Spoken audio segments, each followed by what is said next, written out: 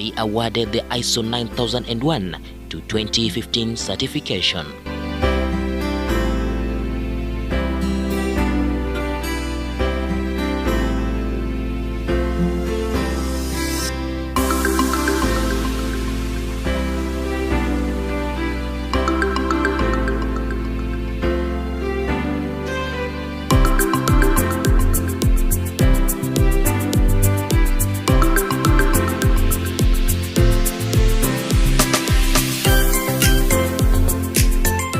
Discover the architectural wonders of Meru University, where brilliance meets innovation. From the majestic engineering complex to the vibrant theaters, the Innovation Center to the upcoming nursing complex, each building is a masterpiece of modern design. At Meru University, state-of-the-art buildings are dynamic hubs for learning and discovery. Lecture rooms and labs foster academic excellence. Their elegant design and innovation inspire creativity, elevating the educational experience, a testament to artistry and progress. The Ruben Marambi Library, a beacon of knowledge at Meru University, stands as a sanctuary for learning. With its vast collection of books, digital resources and serene ambience, it provides students with a conducive environment for academic exploration and intellectual growth. This is a world of endless possibilities. The Student Center has bustling eateries and cool relaxation spots, offering a haven for students to unwind after rigorous study sessions. Beyond its mere facilities, it cultivates an atmosphere of rejuvenation and social bonding, nurturing space for students to recharge. The hostels at Meru University are designed to comfortably house 995 students, offering ample facilities for their needs.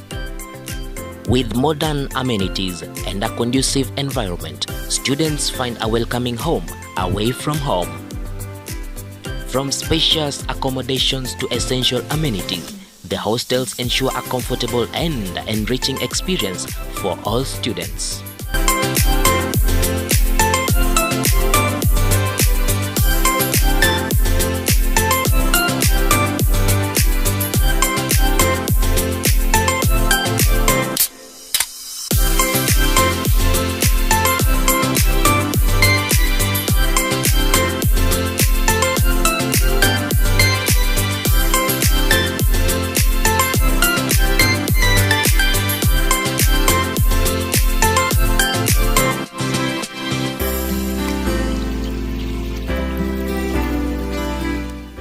Meru University is a hub of innovation and ambition. It fosters creativity and empowers students to shape the future through groundbreaking innovation. As a research hub and home to athletic excellence, it inspires greatness in every aspect.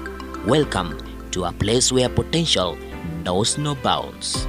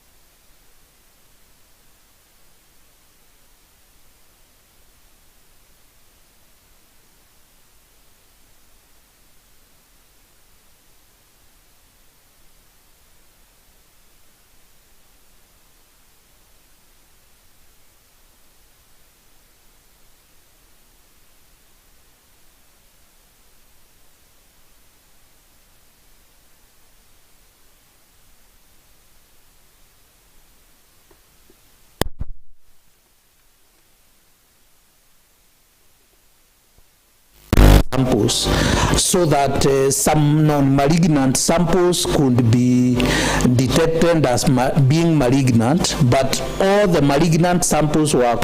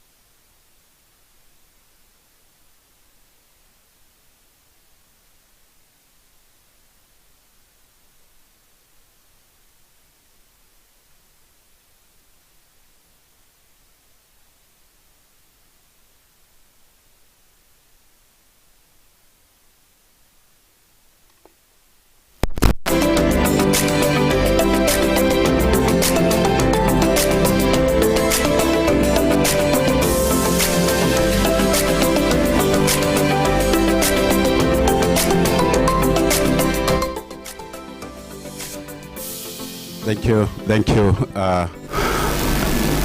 the staff and visitors, participants. Good morning once again. Thank you very much for coming early enough. Our guests are already here. We are only waiting for staff members to settle and occupy these empty spaces. So very, very kindly, I'm asking the members who are here, if you know there is a colleague of yours who is around, kindly tell him or her to hurry up. We don't want, once we start the program, we have people coming in and a lot of movement. So we are truly and very honestly requesting members of staff to settle. We were expecting that they will be settled at 8:30 so that the program starts at 9. But as you can see, still we have a number of seats which are empty. So very, very kindly. At the same time, the deans and the directors and the university professors are supposed to occupy these seats. So the deans of the various schools, directors, I can see a number of them here, our university professors, very kindly, so that it will be very easy to introduce you when the time comes. Then we have, I'm being informed the guests are already walking in. I can see a number of professors who are seated in the long praise.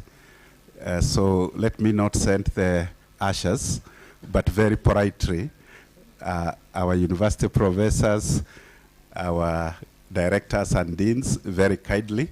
The gates are around here, they are almost here. And as usual, once they come in, we shall have the chair of this particular session, Professor Omamo, who will read us. We shall have a prayer from the bishop. So we shall follow the same protocol as yesterday. So very kindly let us settle so that we can be able to start our program. The dean, directors, CODs, heads of department, kindly ask your members to come in so that once our visitors are here, I can actually see the security are bringing them in. We don't have so many movements. I will also ask the ones seated there to first of all fill the seats in front here.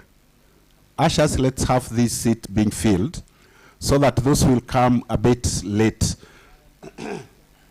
can occupy the seats at the back. Kwa heshima kubwa tunauliza wale wako nyuma watumie hizi viti ziko hapa mbele. Very, very politely. Very politely. Thank you very much for obeying. Let's have, yeah, thank you. Let them use these seats that are here. Thank you very much for that. So that as other people's come, we don't have to have them move. Otherwise, this is the opening ceremony. We are actually going to run this program as per the program. We intend by around 12:30 thereabout, we shall be through so that in the afternoon we can go to the other theaters and proceed with the presentations. Those who are coming in, we are kindly requesting that you use the seats in front. Let's not have people sitting at the back when still we have empty chairs in front here. Ushers, make sure if we have people outside, let them get in. All the people who are outside.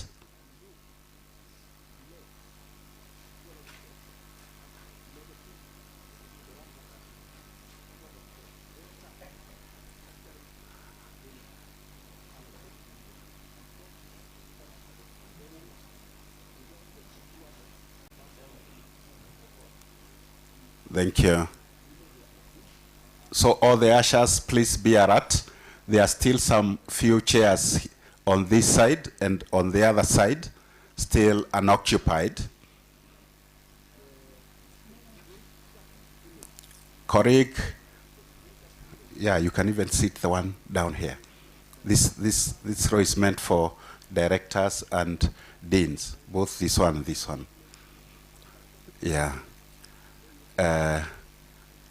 My dean and dean engineering, your seats are reserved here and marked for you. If you can kindly occupy them, very, very kindly, dean. They are here. Thank you. So we are asking all the deans, the directors, mwiti ya seat naona imeandikwa jina lako hapa.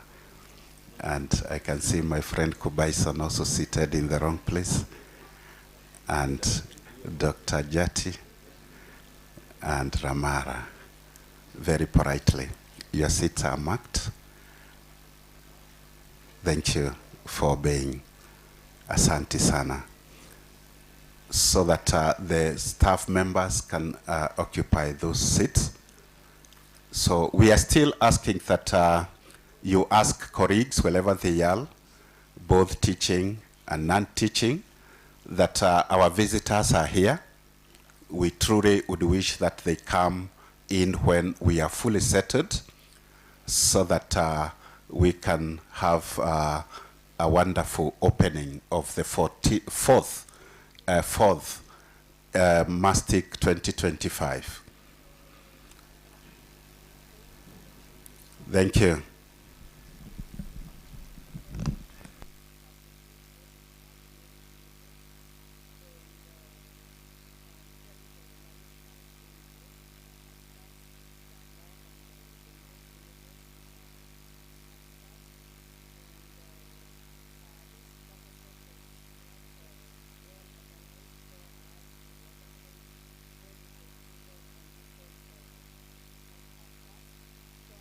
To reorganize the data set and have the malignant images put in a single folder and the benign images, which are non-cancerous, in a single folder for easy training. And we add about 5,400 and something images for the malignant images, and the benign we add 2,400. Like you can see, there is a bit of imbalance, but either way, the model performed very well. There is net 50 V2 So after reorganizing the images, I started training on different phases. The first phase, there is something that is called the epochs, the number of times you put the model through the data set. And that is, I started with 5 epochs, went to 10 epochs, went to 16 epochs, and ended with 20 epochs. I had to do all this because sometimes there is something that we call overfitting, where you overtrain the model, and it might become too accurate, and it's supposed to be balanced. So after I trained on different epochs, I picked 16 epochs, which was a perfect fit. It yielded a 98%. For a model to predict well on the new samples that are being put through the model, it needs to have a good accuracy. And this one, the 16 epochs, was the best choice.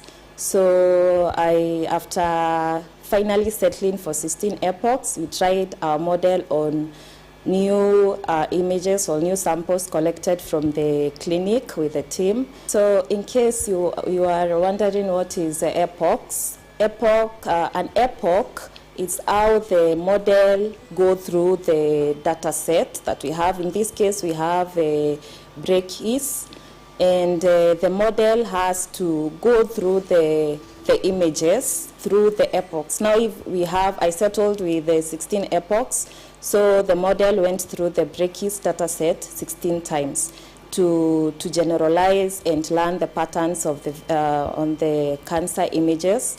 That is how, remember that if our model overfits, it tends to memorize instead of generalizing.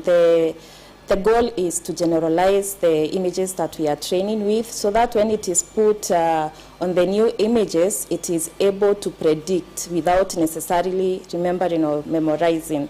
So that is one thing that we consider before picking the right model. And so, like I was saying, we picked, or we got samples from the clinic, and we tested our model, and most of the images were predicted correctly. If it is a cancerous tissue, it was predicted as malignant, and if the image was or the tissue was benign means it is non-cancerous, it was predicted as benign. That is very important when we are testing the model, that it predicts the images correctly. And one thing that we noticed, and we are still working on so that we can rectify, is that our break-is data set was not balanced, where we had more malignant images and less benign images. So we are working on that so that we can balance our break-is data set, or the data set that we are using to train our model on, so that it can be accurate, and we avoid red flags where maybe a benign image is flagged as malignant and vice versa.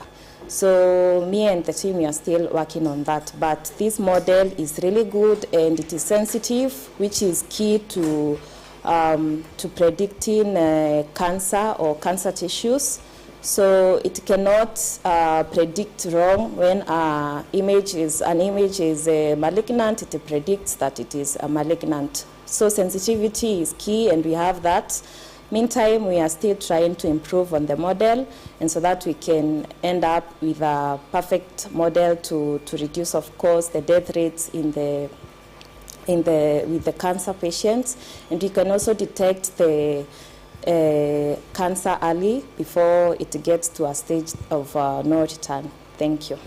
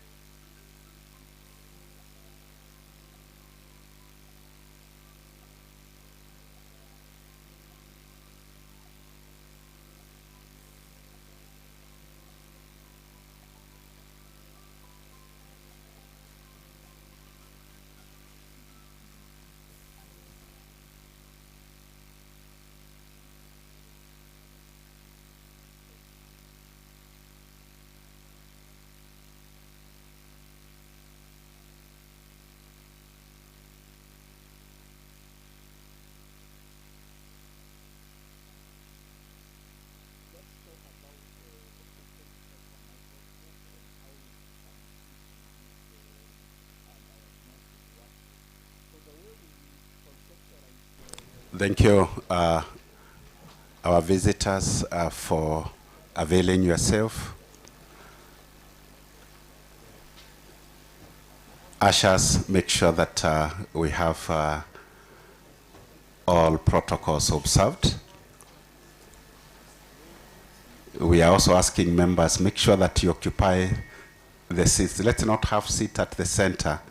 Those who have seats next to them that are not occupied, we are requesting them to occupy so that we have the people coming in to get a place where they can sit.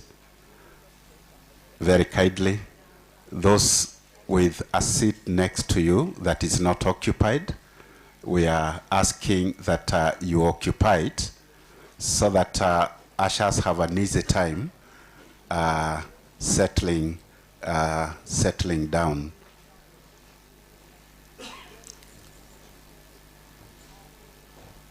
Make sure that a seat next to you is occupied. Don't leave gaps in between. Don't leave gaps in between so that we have it easy. Ushers, make sure that we don't have seats at the center of a row that are empty so that it will be easy for us to settle down. Thank you very much for obeying. Still some few with gaps. I'm really requesting that they are filled.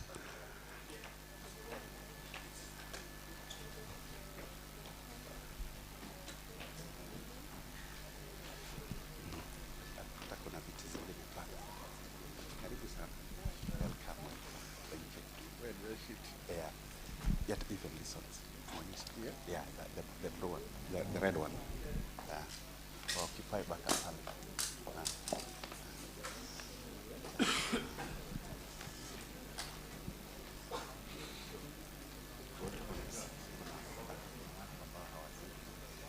The cancer diagnosis easier.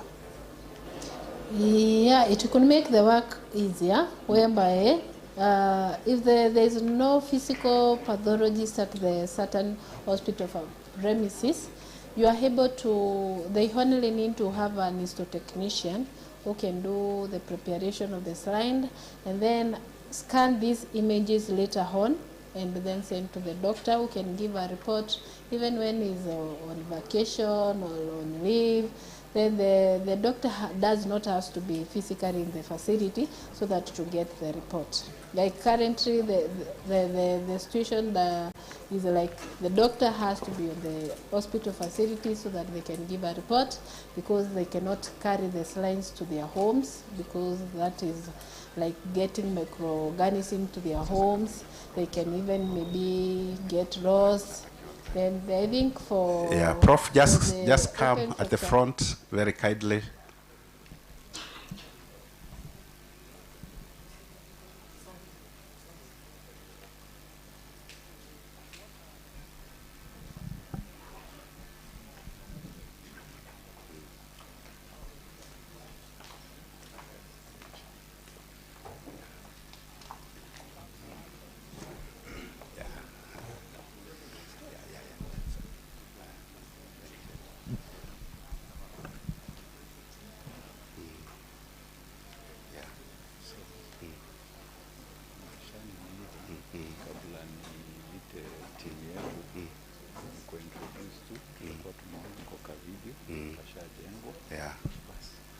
Thank you. We have now the team here.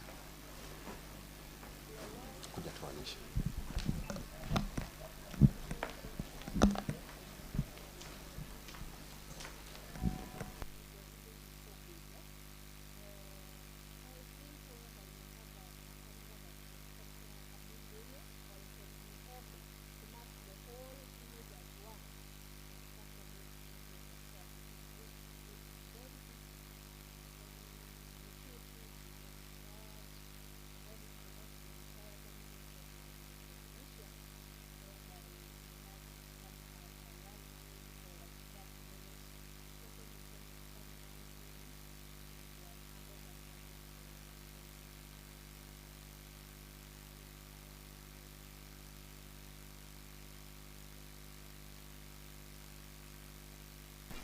So we now want to officially start the event. So I'll now hand over to the session chair, Professor Omamo, very kindly. Thank you very much, Dr. Karanja. So I want to welcome all of us to this fourth session of Mustic. Good morning. So before we start, I want us all to be upstanding for our national anthems. We're going to play our national anthem, the East African anthem, and the Italian anthem, because of the Italian ambassador. Team, please.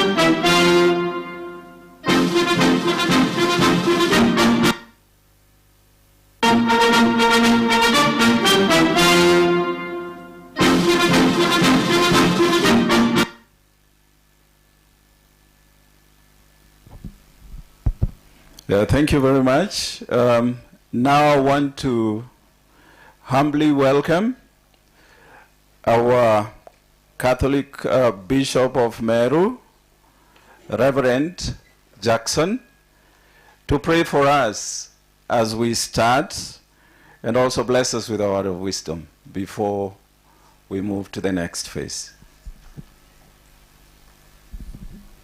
Thank you. I am not the bishop.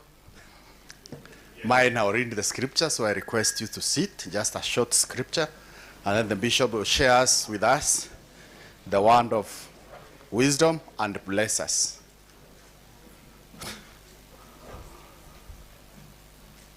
This is from Genesis chapter 1, verse 29. Then God said, "Let us make human beings in our image, after our likeness.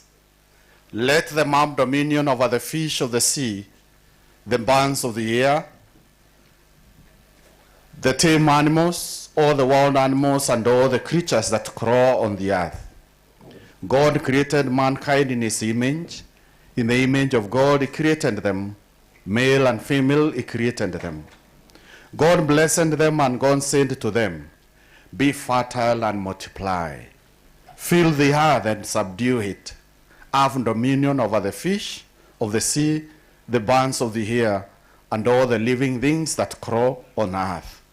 God also said, "See, I give you every seed-bearing plant on the earth, and every tree that has seed-bearing fruit on it to be your food, and to all the wild animals, all the birds of the air, and the living creatures that crawl on earth. I give all the green plants for food." And so it happened. God looked at everything he had made and found it very good. Evening came and morning followed the sixth day. The word of God. Thanks be to God.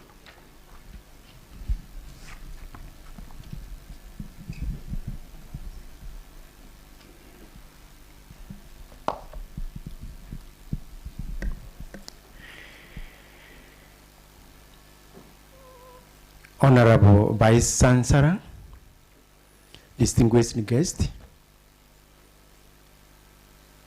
esteemed scholars, and all attendees, it is a privilege to stand before you at this esteemed gathering where minds from diverse disciplines converge to advance knowledge, innovation, and the empowerment of the communities.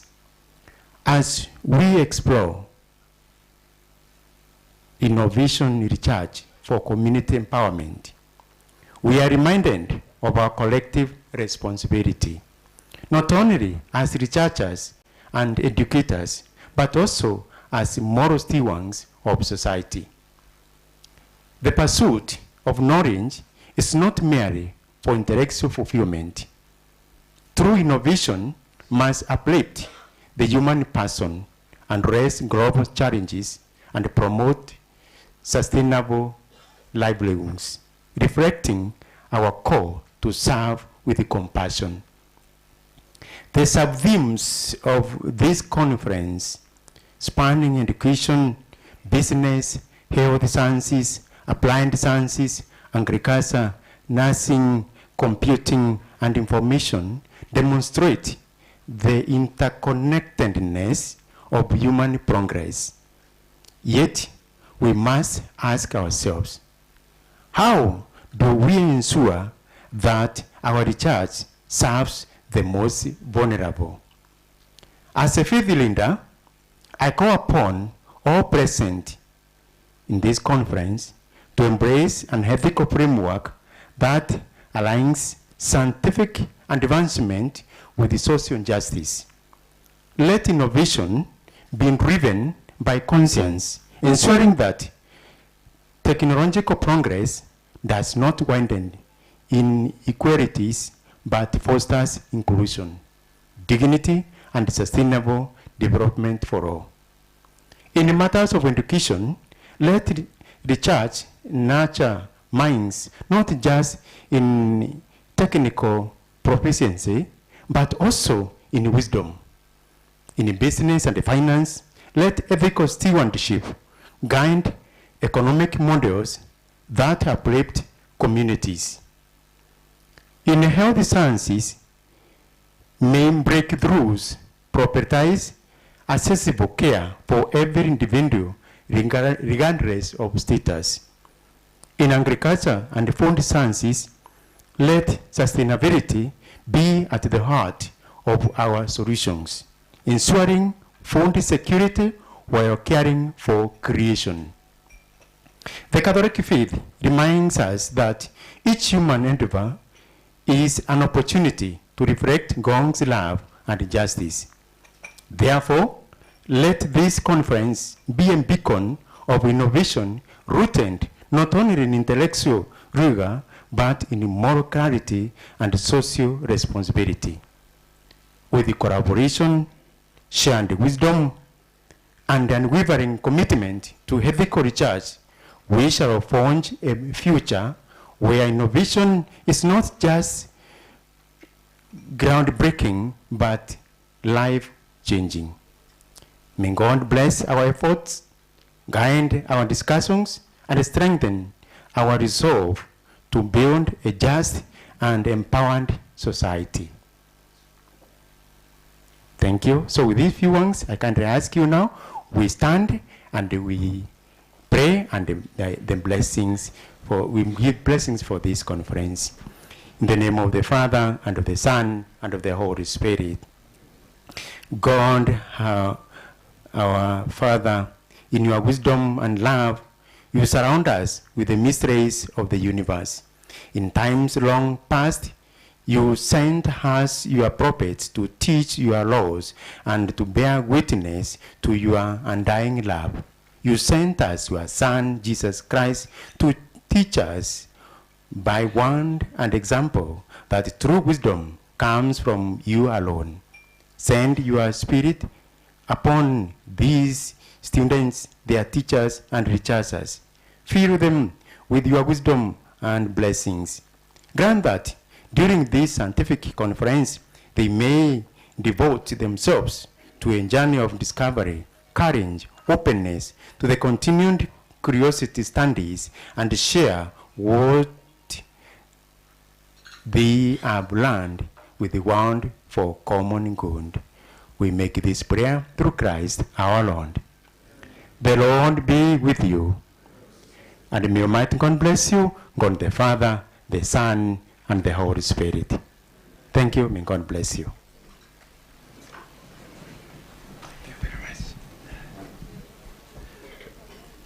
Thank you very much, the Reverend Bishop of the Meru Diocese, for that beautiful prayer.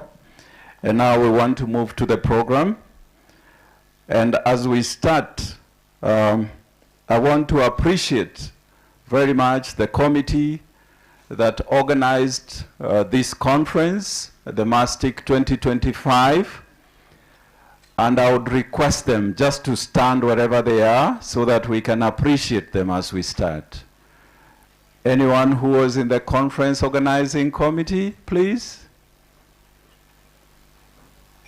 Thank you very much. These are all our members who made sure that this conference is what it is today. And we really appreciate you. So, thank you very much. So you may sit. Okay. And now as we start, we want to run you a clip of what Meru holds and what Meru is all about so that we can internalize and contextualize our research journeys so that as we get into our conference proper, then we know where we are coming from and some of the things that are happening in the university. As we continue with this journey, just like you've heard, this is our 4th conference, and it is an annual conference branded Mustic, Meru University of Science and Technology International Conference. So we started in 2022, now we are in 2025, and it will be an annual conference. So as I start, before I call upon Dr. Karanja to pick the rest of the program, we just wanted to play you a clip to understand our research ecosystem and what Meru University is all about. Isaac?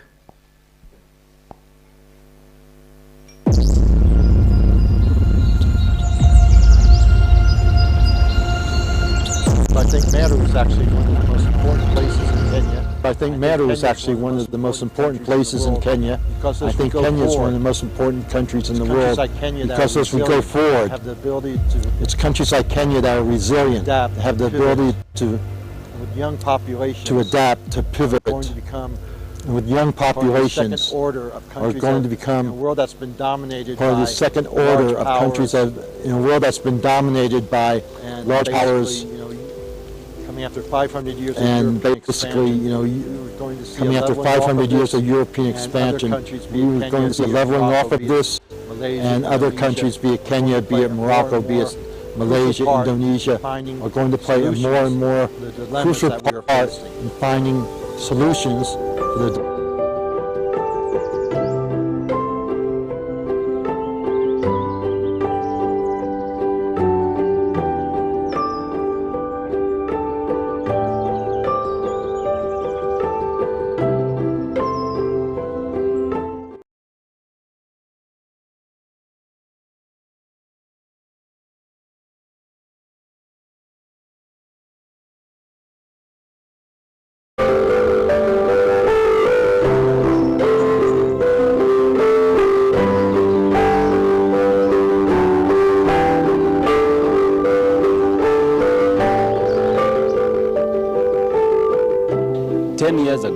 The Meru University of Science and Technology was established at a central peri-urban location based on land donated by the Meru People's National Governing Council, the Njorincheki. The university's mission highlights the challenges of preparing the nation's youth for prospering in a rapidly changing world while retaining the distinctive qualities that underpin Kenya's status as one of the continent's most dynamic and important nations.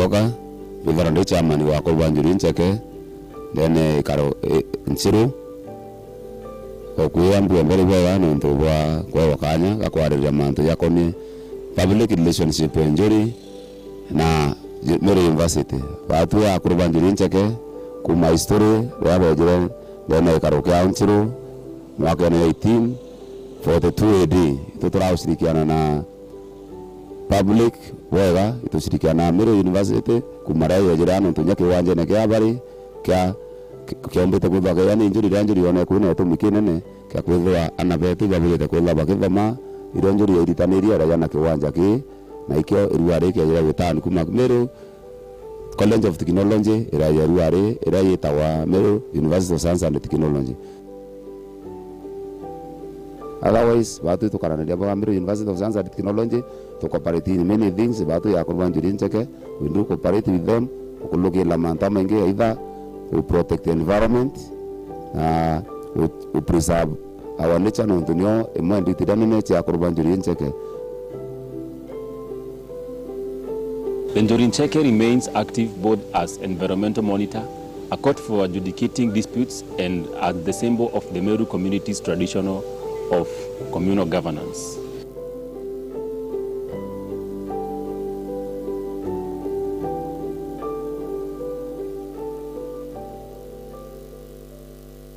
It's truly an honor and a privilege to stand here before you as the second Chancellor of Meru University of Science and Technology. I look forward to making worthy contribution towards the growth and success of this institution. It's my belief that university should provide not just an education, but an experience that nurtures personal and intellectual growth. So ladies and gentlemen, as I take on this role, I'm keenly aware of the transformative power of education and the role it plays in shaping the future of our society. What is even more motivating for me is a shared ambition for both Safaricom and Meru University for Science and Technology.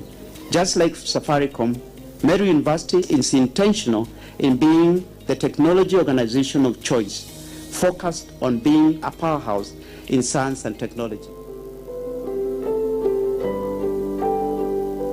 Really very happy to welcome you to the university, which is actually at the center of Kenya, just next to Mount Kenya and Mount Kenya Forest, where we have a lot of elephants. In fact, the elephant place where they give birth, maternity, is actually adjacent to the university, and it's a real good place for you guys to visit. Since its inception in 2012, Meru University has sought to tap into the advantages of its location in an area encompassing most of Kenya's interior agroecological zones.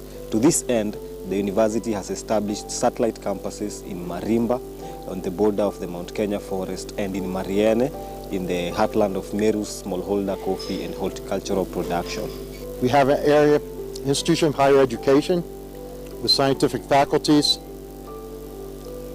students from all around the country, and at the same time we have this marvelous area which has all the internal variation, all the agroecological zones in Kenya. So actually I think Meru, University of Science and Technology, is sitting at the front of a wave. And over time, as the university becomes more and more engaged with the local community, and there's more linkages, this area is going to develop the same dynamics that I had before, where you can see it will actually be an enabling environment for innovation, for development of new educational curriculums.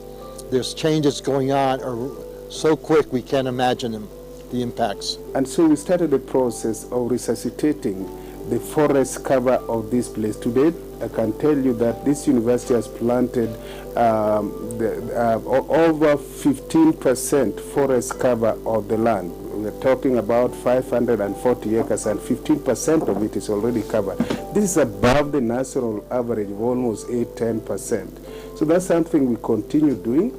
And this university has also now come up with quite a number of things. The botanical gardens that is trying to bring up the cultural trees, that the traditional trees that have somehow are dying. And I'm very happy that the university has started this work very greatly. And every year when we admit new students, almost 3,000 to 4,000, one of the things that they do every year is basically planting trees. And quite a number of the fourth year do projects, mainly in environmental and botanical conservation. These, among the many, many other things, are the things that we are doing in this university, really to ensure that environment conservation, environmental sustainability is key and core, which is actually a global trend in the whole world. According to FAO statistics of 2022, Kenya is the leading camel milk producer in the world. But we don't have any value-added products in this market, although the demand is very high. In addition, camel milk is known to be very nutritious and also has medicinal benefits. In terms of nutrition, camel milk is 5 times in terms of vitamin C compared to cow's milk.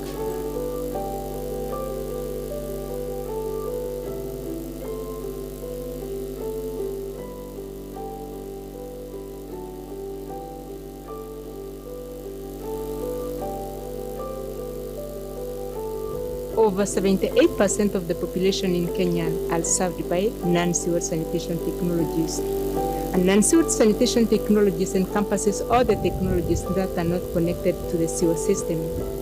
This is a new and a most challenging direction that sanitation was taking, bearing in mind that in the country like we have in Kenya, we didn't have people who are trained to handle non-sewage sanitation.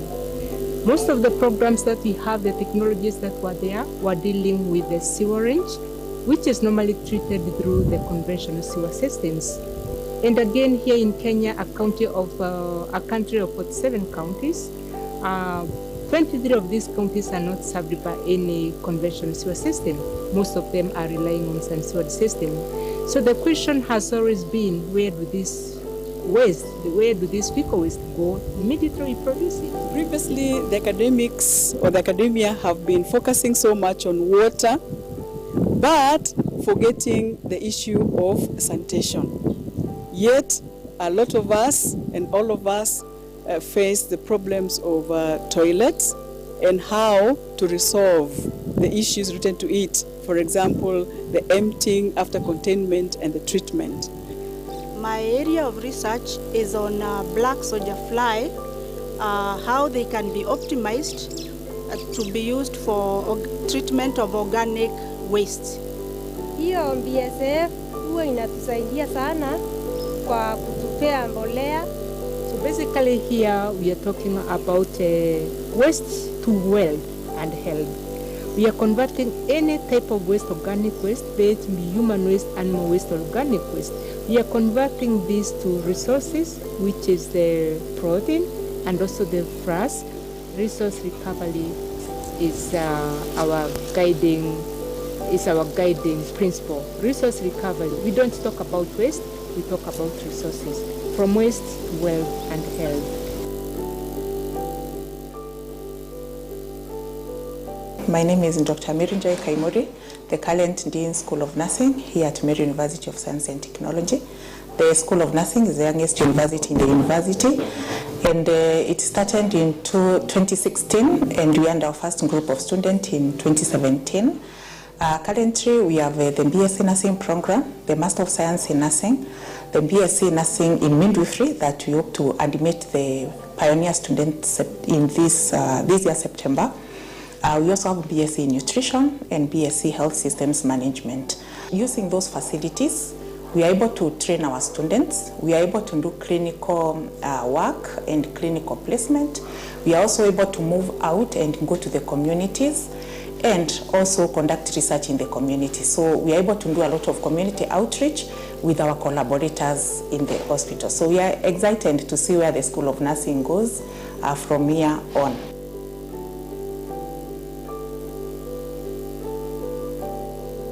So my name is Dr. Daniel Maitethia. I'm a lecturer in Meru University of Science and Technology, and we are implementing a project titled the Kenya Open Telepathology Project, funded by the Innovate UK.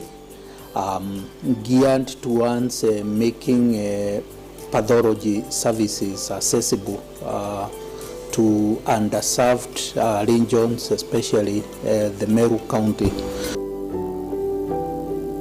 The open fracture microscope is a microscope we have capability to manufacture its parts locally, assemble it. So we have that capacity to basically produce the microscope here in the university. And the plan was to now use the go to the hospital, get histology samples from patients undergoing cancer diagnosis, and we image the samples using the microscope.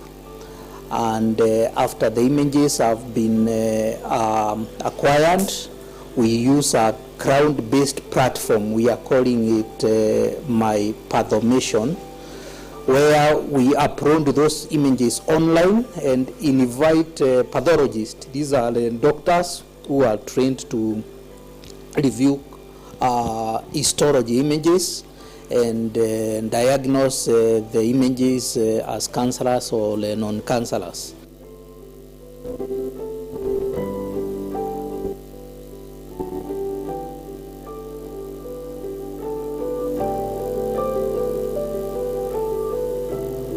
Dr. Joseph Mwiti believes using clay in making of cement will revolutionize construction and provide a solution to high costs associated with building and constructions.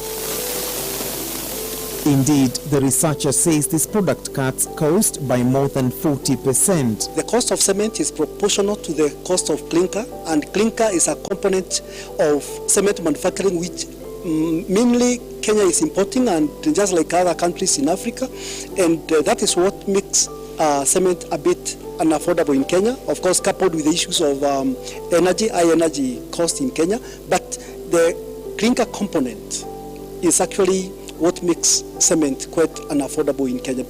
Over the past 4 years, Dr. Mwiti, who leads the team of researchers at Meru University of Science and Technology, has experimented with clay to make cement. And the remarkable results so far indicate they have hit a jackpot. If we have to realize affordable housing, then we have to significantly lower the cost of cement. You realize that of all the ingredients in a construction, cement plays a major role. What are the dynamics in Kenya? We find that majority of the cement brands that we have in Kenya are made from volcanic stuff. And that's why we find most of the cement industry is located in Athi River in Kenya or some places in Mombasa. But the rest of the country, like in Mount Kenya, like northern Kenya, we don't have cement industries there. But what we have in those regions is plenty of clays. The clay soil used by the researchers was mostly sourced from the counties of Nyeri and Meru. The transportation of cement up country also increases the cost of cement. And we can lower the cost of cement by making use of the locally available resources. And one of those resources is clay. Clay is virtually present or found or available in nearly all the counties in Kenya. And therefore, when we start producing cement, which is clay-based, what that means is that there is a potential to establish a county industry to make cement in every county in Kenya. And that would mean that we are going to create jobs for the youth. We are going to generate a lot of revenue. The team's major challenge now is the fact that the Kenya Bureau of Standards, KEBS, does not have a grade for clay-based cement. However, with the knowledge generated from their research, KEBS have invited them for talks on how to set the standard for this product to be availed across the country. Of particular importance is the issue of climate change. This cement by our scientists here is going to try to reduce carbon dioxide emission, which contributes to global warming, by reducing it up to 40%. Actually, we are proud of our innovators at the university, specifically on this cement, because not only in Kenya, but the whole of Africa, other than the collaboration with the University of Pretoria, there's no other university which has come up with this innovation. The Vice-Chancellor of Meru University, Romanus Odhiambo, is expected to pursue the partnership between the public institution with Makerere University in Uganda, the University of Dar es Salaam in Tanzania, Padova University in Italy, and Uppsala University in Sweden in further research programs. Meru is one of the places where I see that it consists of a salad of all people in Africa. If you check out the Meru people settled here from where they came from West Africa, going all through Tanzania, going to Mombasa, coming through the mountain this side, and then you check the people that are settled in Meru, it consists of all Kenyan people. Most of the time, the Africans like staying together just as tribes, But in Meru, you find a mixture of all Kenyan people. We are over 40, 50 tribes, and you find each and every one of us are coexisting here. Meru University is one of the 40 public universities in Kenya. We're just 13 years old, but with a rich dream, a dream of being a world-class university of excellence in science and technology and innovation, for impacting human life, for impacting community and touching the human hearts. We have 8 schools: the School of Education, we have the School of Agriculture and Food Science, we have School of Engineering and Architecture, we have School of Computing and Informatics, we have School of Nursing, we have School of Health Sciences, we have School of Business and Economics, and we have School of Pure and Applied Sciences. All these schools, if you go to our website, I really invite you to our website, you'll see the many activities. We also have 2 research institutes, what I call the ICC, the Institute of Concrete and Cement, and also the SRI, that is the Institute of Sustainable Research Institute, basically dealing the managing waste. One dealing with the managing organic waste, and another one dealing with the carbon emissions. That is the ICC, how the carbon emission take place, especially from cement, and coming up with the mitigating activities on how to reduce that carbon to the atmosphere. So that's what we have, and I really welcome you to the university, where for now we now only have about 13,000 students in all those schools.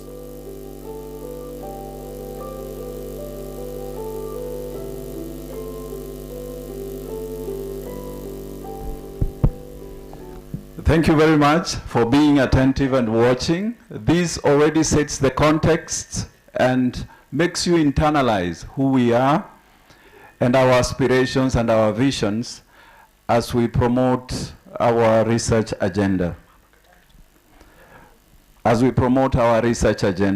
So basically that explains briefly the genesis of Meru University, from where it started, its journey, its programs, and our vision of research. And that is why we have these conferences all the time, every year, as a foundation to build into the momentum of what the vision is. So at this moment, I would want to invite Dr. Karanja to actually start off the program.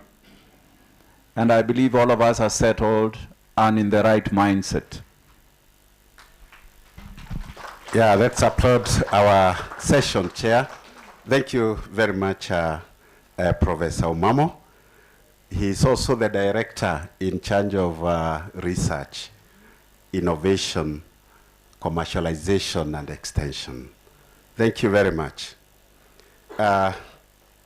Dr. Jemima Onzare, representing the PS, our chair of council, Professor Ileli, the chair of the academic council, Madam Rusi, our VC, the DVCs, our guests from different parts of the country.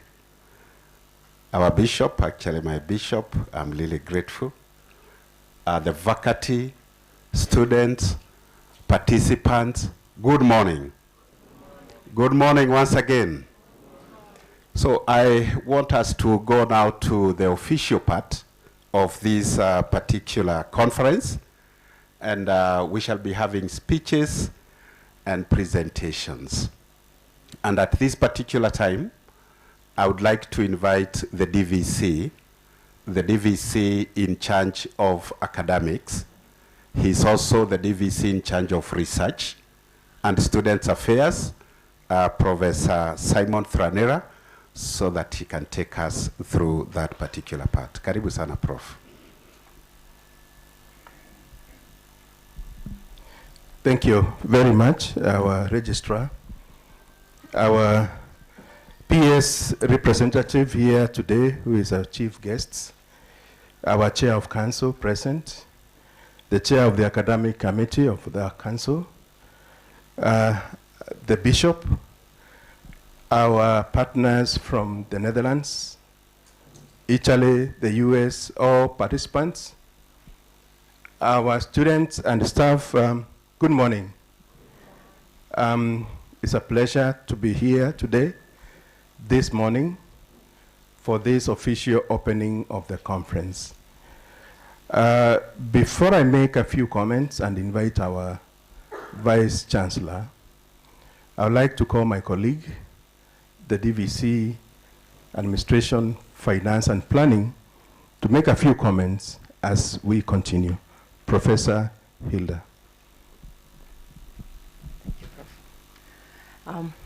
I shall ride on the protocols already observed. Good morning, everyone. Habari za leo? Thank you. Mine is to say welcome to Meru University of Science and Technology. Welcome to Mustic, our 4th international conference. So for us, it's truly international. You know, if you look around, people from all over. And next year it will be more, you know. So as we grow, we hope that you spread the word and more people come. So as we interact, as we attend several sessions, I hope and pray that we all learn. You know, learning never really ends. We pick new things, we develop our skills, we get new knowledge, things that we are going to use not only in our classrooms, but elsewhere that we go. Thank you very much. Welcome. Thank you very much. Let's appreciate the DVC more. Thank you. I want also to appreciate the presence of our students who are here and our staff. And Chief Guest, allow me just to introduce the deans, directors, and the CODs who are here to stand up, and we appreciate them. Our CODs, deans, directors, kindly stand up. We'll not introduce them individually, we just appreciate that is a team that we work with. Let's appreciate our deans, directors, and chairman of department. Thank you very much.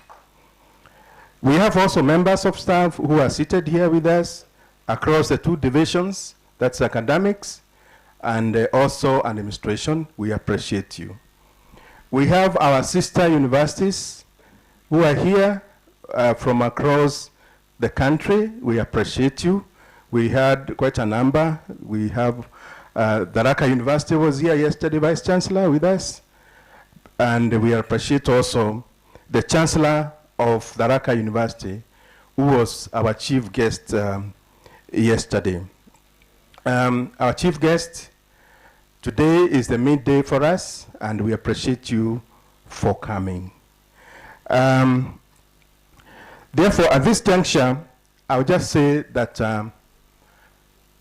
this being our 4th Mustic conference, we are really proud because of the number of abstracts which have been submitted. We have grown to 100%. And going forward into the future, we would like our university and the over 80 universities in this country to be the drivers of development in this country, because we have realized the world over that the developed countries have used research and innovation to drive development in the world. And we would like to use the universities to make Kenya be part of or be silicon savannah, just like the silicon led in the development of technology in the world. Our students were very proud of the presentations you made yesterday, and our staff and the staff from other universities and research institutions in this country, we are proud of you because we are making impact to the society. Finally, the university, our university has 3 core mandates. One is training, which we do. We do research, and the third one is community service. So this research is to inform teaching and training. And this research is to inform innovation to impact the community and the world at large. With those few comments, I would like to welcome our Vice Chancellor to come and take over the program from there. Our Vice Chancellor. Let's give a hand to the VC as he comes over.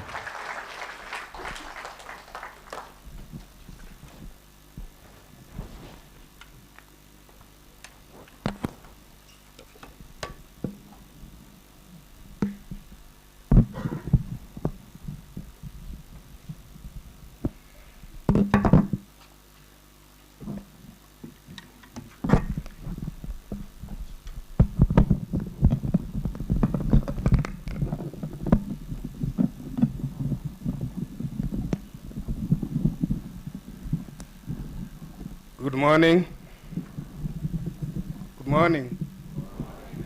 Thank you very much, Professor Turanira, my deputy. So before I read my speech, I would like to recognize quite a number of guests that we invited. Our chief guest, if you allow me.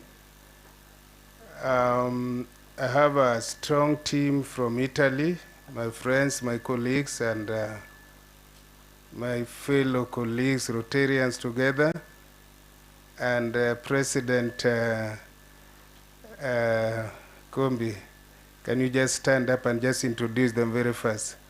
Kombi is the president of the Rotarian group, where I'm a member in Italy, and if you can take time, just introduce them very fast.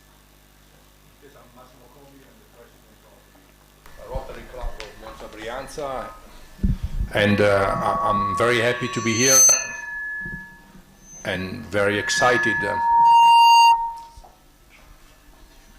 particularly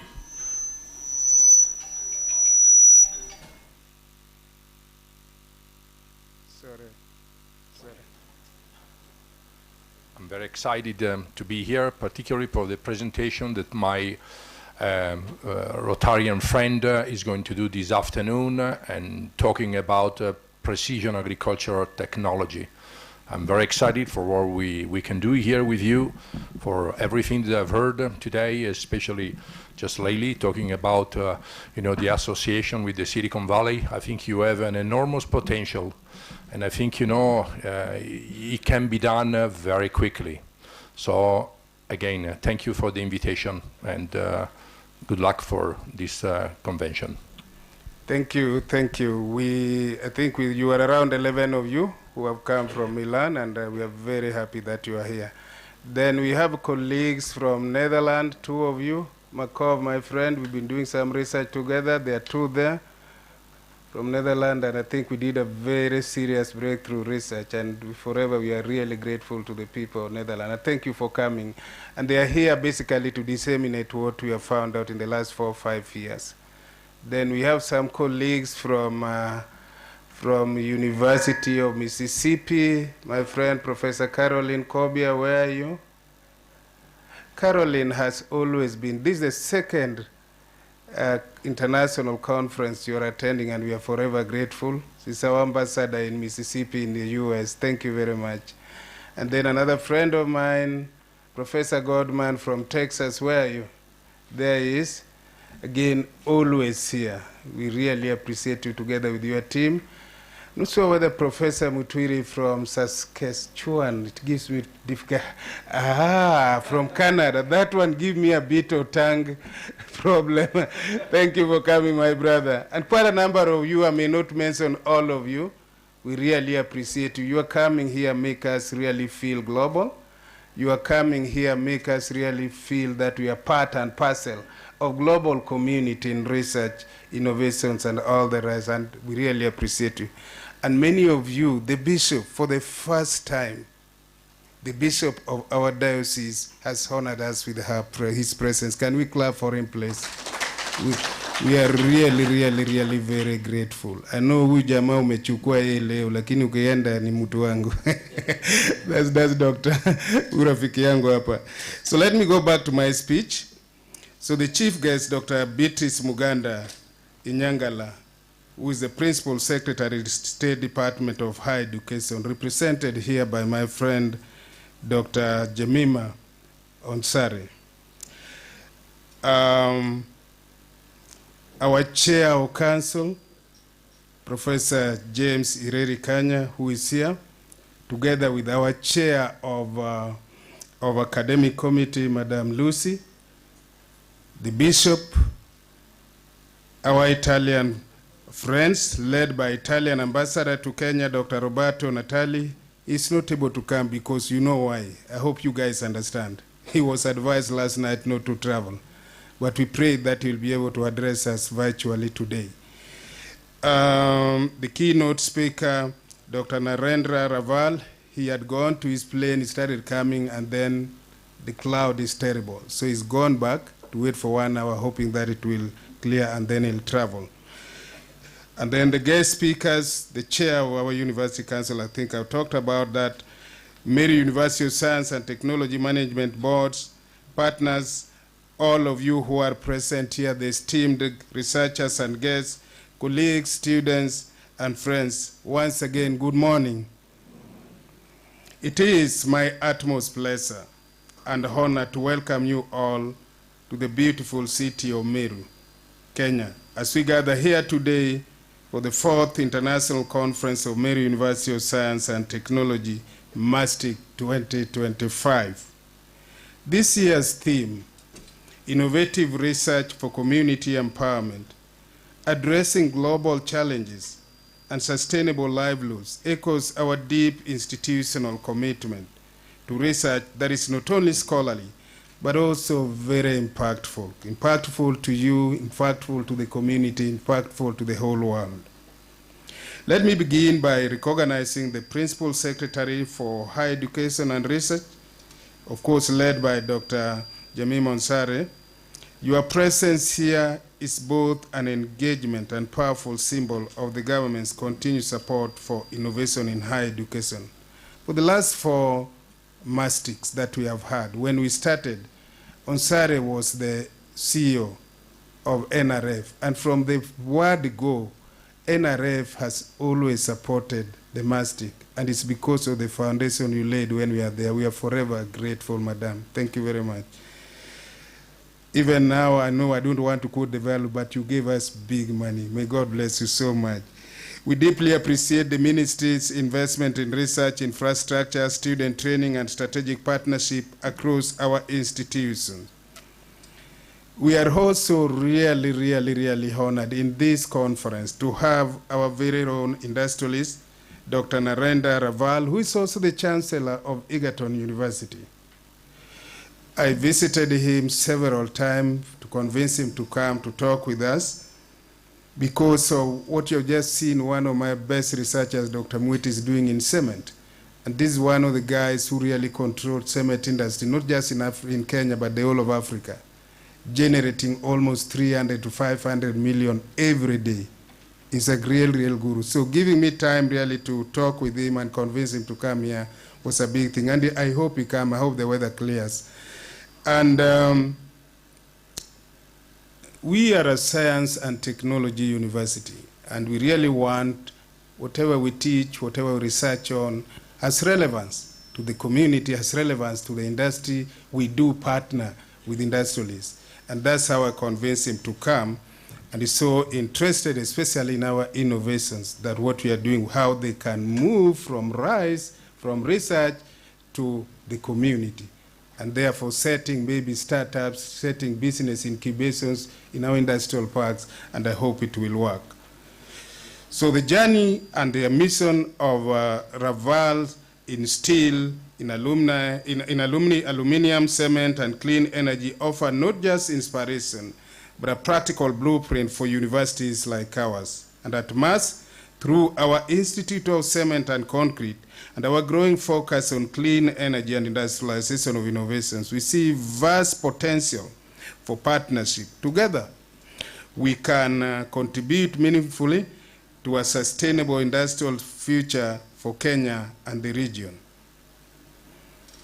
This year, we are also really pleased to welcome our esteemed partners from Italy and also the diocese of Meru. And this is simply because we want to engage in some research, in some activity that impact the community. And that's why you can see my Rotania friends from Milan are all here. That this afternoon, and I invite a few of you to join where we'll be discussing precision agriculture, the university's role, the Rotarians' role, the community's role, the church role. And the dream is really to have a center of precision agriculture, not just in Kenya, but the whole of Africa. That we can do something here that is going to respond to the various climatic issues that simply are interfering with the food security and the dream that we have. That the limited water that we do have, we can use it and still grow food and still be rotated around. And that's the whole essence, is the whole dream about the precision agriculture. And I hope Dr. Matteo is coming, and it will be such an excellent presentation. Dr. Matteo from Italy, who is the CEO of Spectra, you can Google, does a lot of this in the whole of Europe, and we are happy that we have him here today. So we will be dealing with digital technologies, smart agriculture, sustainability, and all the rest, which are well aligned with our aspirations. We also take note of the Italian ambassador's recent engagement with the Kenya Space Agency to advance Earth observations and nanosatellite, that is the CubeSat technologies. This represents a new frontier for a university like MAS. We are actively exploring how we can contribute through applied research, data analytics, and student training for sustainable development. Further opportunities do exist, ladies and gentlemen, in areas of infrastructure development, healthcare innovations, and cultural exchange. All areas where Italian-Kenyan cooperation can thrive and where Meru University is prepared to lead. I've just created, of course, through the support and approval of the Council, a Department of Linguistics and Foreign Studies, foreign languages. The main thing is basically for our friends from Europe and US and everywhere, Netherlands, is to promote legal labor migration. You know what happens in North Africa, where people illegally find their way there, and some of them, the boat capsizes and they die. But we are trying to see sustainable way in which I can go to Europe, or I can go to US, or I can go to Asia in a legal way.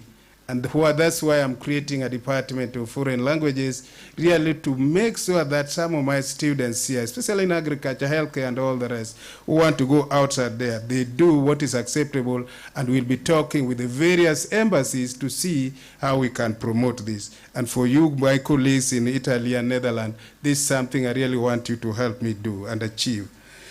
Our interest to have partners in precision agriculture continues to grow as we work to empower smallholder farmers through affordable technologies and data-driven solutions. This partnership, both local and international, allows us to scale innovations from lab to the community.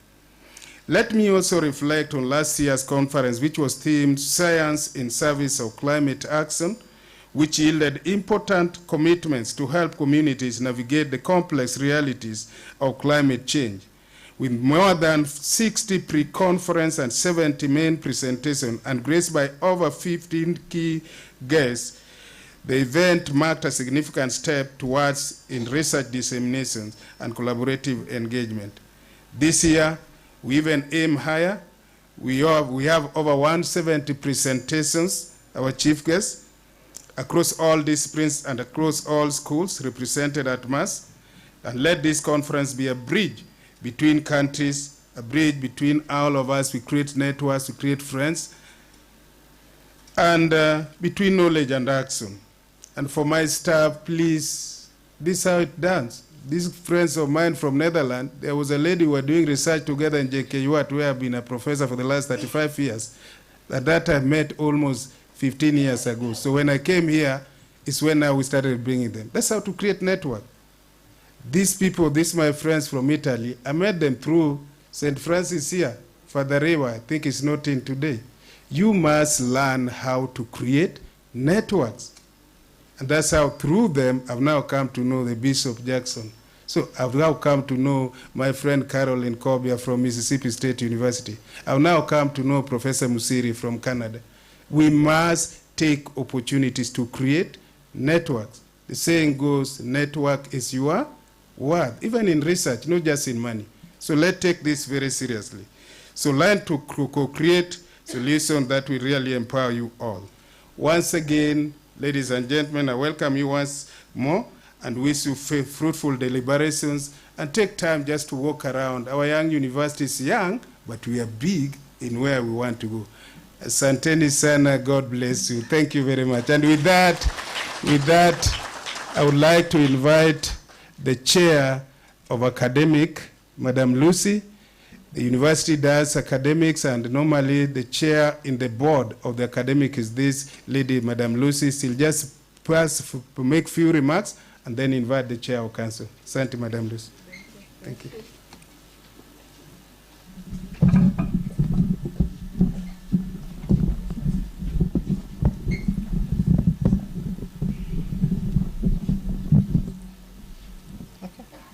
Good morning, everybody.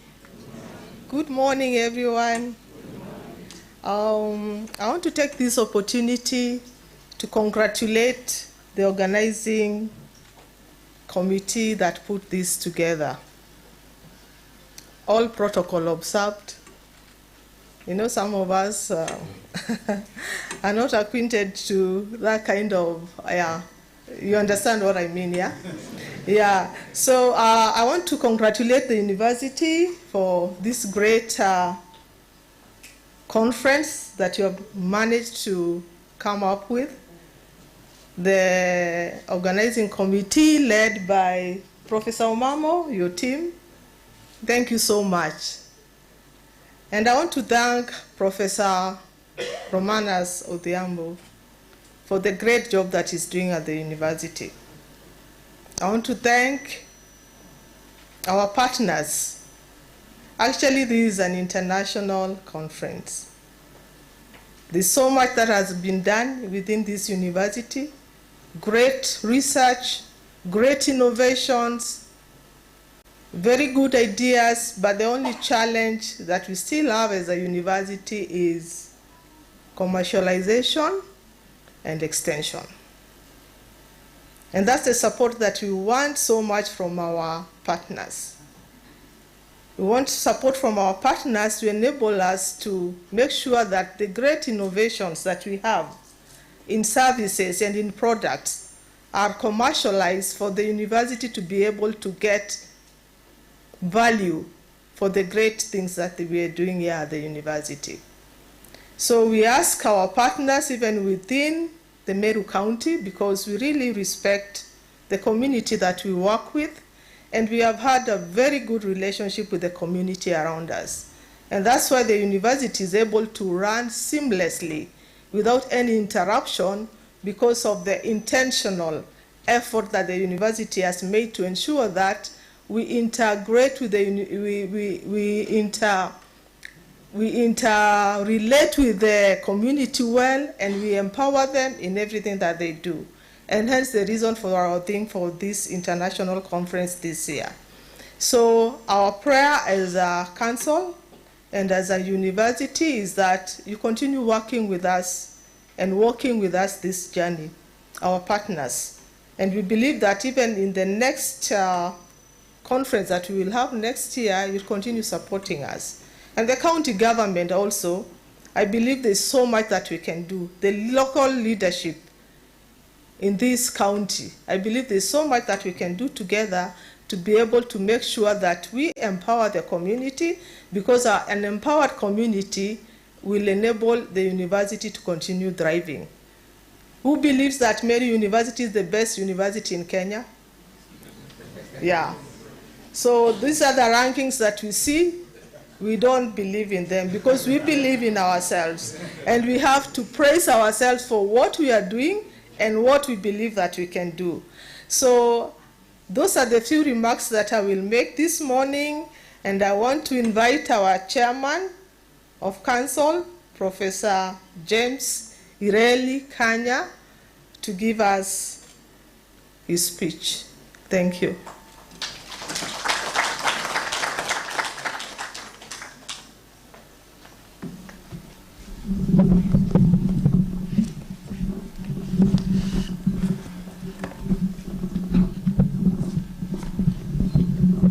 Okay, thanks. Good morning, everybody. How are you? Muko fine? That is good. I see we are ready for the conference, and mine is just to share the room with you, and then you have my views, and then I've also seen what is happening within through the program. So I'll start by saying the chief guest, that is Beatrice Mugada, who is ably represented by Dr. Jemima Ozare, the Principal Secretary, State Department for Higher Education. The Italian Ambassador to Kenya, Dr. Roberto Natali, I hear he is yet to arrive.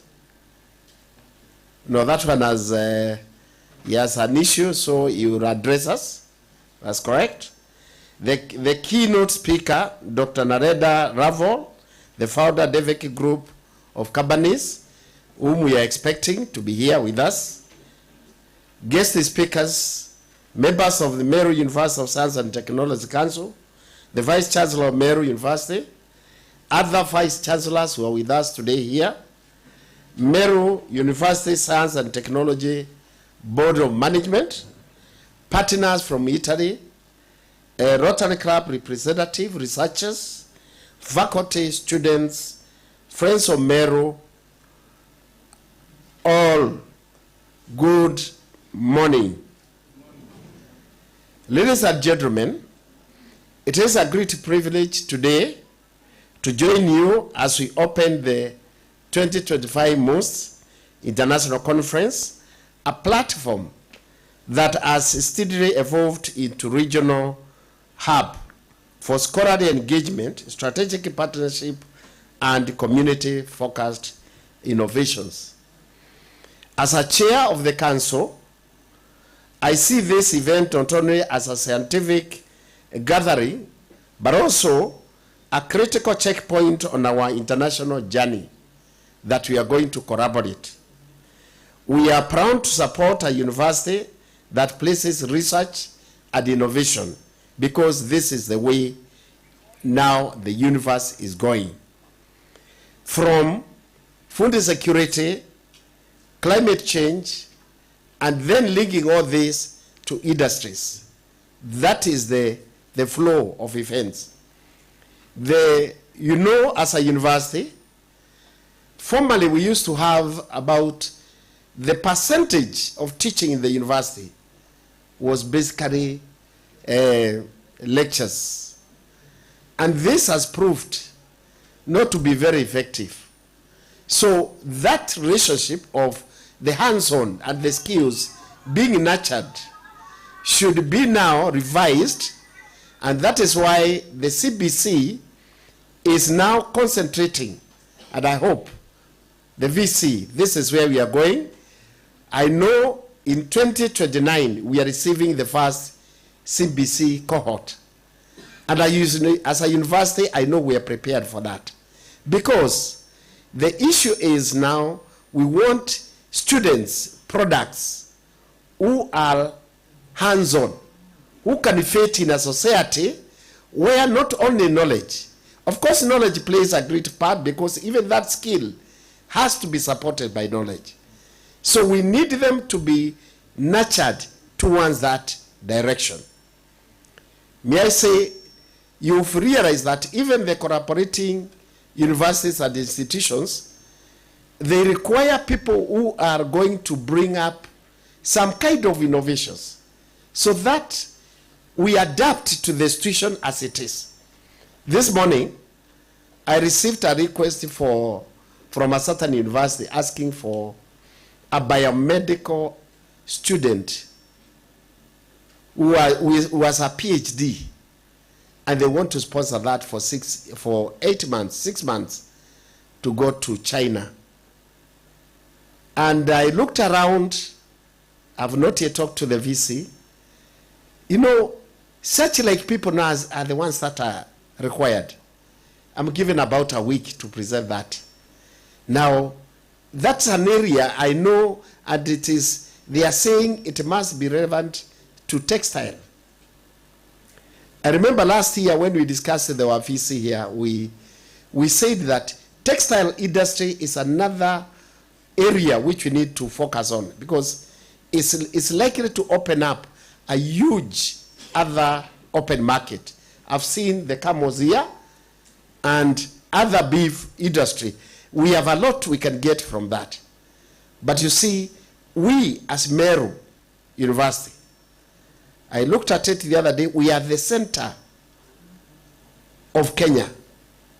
But on this northern half, we are the last on this. All the other universities are based on this other half of Kenya. Can we take the advantage and utilize this other northern Kenya and part of it, the entire half, and we get our results? Because I know we have a lot we can gain from that.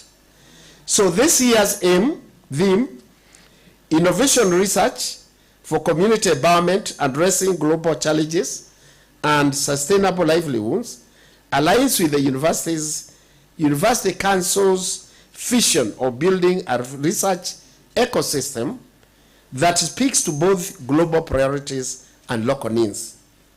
We are honored by the presence of the Principal Secretary, whose leadership continues to elevate the role of research in development. We are equally grateful for the government's ongoing support for funding because it's the big financier, and we are happy that this year the government continues to fund us. I want to say, as a council, we are doing a lot, we are collaborating a lot with our management, and we are supporting the management in whichever endeavor they bring forward concerning especially research and innovation. And I remember last year, this year we pledged that once we have gone through the innovative levels of the development and the commercialization, the council is willing to support the highest level which we have reached, one of them, at least to make sure that it goes to production.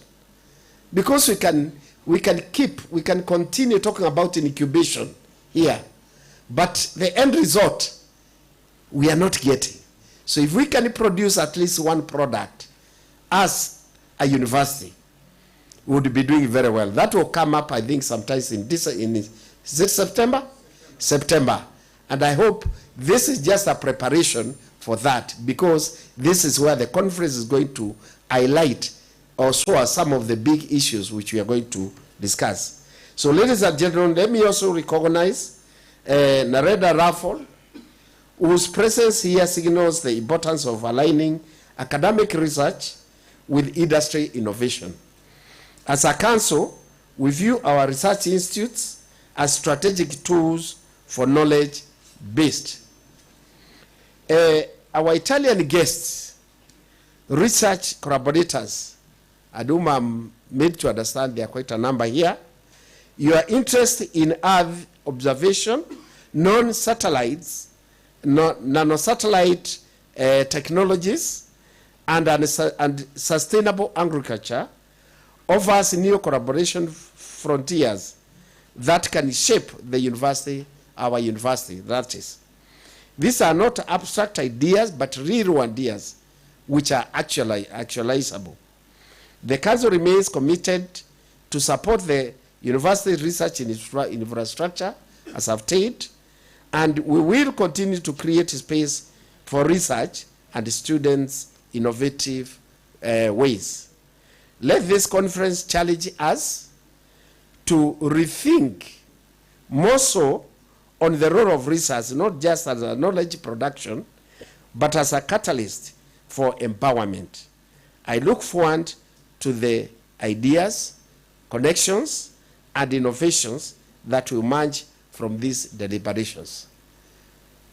With that, I say thank you so much, and it's now my privilege to invite our chief guest, Madam Onzare, who is representing our PS for higher education, to address us. Thank you, Madam.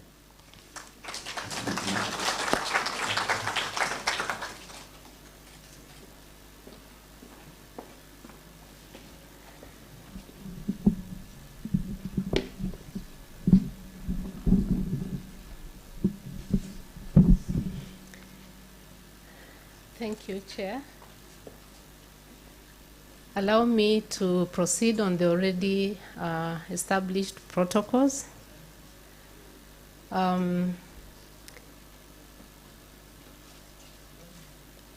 Before I execute the assignment that I have before me, first of all, I want to appreciate the good progress VC and your team have seen.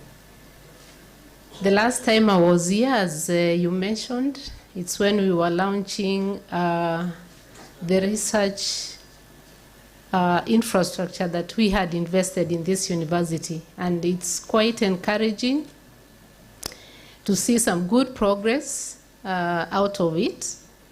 We couldn't be at the 4th Meru University International Conference without research work going on. So it's a good indication that you are doing a lot with the investment that we had put across.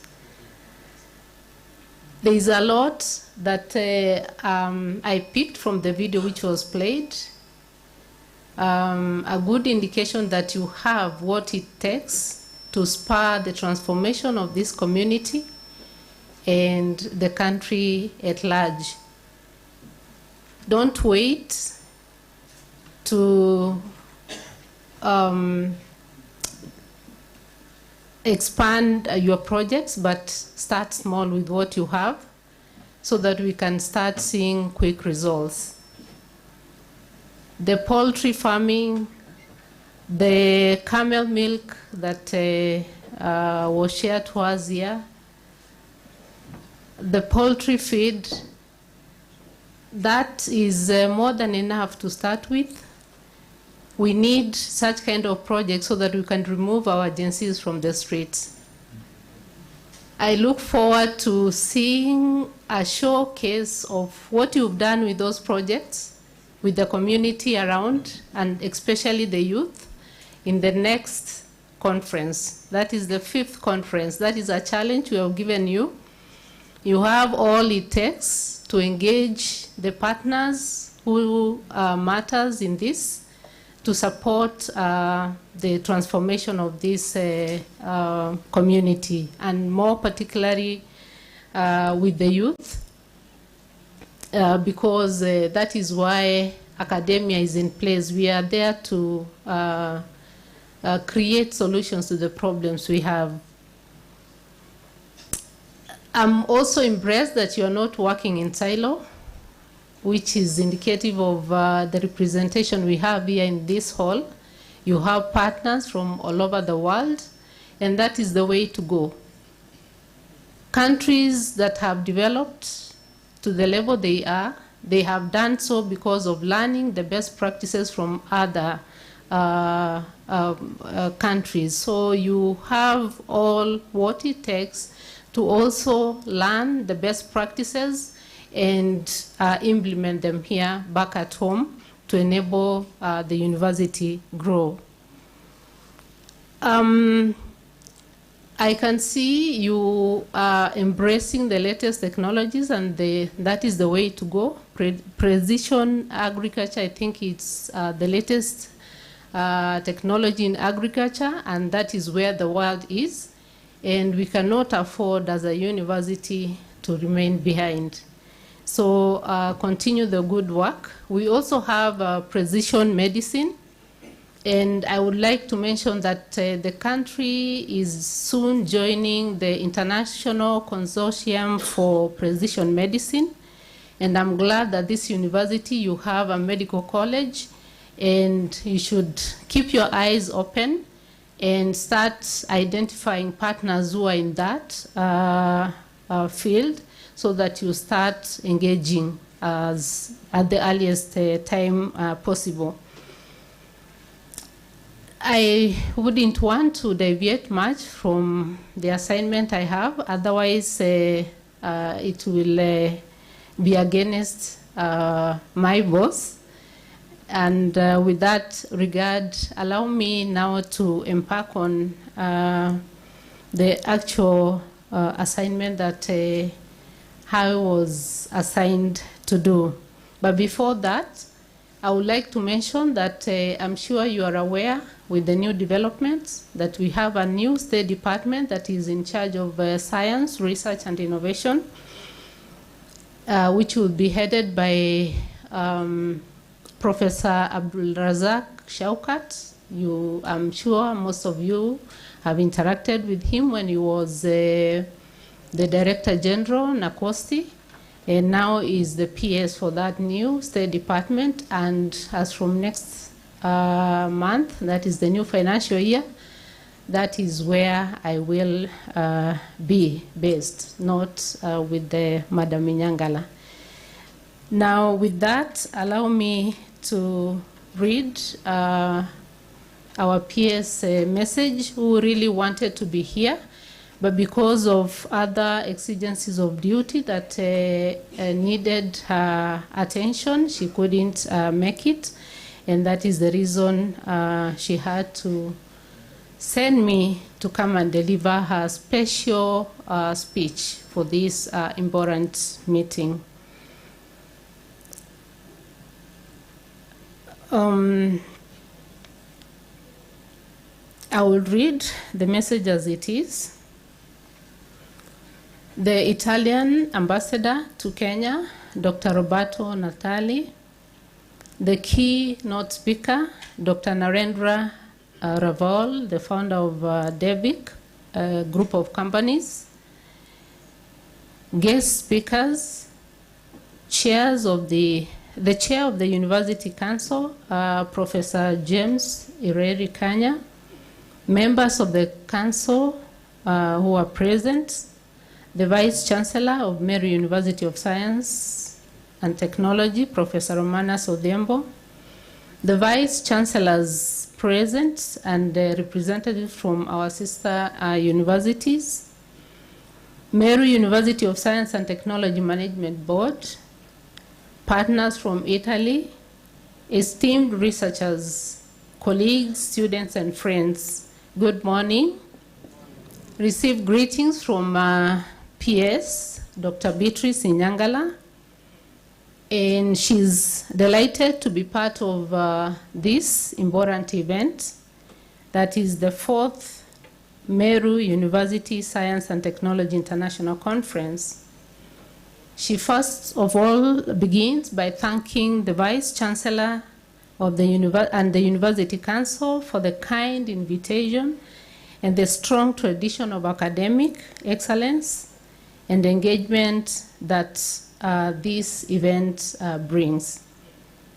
This year's theme, innovative research for community empowerment, addressing global challenges and sustainable livelihood, is timely and well aligned with our national research priorities under the Ministry of Education. As a government, our commitment is to promote a research ecosystem that is agile, inclusive, and responsive to Kenya's development blueprint, that is the Vision 2030. Of course, the current government development agenda, the BETA, or the bottom-up economic transformation agenda, and of course, the global development agenda as provided by the Sustainable Development Goals. I wish to recognize the presence of both international and local stakeholders whose participation reflects the growing stature of this conference. In particular, she warmly welcomes our Italian collaborators whose research interests, particularly in precision agriculture and youth development, continue to produce meaningful and life-changing results. Kenya remains keen to deepen strategic research partnership, especially in areas as climate-smart agriculture, clean energy, space technology, and industrial innovation. We commend the recent initiative by the Italian government through Dr. Roberto Natali's engagement with the Kenya Space Agency to explore the development of platforms for Earth observation and satellite data applications. Institutions like Meru University of Science and Technology are well positioned to lead in these areas, drawing on their pool of skilled graduates in data science, cybersecurity, and ICT-related fields. She also applauds the university's growing collaboration with industry, including today's guest, Dr. Narendra Raval. Your story, sir, is a powerful example of resilience, vision, and impact. The alignment between your business focus on Meru University's research capacity, especially through the Cement Institute and proposed industrial park, demonstrates how public-private partnership, and in this case, academia and industry linkage, can work together to drive socio-economic transformation. We are living in a time of complex global transitions, ecological, technological, economic, and social. Climate change is intensifying, inequalities are deepening. Our food systems, health systems, and education systems are under immense pressure. And yet, amidst all this, we are also witnessing extraordinary human ingenuity. Across the globe, researchers, scientists, entrepreneurs, and communities are coming together to find local solutions to global problems. As you are aware, we now have a new State Department for Science, Research, and Innovation that is headed by our able colleague, Professor Shaukat Abdurazak, and therefore, prioritization in funding and coordination of not only applied research, but also basic research across the academia will continue. I encourage scholars here today to take advantage of the emerging funding opportunities to scale interdisciplinary work and push and publish research that is both relevant and responsive. In this context, the role of universities, especially universities in Africa, is crucial. Institutions like Meru University of Science and Technology are not only centers of learning, but also catalysts for transformation. Your research when rooted in community realities and driven by innovation, hold the power to create a lasting impact. Let us reflect on what it means to talk about innovation research for community empowerment. Innovation is not always about high-tech solutions or complex algorithms. Sometimes it's about taking a simple idea and applying it in a new way that responds to the unique needs of the community. Take, for example, research in agroecology that improves crop yields while preserving biodiversity. Our studies in renewable energy that brings affordable solar lighting to off-grid villages, or mobile health solutions developed through interdisciplinary collaboration that extend care to the most vulnerable. When such innovations are co-created with communities, when they are participatory, inclusive, and equitable, they empower. They do not merely offer charity, they enable agency. And that is the essence of empowerment. Kenya, like many nations, faces a dual imperative, addressing immediate developmental needs while aligning with global goals such as the SDGs and the African Union Agenda 2063. Whether it's achieving food security, ensuring access to clean water, combating youth unemployment, or adapting to climate change, research must be both context-specific and globally informed.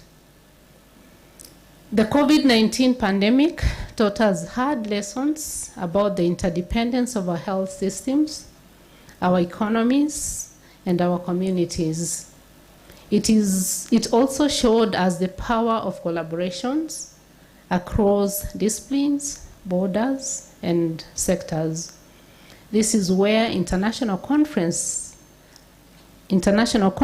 like this play a vital role.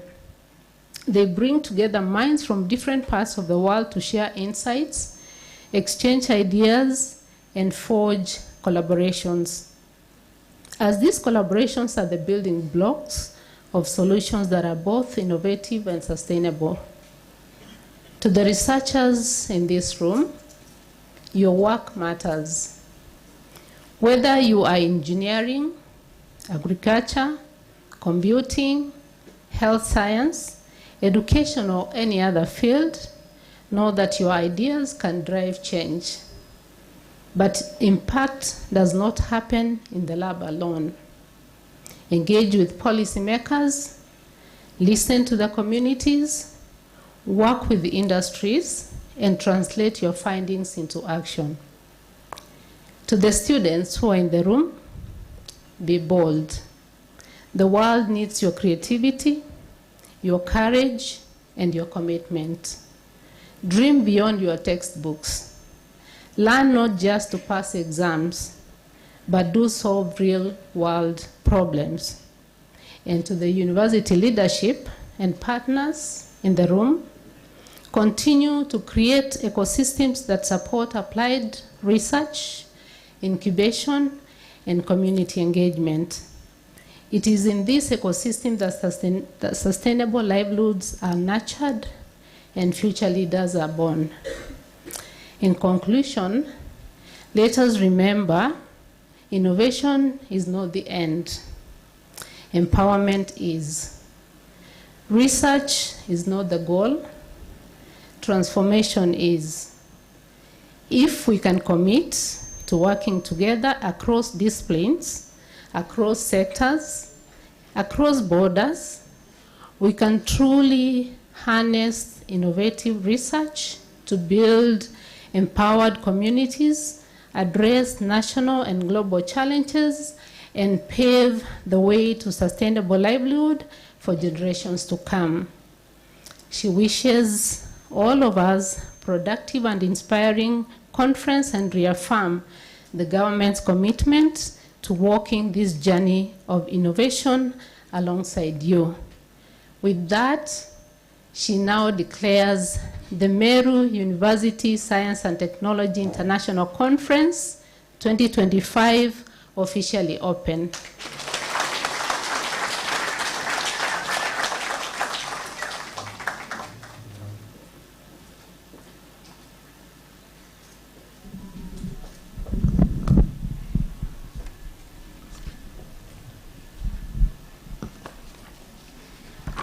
Yeah, let us give our guest speaker a better clap. Let us have an organized one.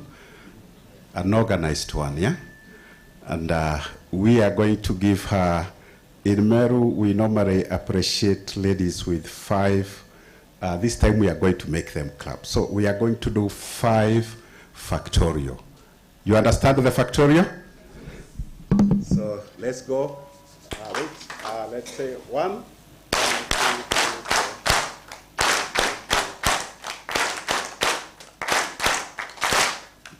Thank you. We truly appreciate. We have taken note of the challenges that you have given the university. We believe during the 5th international conference of this university, some of those things we shall have implemented. Asante sana. So, ladies and gentlemen, now we want to move to keynote speakers. And at this particular time, we shall have the first keynote speaker who will do it virtually. That is His Excellency Dr. Roberto Natari. That is the Italian ambassador in Kenya. So, as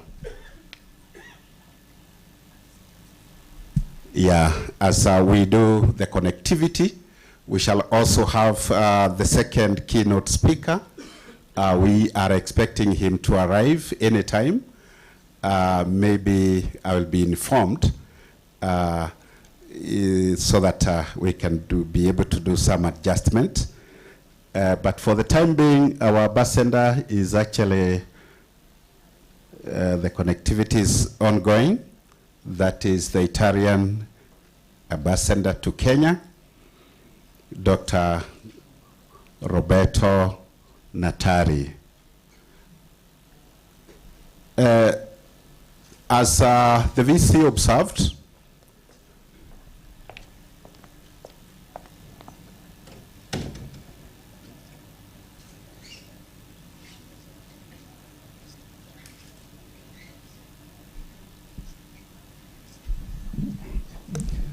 Thank you, Dr. Karanja. When I was addressing you, I forgot something very important. If the Chair of Council and the Chief Guest, you allow me.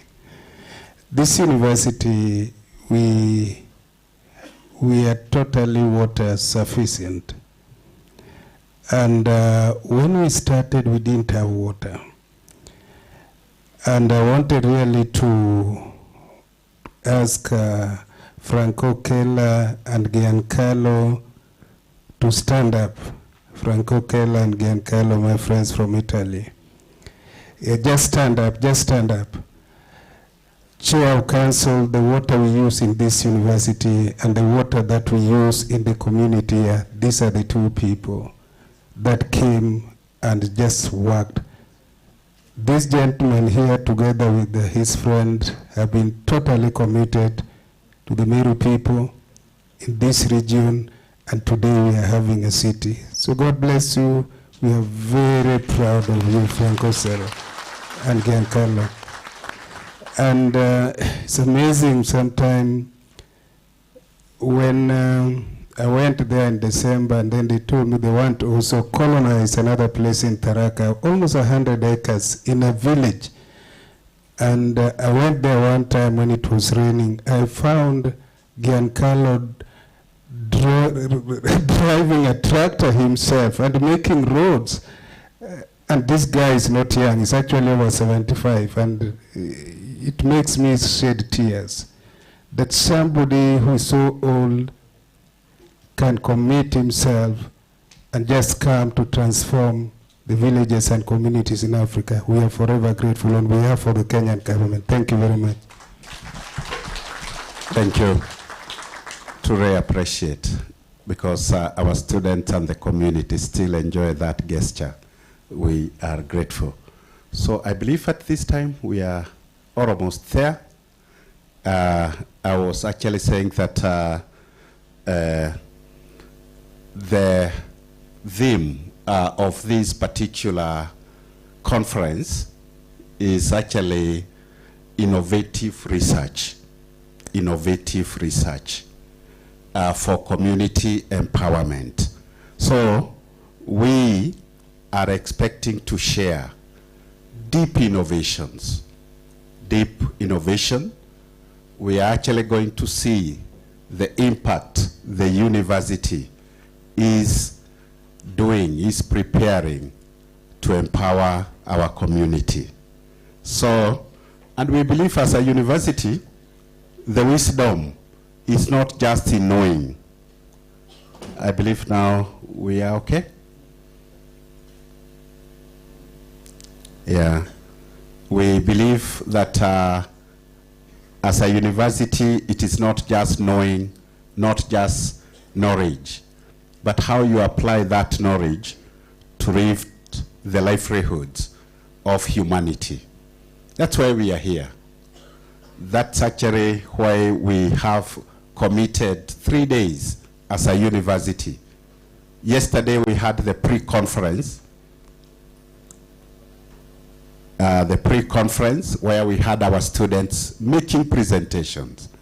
Our postgraduate student, we spent a very, very productive day yesterday.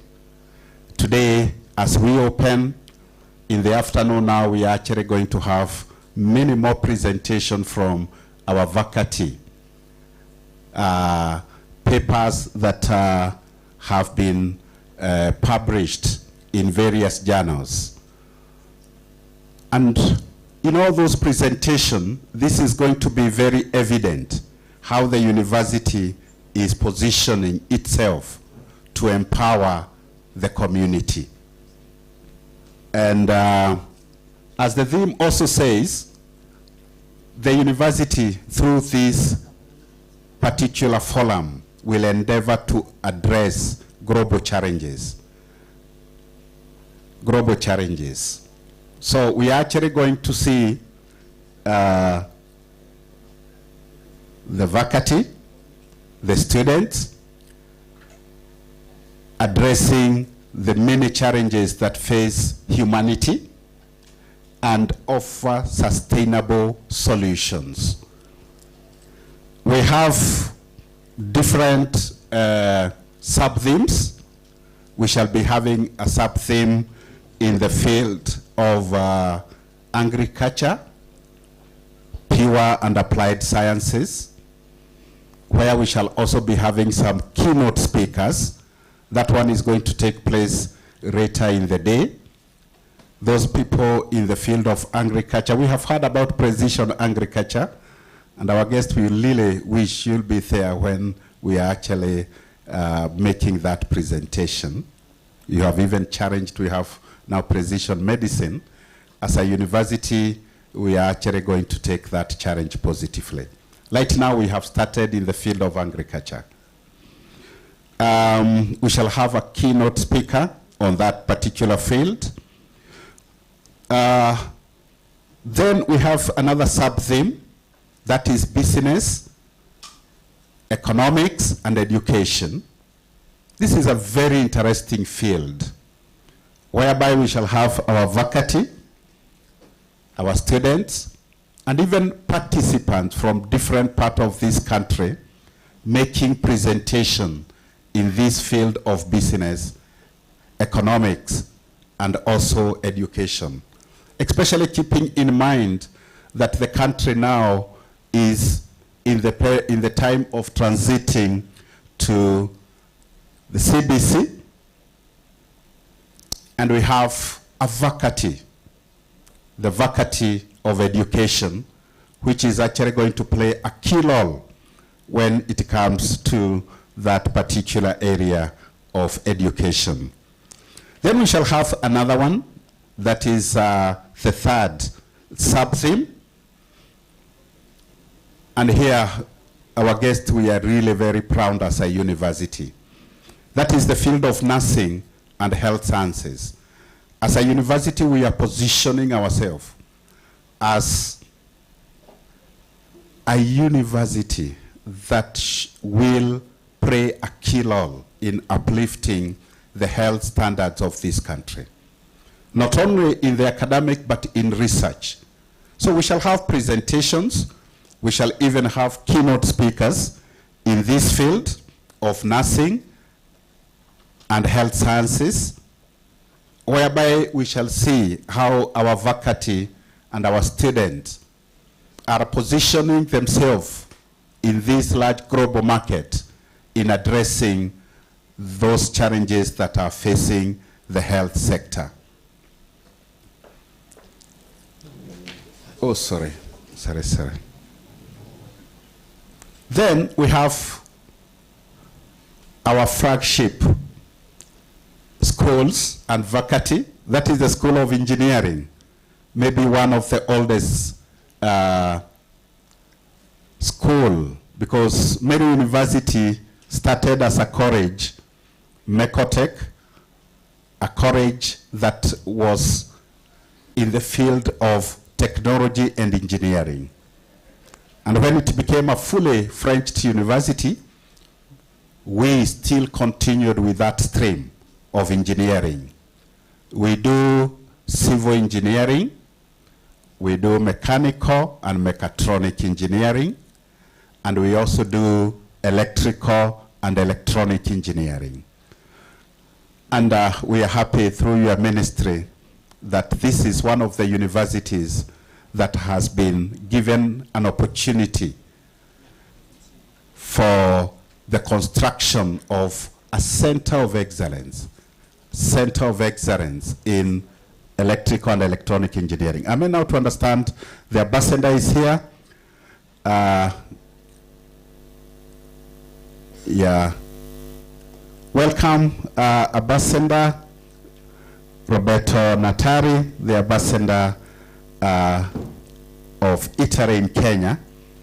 And we are now set to hear your speech. So we can,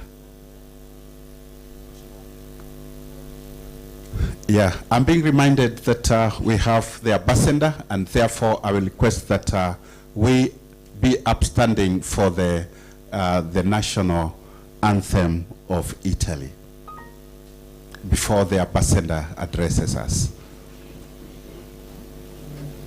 Yeah. Just in 1 minute, as the ambassador settles down, we get the national anthem, the Italian national anthem.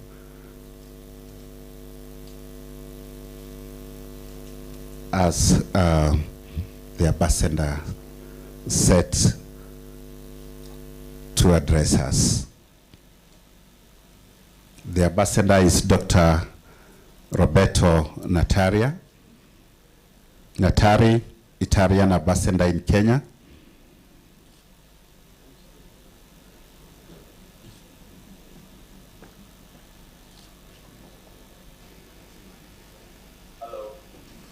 Yes, we are almost there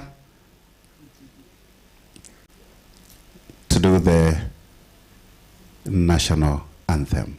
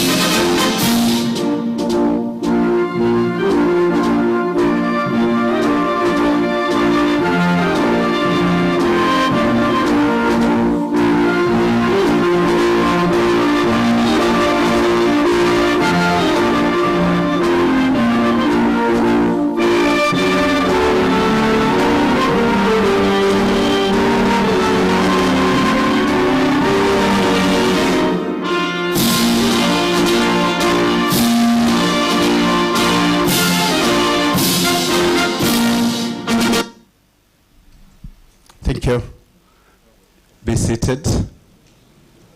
And now we welcome the ambassador. Ambassador, you are now welcome. You can start your speech.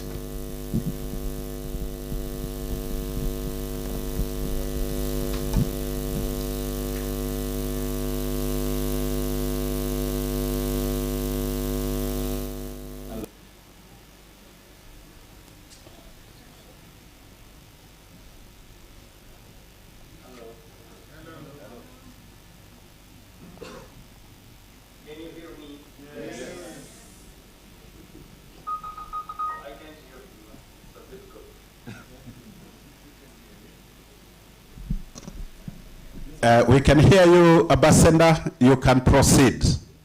We can hear you round and clear.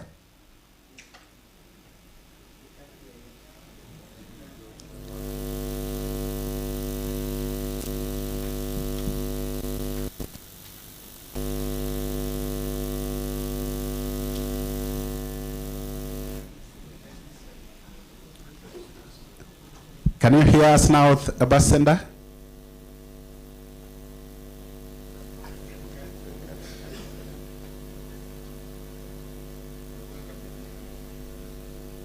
Can you hear us now? You cannot hear? I think there is some still connectivity. Yeah. What? Cannot. The video? Yako on. Tuko sawa. You can hear us, Ambassador, now?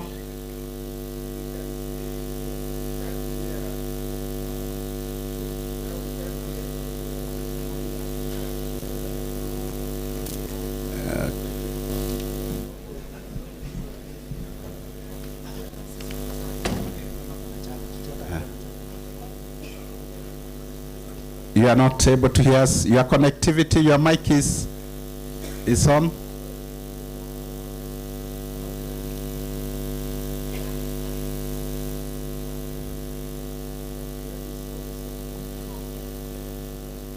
You are able to hear us now. Can you see us? Now I see you. Okay. Now I see you.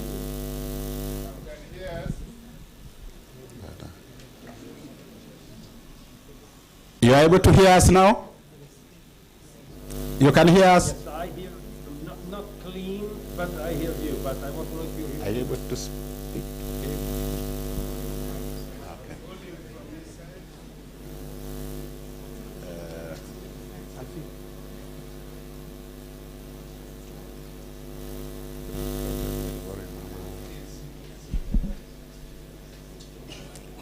Connect to the left.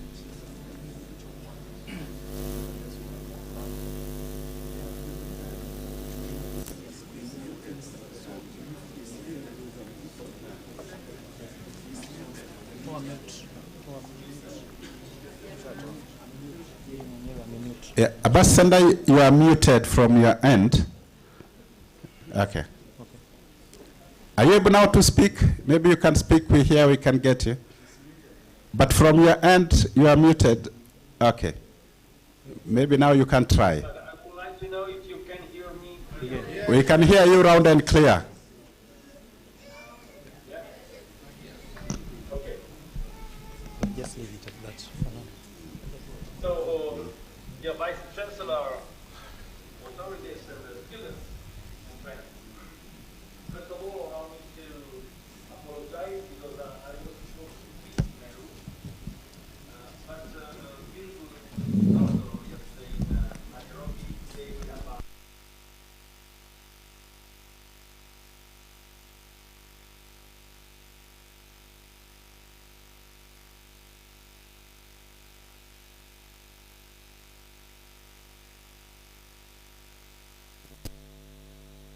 in the afternoon. So I apologize, but let's exploit technology, which helps us, and so we are in touch equally, and I'm happy for that.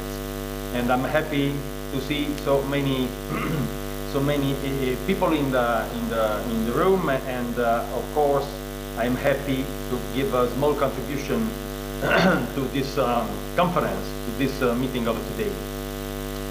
So we talk today about the main challenges of future.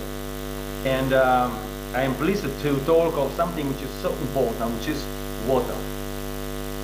I remember a few years ago, it was, I think, 1995, the Secretary General of the United Nations, at that time it was Boutros Ghali, the Egyptian Secretary General, came to Rome at the FAO for a conference, and he said something that hit me a lot, and he said, we have three main challenges for the future in the world.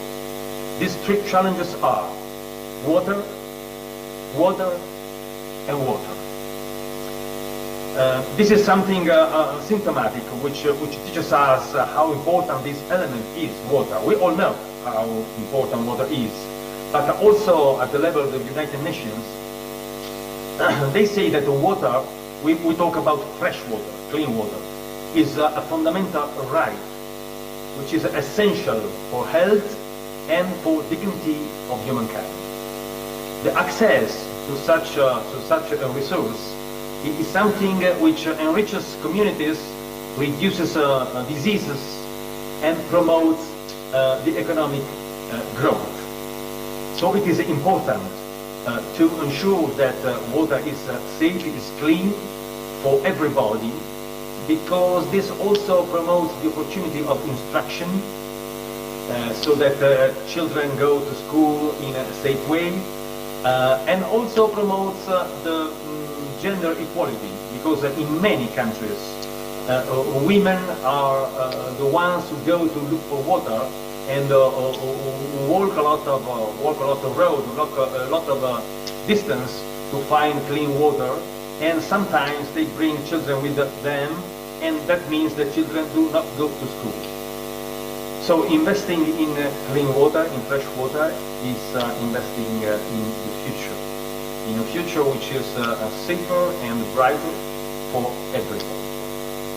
Now, we know, each one of us know how water important is, and but if we go back in the time, we know that some philosophers, first of all was Thales, the Greek philosopher, say that everything comes from water.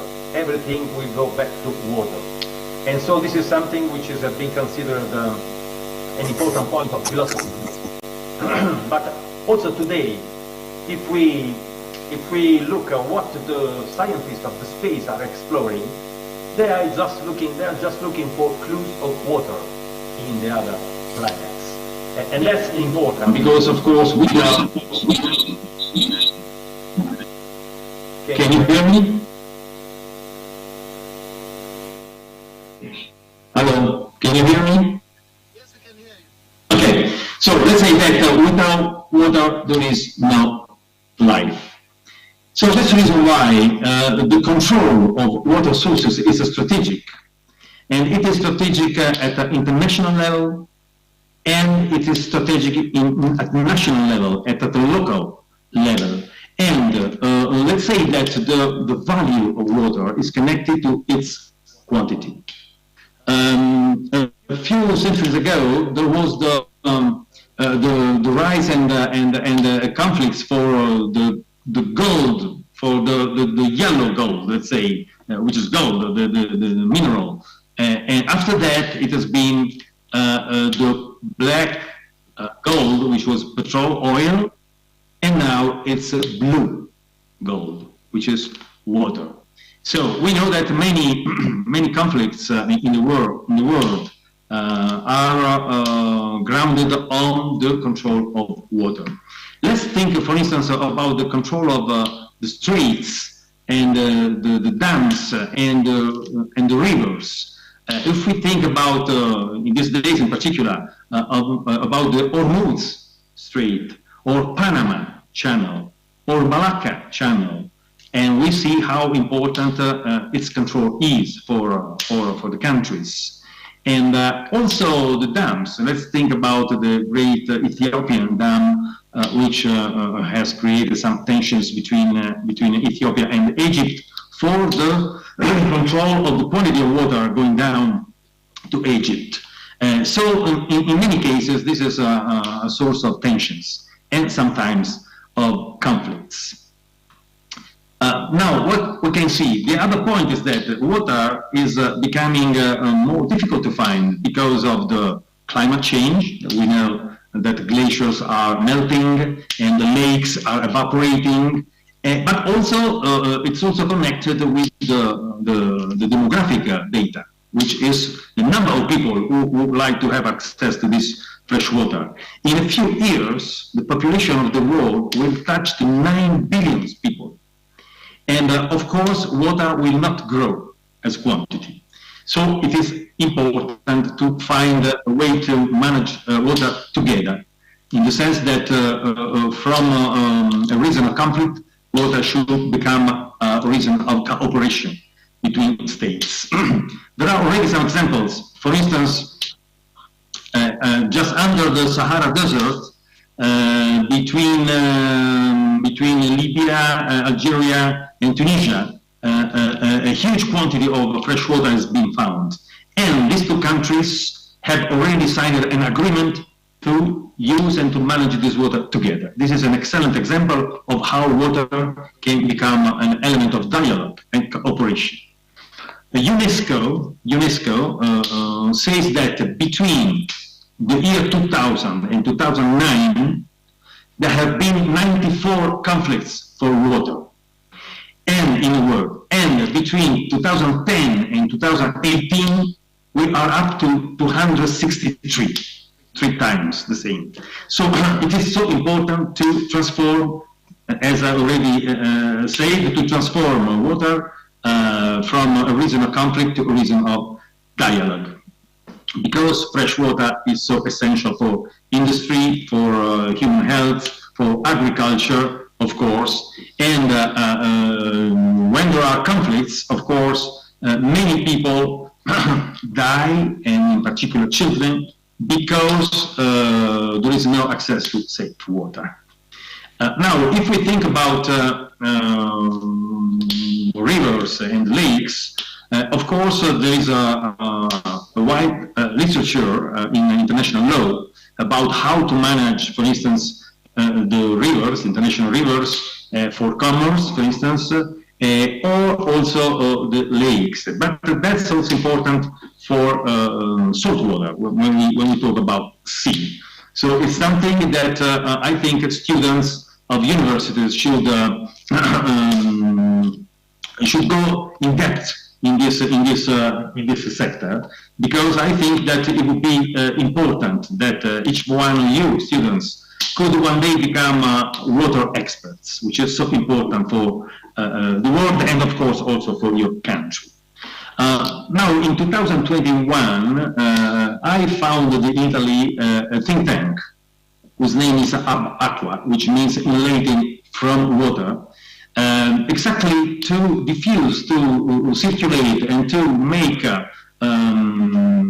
water be known as an element of value, and also to transform this element from conflicts to reasons to cooperation. This is something important, and so we are working with universities in Italy and Center of Study. But if we go back to the past, I would like to touch a point of philosophy, in the sense that we already said that old Greek philosopher considered water as a mother and principle of generation of everything, and everything comes from water, and everything will go to water, which is the only eternal source of everything. So at that point, of course, water was considered essential because of its value for life. But philosophy and the way of thinking about nature and respect for water has changed during the centuries. Let's say that in many civilizations in South America, in Asia, and also in Africa, of course, water has been considered an immense gift to respect, because source of life. If we talk about, for instance, the indigenous people of the Andean regions of South America, they have a concept which is called Pachamama, which means Mother Earth. And those people living on the big rivers, they consider water a holy source of life. In Europe, we have to say that 800 years ago, exactly 800 years ago, Saint Francis wrote a poem, which was a poem inspired to the respect of nature, and which was the creation. I mean, it was a religious sense. But he talks about sister water. And this is something to invite to respect this important resource. Then we arrive to the naturalist philosophers of the 17th century, in particular Bacon, Sir Francis Bacon, who presents a new concept of nature and also water. And so in this concept, water and nature are considered something to be used by the man, by mankind. So nature is there to serve the man and the progress. And we have seen, and we see today, how many disasters have been produced by the excess of this idea. Then in the 18th century, we have the Industrial Revolution, and of course mass production development, and of course the transport, the sea transport are not based on wind, but on fuels that pollute water, and also water of rivers is taken for industrial processes, and it has been polluted, it has been considered something to be commercial, and it has been somehow abused. Progress is a positive fact, of course. We know that the development of our civilizations are extremely important, and the use of water for sure has been a very important aspect. Let's think about the mills, about the transport on rivers and the sea. Today, still 80% of goods are transported by sea. The track of mistakes, maybe, when this use of water has been guided mainly by exasperation of production and of income, money. And so more recently, there has been another philosopher, a German one, whose name was Hans Jonas, who maybe has been the first contemporaneous philosopher who think about the responsibility towards nature. So he creates a philosophy of environment, and he says we have to change our formulas because we have to work for a balance, a peaceful balance, to live with the nature. We have had for a period another philosopher, German philosopher Kant, who wrote a book about war, about peace mainly. It was a project for perpetual peace, in which he said we need to find a mutual respect among people. But Hans Jonas writes we have to find a mutual respect with nature, because this is a responsibility for the future and for the future generation. Maybe the humankind enter a little bit too much in the natural order of things, and so we have to take conscience of that. And as the humankind arrived to change the things in wars, we have to work to change again the things in better. Let's say that about water, the international community is working.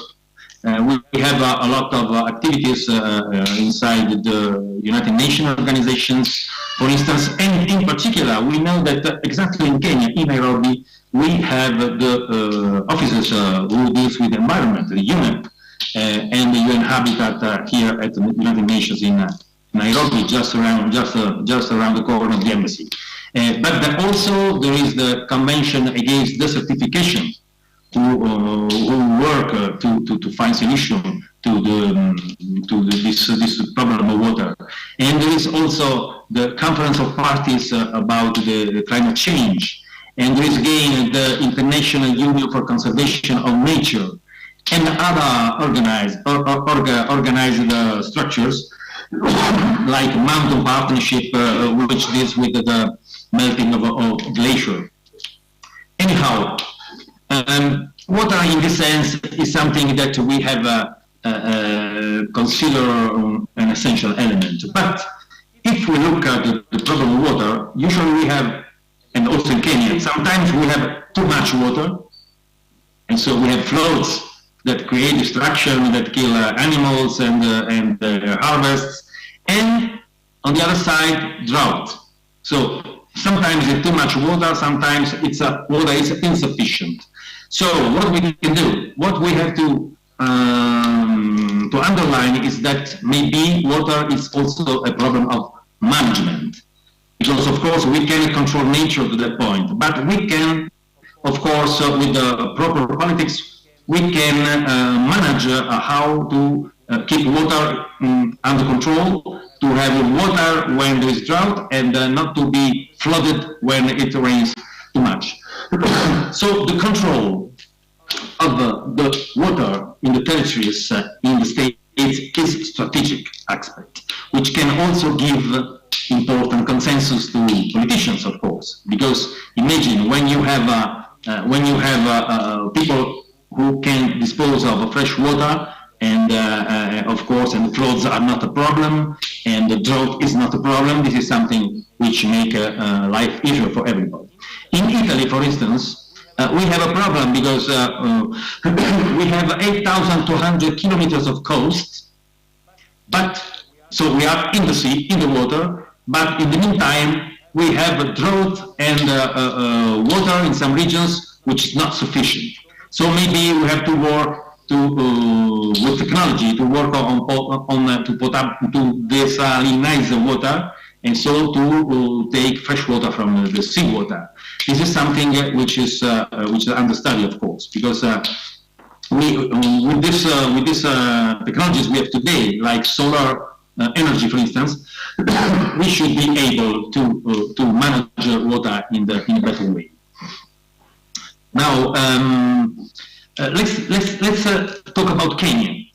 In Kenya, of course, we have the demographic data figures, which is important. Half of the population of this beautiful country is about 18 years old, average.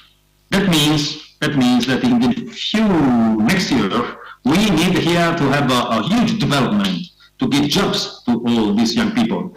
And if we think that agriculture is about 34% of the activity of the country, service and tourism 47%, industry 17%. This is something which must be improved, of course, in the industrial production. And Italy is working to help in this sense. But all these activities need water. In Kenya, 36% of population has not access to fresh water. This is something that should be changed with the commitment and engagement of our young students of a university like the Meru University, because I underline once again, water is one of the main challenges of the future, and I will say of the present.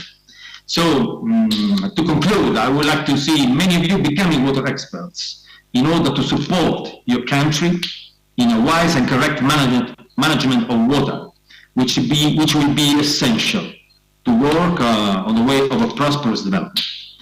So thank you so much, and I hope I just gave you some point of reflection of this important aspect. And sorry once again if I'm not with you today, but I hope to find a way to come one day. Thank you so much.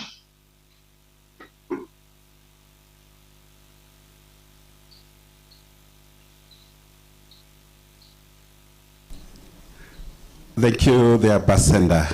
And I think truly we should appreciate him better. So we have still the 5 factorial. So let us actually prepare ourselves. 1.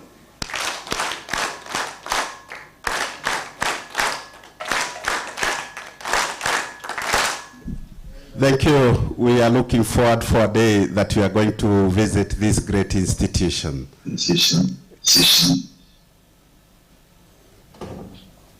Thank you. Now, our next guest speaker is almost Ladi. I can't hear correctly. Okay.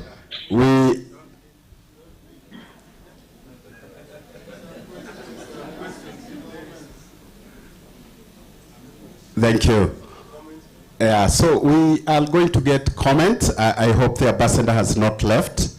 And we are going to go in a certain order. So maybe from our guests, any reaction, any question that you may want to ask the ambassador before he leaves.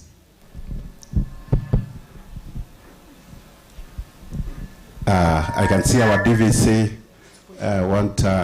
okay. Let's have even a comment. I'm giving our visitors a chance. Thank you. I don't know whether the ambassador can hear me.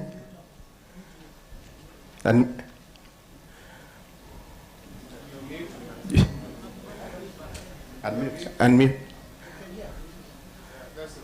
The ambassador, you can hear us?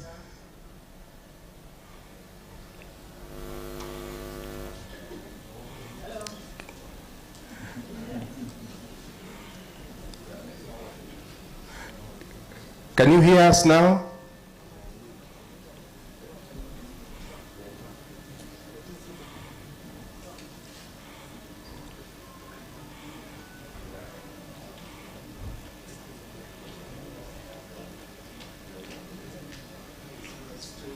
Mm-hmm.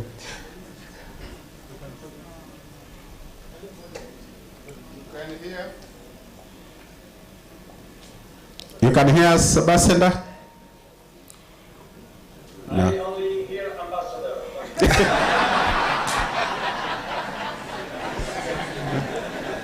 Okay.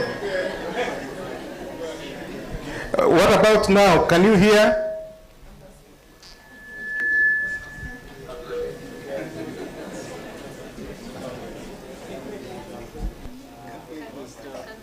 I think we can write the question. As that, yeah.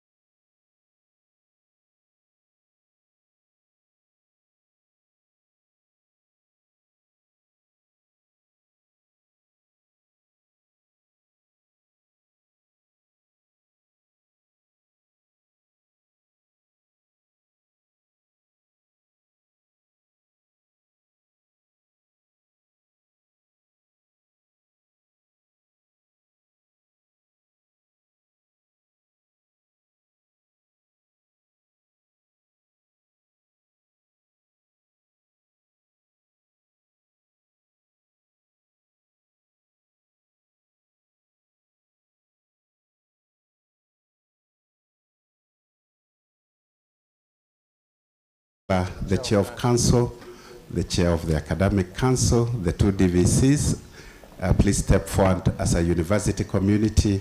We appreciate the bishop.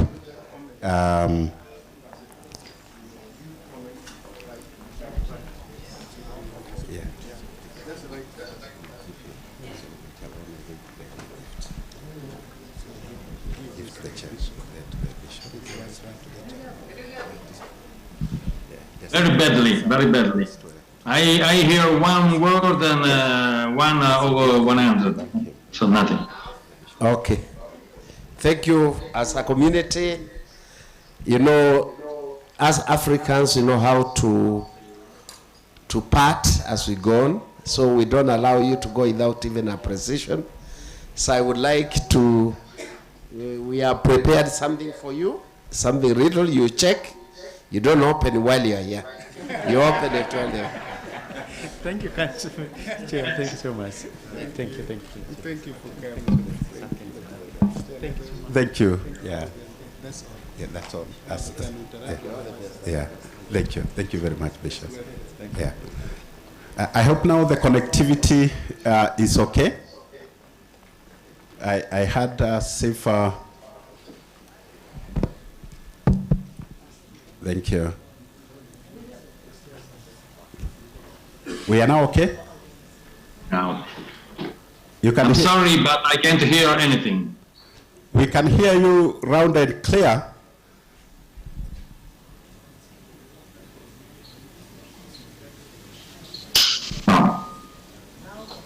What about now? I hear sounds, but not the words clearly, so I don't know what you say. Okay.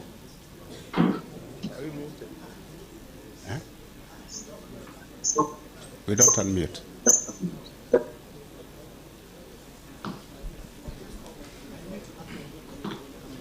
Unmute up.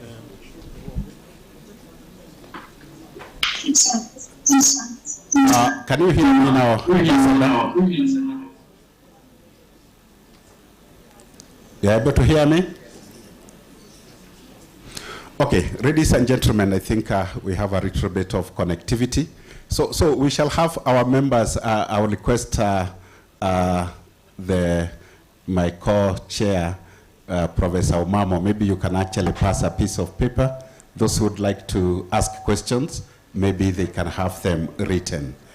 In the meantime, we are waiting for our next keynote speaker, who is actually coming.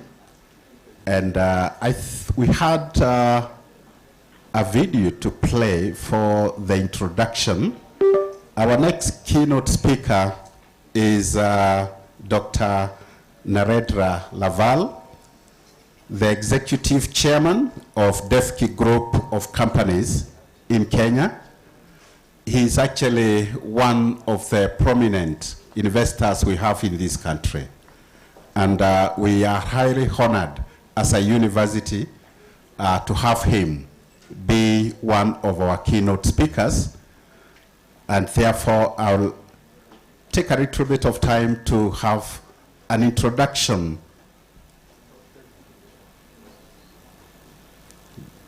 of the Chief Executive Chairman of Defki Group of Companies. Yes.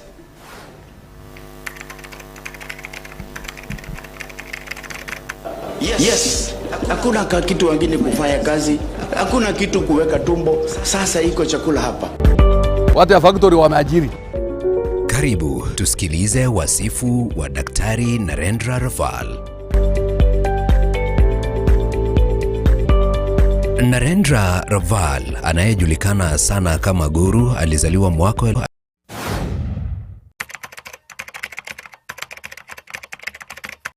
Yes. Hakuna kitu wengine kufanya kazi, hakuna kitu kuweka tumbo, sasa iko chakula hapa. Watu ya factory wameajiri. Karibu tusikilize wasifu wa Daktari Narendra Laval. Narendra Laval, anayejulikana sana kama Guru, alizaliwa mwaka 1962 na wazazi wake Ramesh Chandra Chunilal Laval na mamake Muktaben Ramesh Chandra Laval katika kijiji cha Mathak, jimbo la Gujarati nchini India. Wazazi wake walimdekeza na kumuita kwa jina Batuk kama walivyofanya marafiki wake. Awali, Narendra Laval alifundishwa kuwa kuhani wa Kihindu na alihudumu katika hekalu nchini India kabla ya kuhamia Kenya mwishoni mwa miaka ya 70. Historia yake ya kidini ilimpatia jina la utani Guru, linalomaanisha mwalimu au bwana, ambalo limeendelea kuwa sehemu ya utambulisho wake maisha yake yote. Alipowasili Kenya, Raval alianza kazi katika biashara ya vifaa vya ujenzi, akiuza bidhaa za chuma na vifaa vingine katika soko la Gikomba jijini Nairobi. Alijulikana kwa bidii na uthabiti wake wa kibiashara, na baada ya muda mfupi alipata uzoefu wa kuingia katika sekta ya utengenezaji wa vifaa vya ujenzi. Kupanda kwake kutoka maisha ya kawaida hadi mfanyabiashara mashuhuri kulichochea maono yake ya kibiashara na falsafa yake ya maisha. Narendra Raval ndiye mwanzilishi wa muungano wa kampuni za Devki, moja ya wazalishaji wakubwa wa vifaa vya ujenzi na ujenzi nchini Kenya. Kampuni hii inajishughulisha na uzalishaji wa saruji, chuma, mabati na vifaa vingine vya ujenzi. Kwa miaka mingi, Devki imekuwa na kuwa konglomereti ya mabilioni ya dola, ikiwa na matawi makuu kama vile National Cement Company Limited, Maisha Mabati Rolling Mills Limited na Maisha Packaging Limited. Safari ya guru ya kibiashara inaakisi uthabiti wa maono makubwa. Ukuaji wa Devki umechochewa na msukumo wa Raval wa kutengeneza vifaa vya ujenzi vya gharama nafuu ili kukidhi mahitaji ya uchumi unaokuwa wa Kenya. Hii imelifanya Devki Group kuwa mchezaji mkubwa katika sekta ya ujenzi katika Afrika ya Mashariki na Afrika kwa jumla. Mbali na kuwa mfanyabiashara mashuhuri, Narendra Raval pia ni mfadhili na mzalendo wa kweli. Anaamini katika kutumia utajiri wake kwa manufaa ya jamii, hasa katika nyanja za elimu, afya na makazi kwa wasiojiweza. Juhudi zake zimewanufaisha maelfu ya watu nchini Kenya na nje ya mipaka yake. Raval amejenga na kufadhili shule mbalimbali nchini Kenya, akiamini kuwa elimu ni njia bora ya kuinua jamii kutoka kwenye umaskini. Amekuwa akitoa ufadhili wa masomo kwa wanafunzi wenye vipaji lakini wasiojiweza kifedha ili kuwawezesha kutimiza ndoto zao za kitaaluma. Narendra Raval amekuwa akisaidia miradi mingi ya afya, ikiwa ni pamoja na ujenzi wa hospitali na ufadhili wa kambi za matibabu katika maeneo ya mashambani. Wakati wa janga la COVID-19, Raval alitoa mamilioni ya pesa kusaidia vita dhidi ya virusi hivyo, ikiwa ni pamoja na kununua vifaa vya kupumulia na vifaa vya kujikinga kwa wahudumu wa afya. Akitambua mchango wa makazi nchini Kenya, Raval amekuwa akitoa vifaa vya ujenzi vya gharama nafuu kusaidia miradi ya makazi nafuu.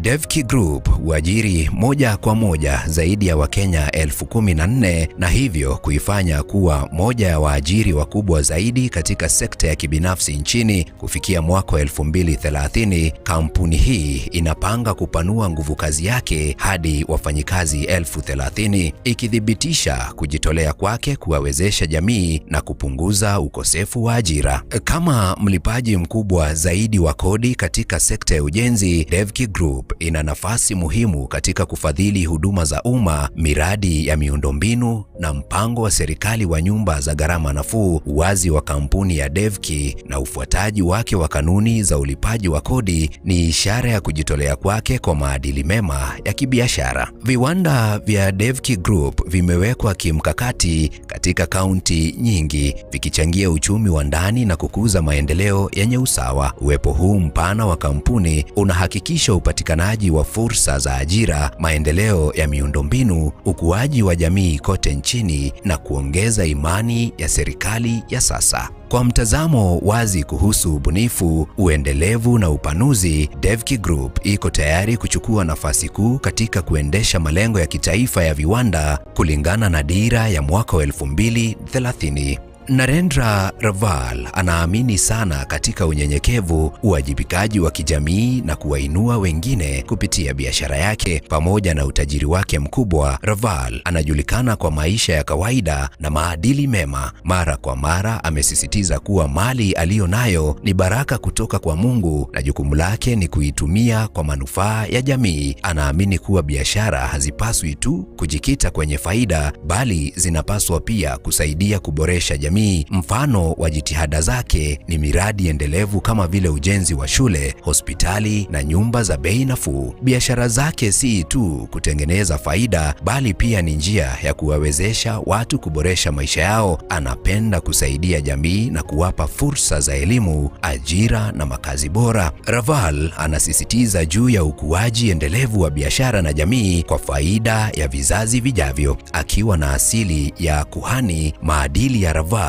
yanaakisi imani yake ya kidini. Anaamini katika mafundisho ya karma na dharma, akiona utajiri wake kama jukumu la kusaidia wengine. Kutokana na mchango wake mkubwa katika biashara na jamii, Narendra Raval amepewa tuzo nyingi za heshima, zikiwemo Chief of the Order of the Burning Spear, tuzo ya heshima kutoka kwa serikali ya Kenya kwa mchango wake mkubwa wa kiuchumi, Africa CEO of the Year kwa uongozi wake wa kipekee katika biashara na maendeleo ya viwanda barani Afrika. Kutokana na utajiri wake na mchango wake kwa bara hili, Narendra Raval Guru ni mtu wa kipekee ambaye maisha yake ni mfano halisi wa nguvu ya bidii, unyenyekevu na kujitoa kwa jamii. Kutoka kuhani wa Kihindu hadi kuwa mfanyabiashara bilionea, safari yake inaonyesha dhamira yake ya kusaidia jamii kwa kutumia utajiri wake kuboresha maisha ya wengine. Mchango wake kwa Kenya na Afrika Mashariki pamoja na Afrika kwa jumla, si tu kupitia biashara zake, bali pia kupitia juhudi zake za hisani zinazogusa maelfu ya watu.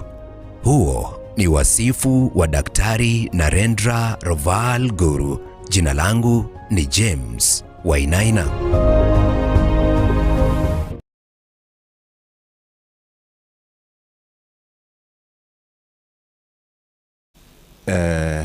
Story of the guest speaker.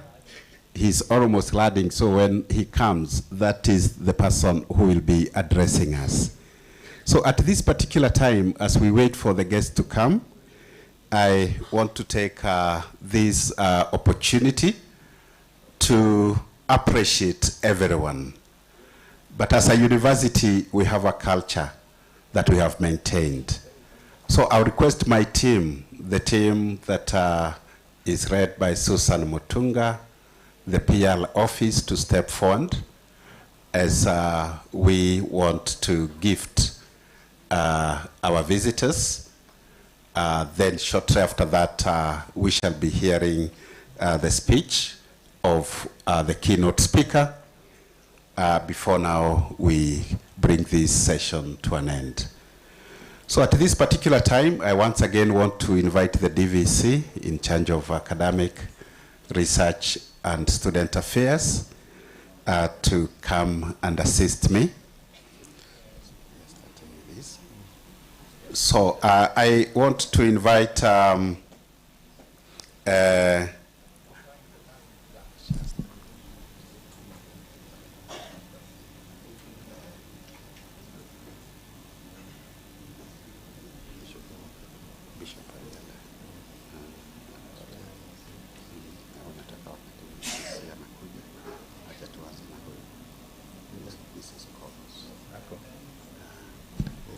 do we have Mrs. Chorus? Yeah. Kingma. And Mr. Marcos. Malco. Oh, Beatrice.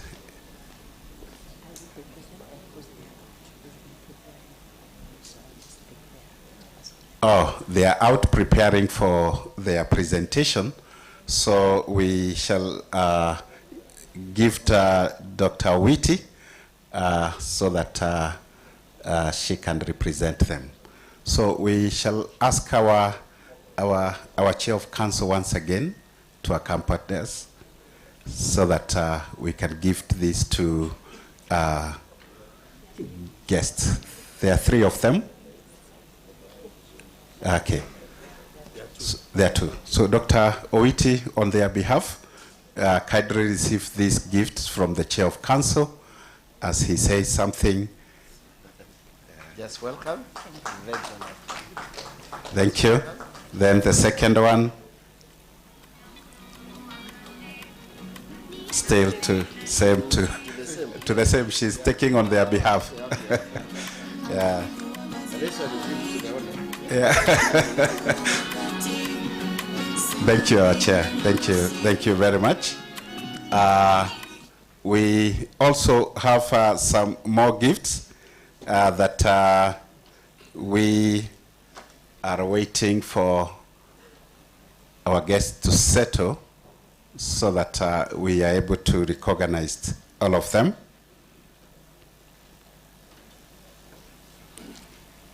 So we have our keynote speakers, and now I'll call upon Professor Caroline Kobia,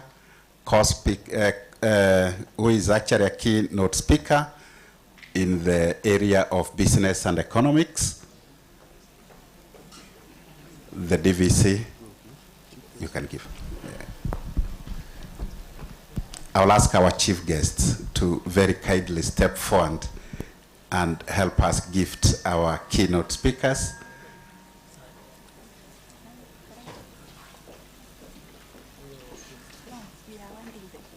Professor Caroline Kobia, we are very proud of you. Thank you. Yeah. Thank you. Our chief guest still upstanding.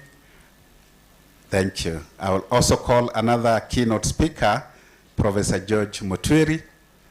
Professor George Mutwiri in the field of health sciences.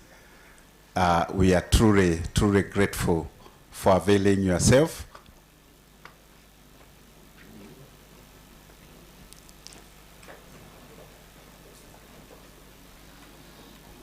Thank you.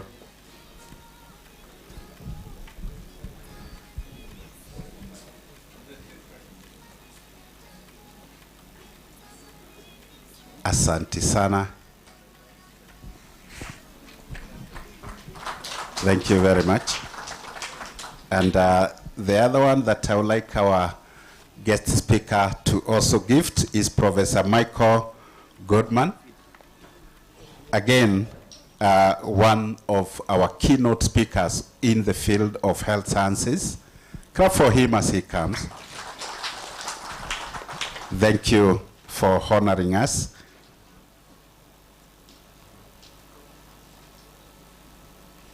Our VC, you can join us here.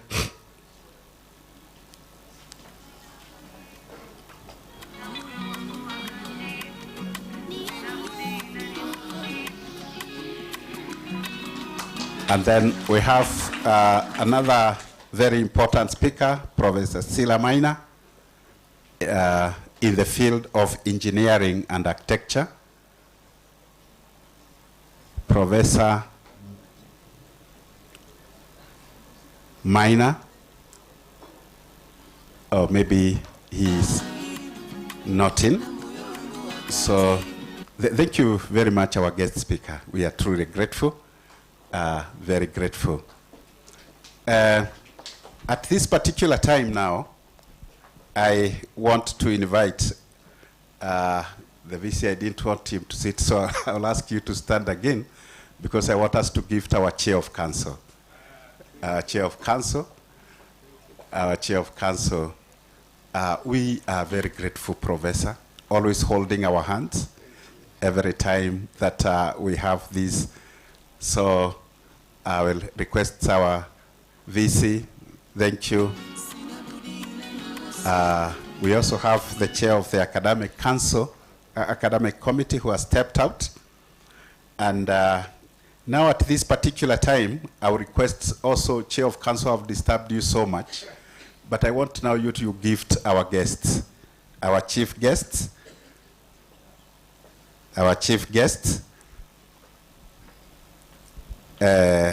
Dr. Jemima.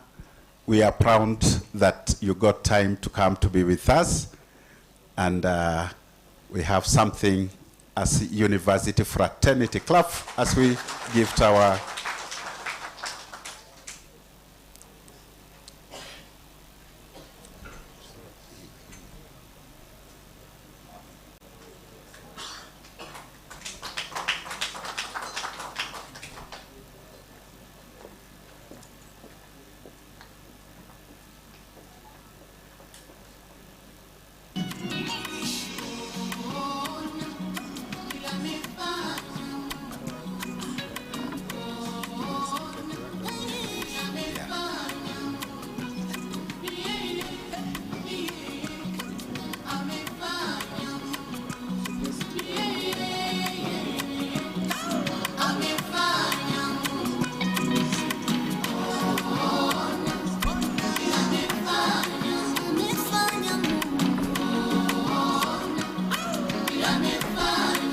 Yeah, we also have a gift for our ambassador who has addressed us virtually.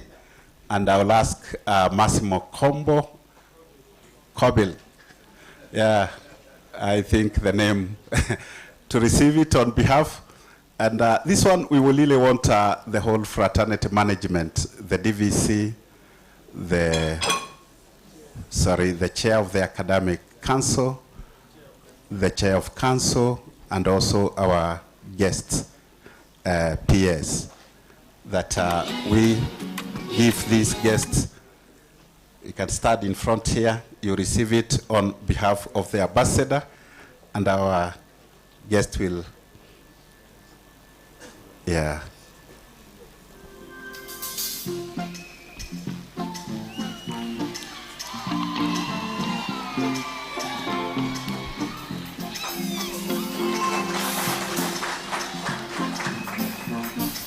And as we are standing there, yeah, we also have a gift for our chair of the academic committee, our vice chancellor.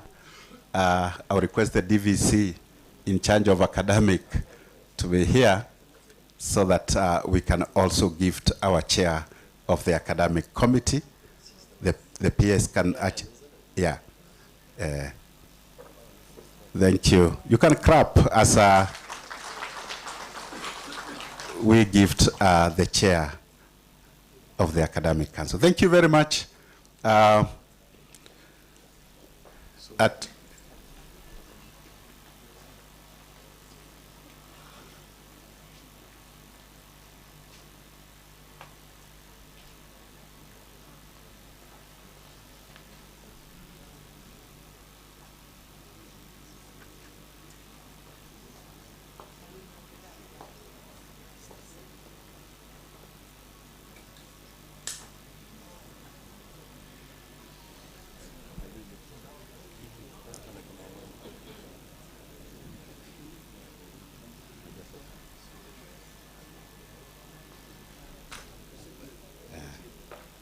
So our guest speaker is almost ready. So we shall be requesting when the time comes that our VC and the chair of council will step out to go and receive him. We are going to remain seated so that immediately he comes, we are able to listen to him so that we can be able to conclude this particular session. So in the meantime, we want the chair of council and the VC, very kindly, we are requesting that you usher in our keynote speaker. Just a reminder of what Meru University is doing as we wait for the speaker to come in. Let's go on. The Meru University of Science and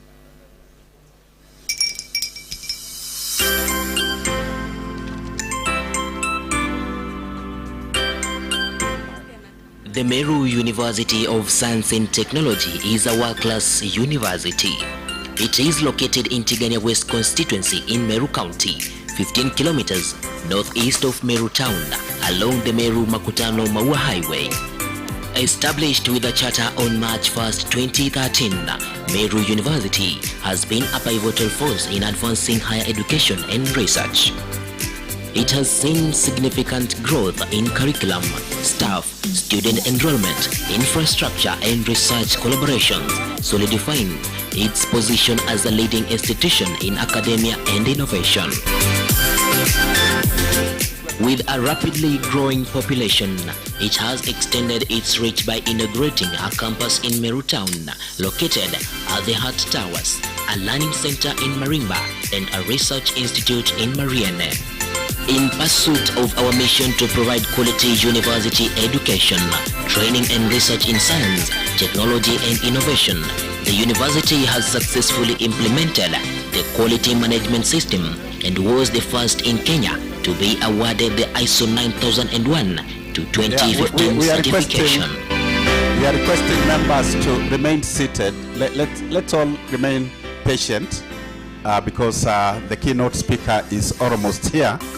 So very, very kindly, let's not move so that in a few we are able to receive the keynote speaker. You note that today the crowds were not very friendly, so they had to wait until they clear so that they can be able to fly. That's why there was a delay. So we are truly asking for patience. Very shortly, we are going to bring this session to an end. You can proceed.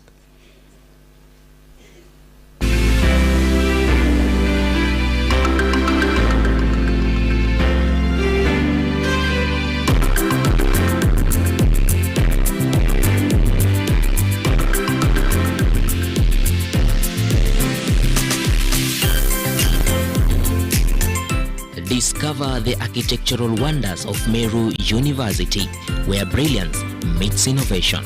From the majestic engineering complex to the vibrant theaters, the Innovation Center to the upcoming nursing complex, each building is a masterpiece of modern design.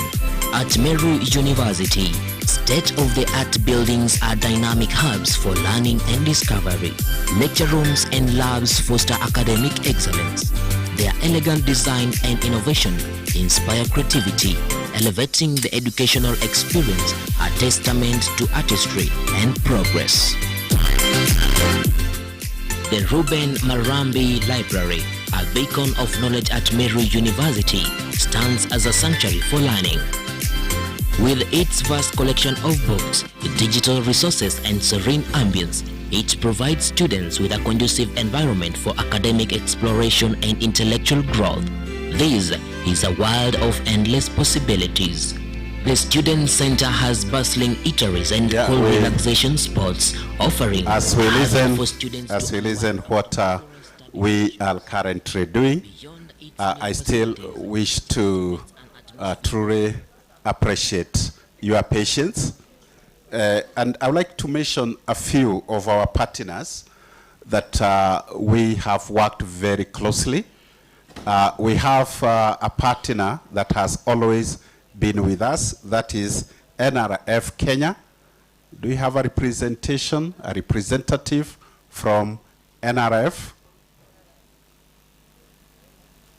This is a partner that Daktari, you initiated.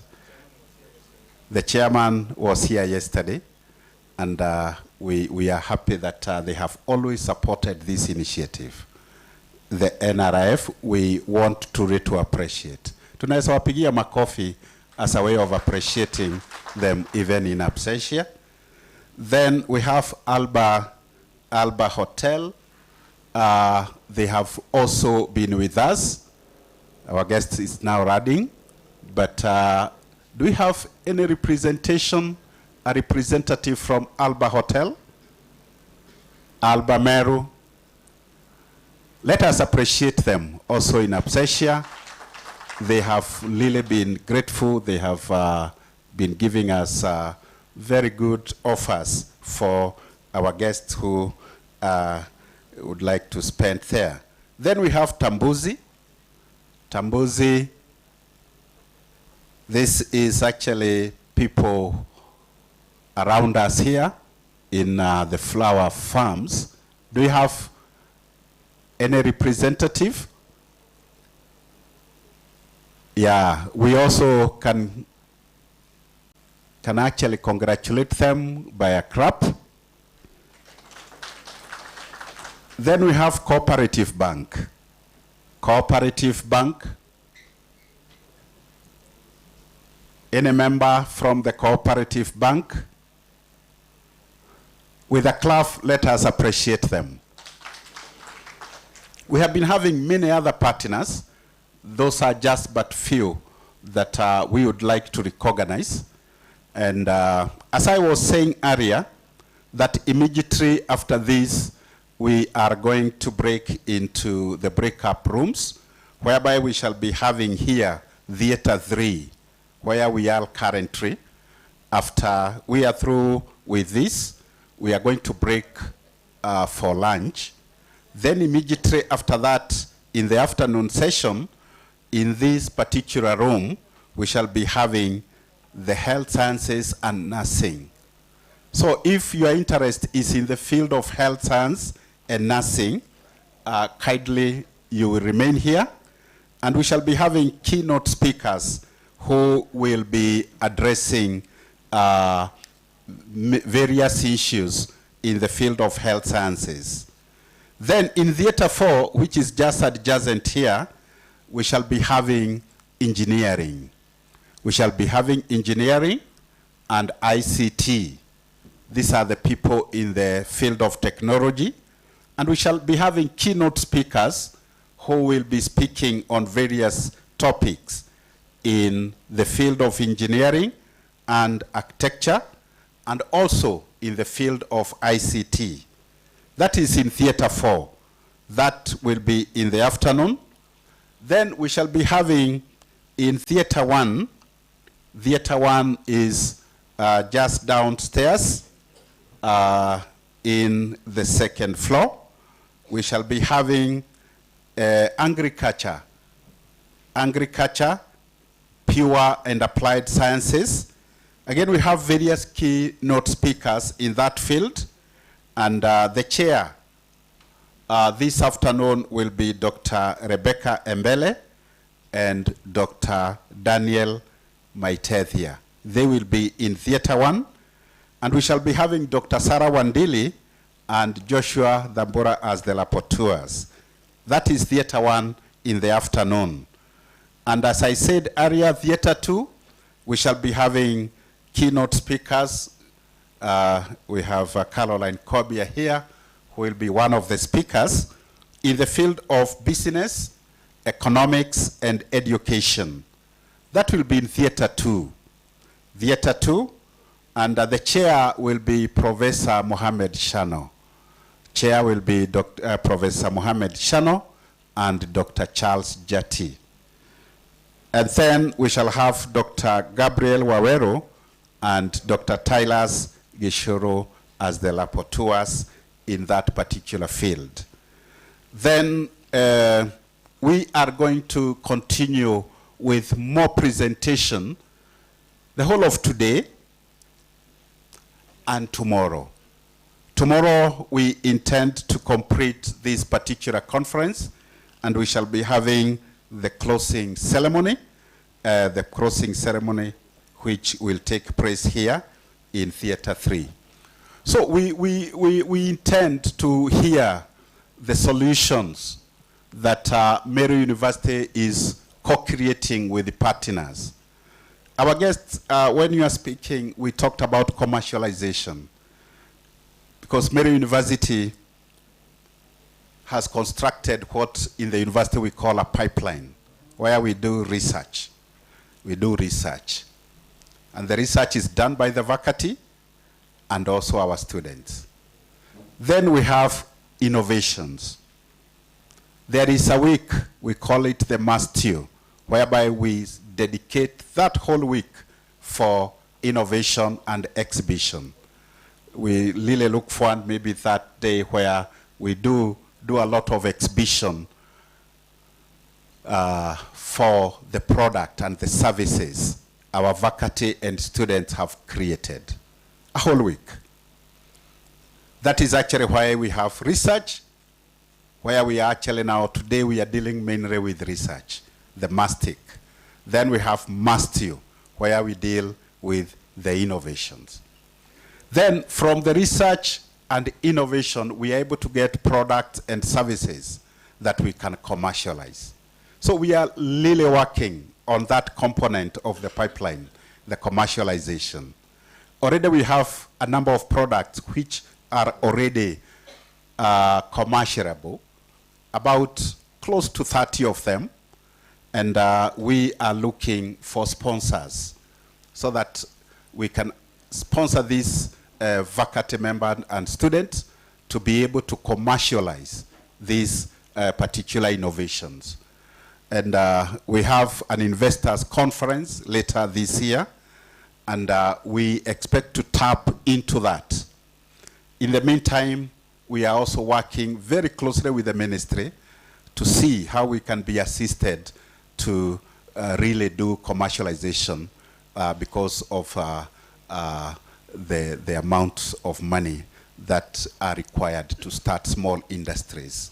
So that is actually an area the university is now working very closely with the university governance, the council, with all the stakeholders, and of course with the ministry.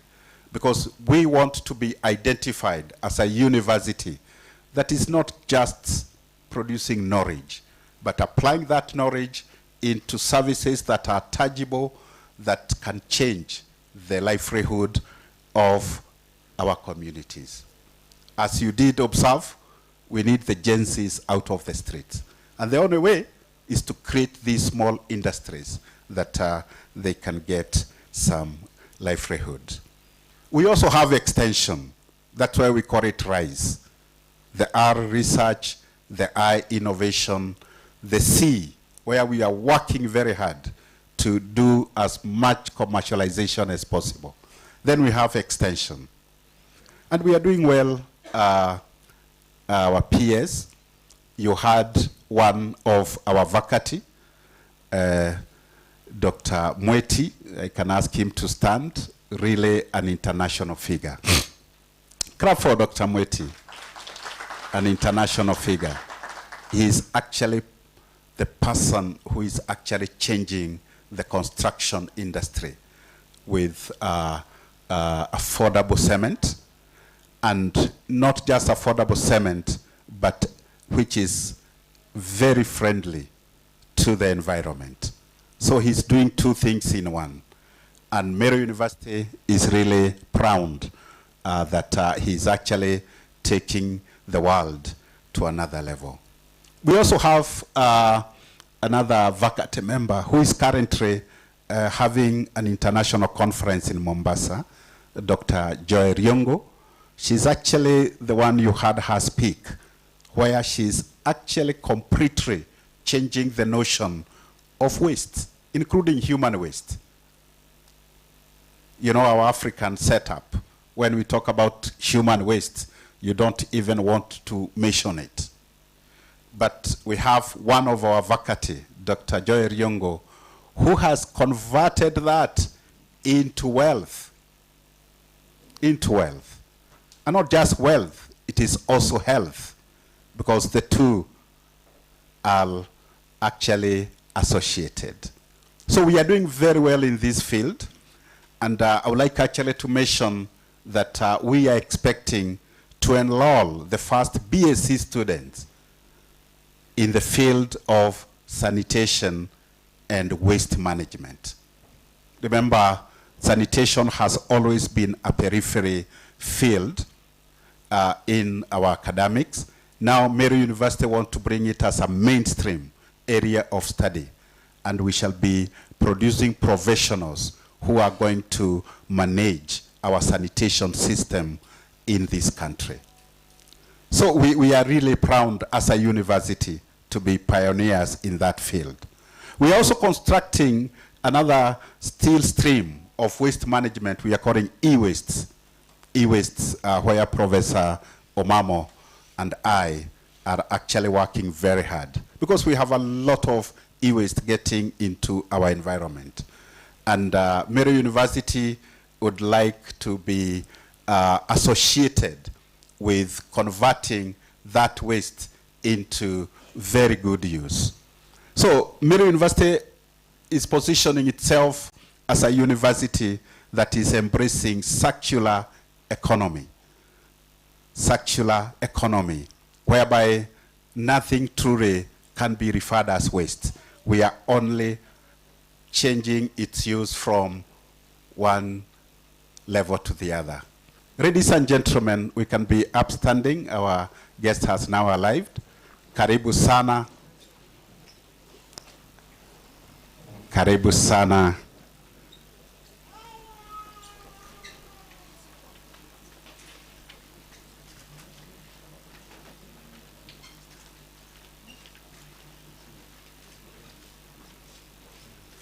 Thank you very much.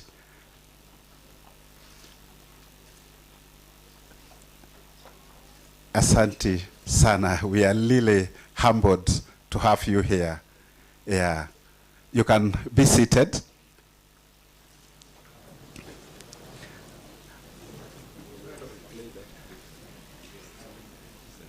So as our guest settles down, we are going to replay the clip. We shall replay the clip so that he's settled. Then after that, I will invite our Vice Chancellor to come and introduce him and also invite him to address us. Sir.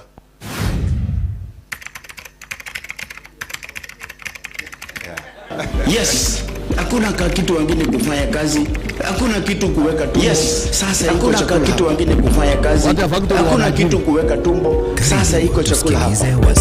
What a factory wameajiri. Narendra Raval. Karibu tusikilize wasifu wa Daktari Narendra Raval.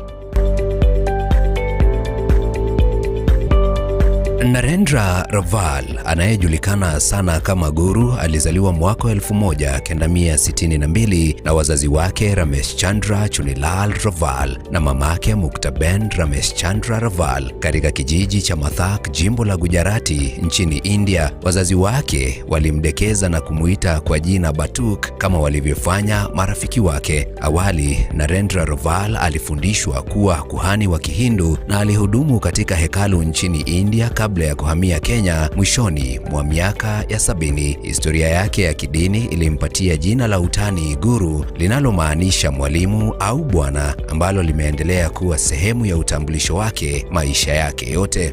Alipowasili Kenya, Raval alianza kazi katika biashara ya vifaa vya ujenzi, akiuza bidhaa za chuma na vifaa vingine katika soko la Gikomba jijini Nairobi. Alijulikana kwa bidii na uthabiti wake wa kibiashara, na baada ya muda mfupi alipata uzoefu wa kuingia katika sekta ya utengenezaji wa vifaa vya ujenzi. Kupanda kwake kutoka maisha ya kawaida hadi mfanyabiashara mashuhuri kulichochea maono yake ya kibiashara na falsafa yake ya maisha. Narendra Raval ndiye mwanzilishi wa muungano wa kampuni za Devki, moja ya wazalishaji wakubwa wa vifaa vya ujenzi na ujenzi nchini Kenya. Kampuni hii inajishughulisha na uzalishaji wa saruji, chuma, mabati na vifaa vingine vya ujenzi. Kwa miaka mingi, Devki imekuwa na kuwa konglomereti ya mabilioni ya dola, ikiwa na matawi makuu kama vile National Cement Company Limited, Maisha Mabati Rolling Mills Limited na Maisha Packaging Limited.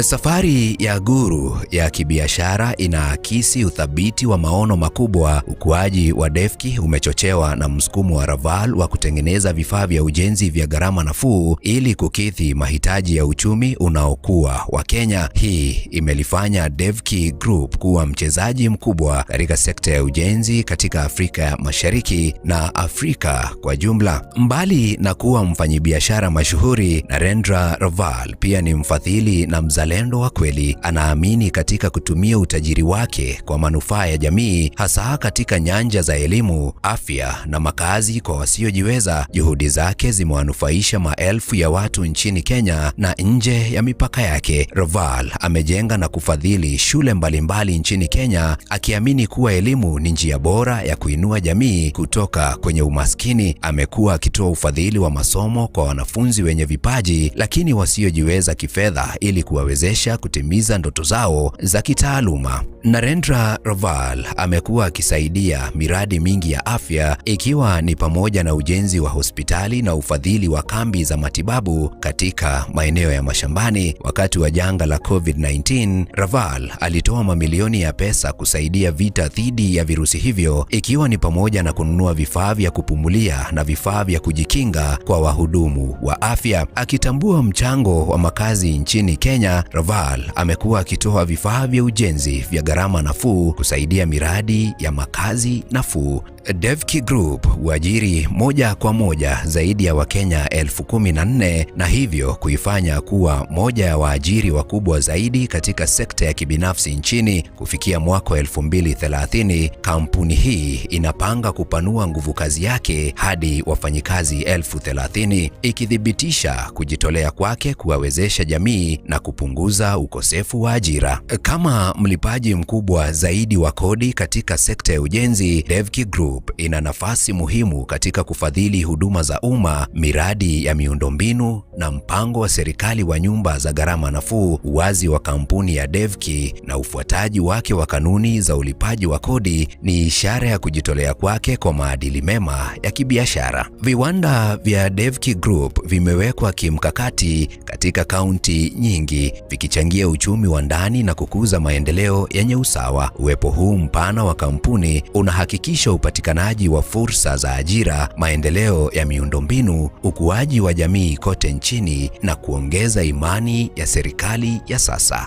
Kwa mtazamo wazi kuhusu ubunifu, uendelevu na upanuzi, Devki Group iko tayari kuchukua nafasi kuu katika kuendesha malengo ya kitaifa ya viwanda kulingana na dira ya mwaka 2030. Narendra Raval anaamini sana katika unyenyekevu, uwajibikaji wa kijamii na kuwainua wengine kupitia biashara yake. Pamoja na utajiri wake mkubwa, Raval anajulikana kwa maisha ya kawaida na maadili mema. Mara kwa mara amesisitiza kuwa mali aliyonayo ni baraka kutoka kwa Mungu na jukumu lake ni kuitumia kwa manufaa ya jamii. Anaamini kuwa biashara hazipaswi tu kujikita kwenye faida, bali zinapaswa pia kusaidia kuboresha jamii.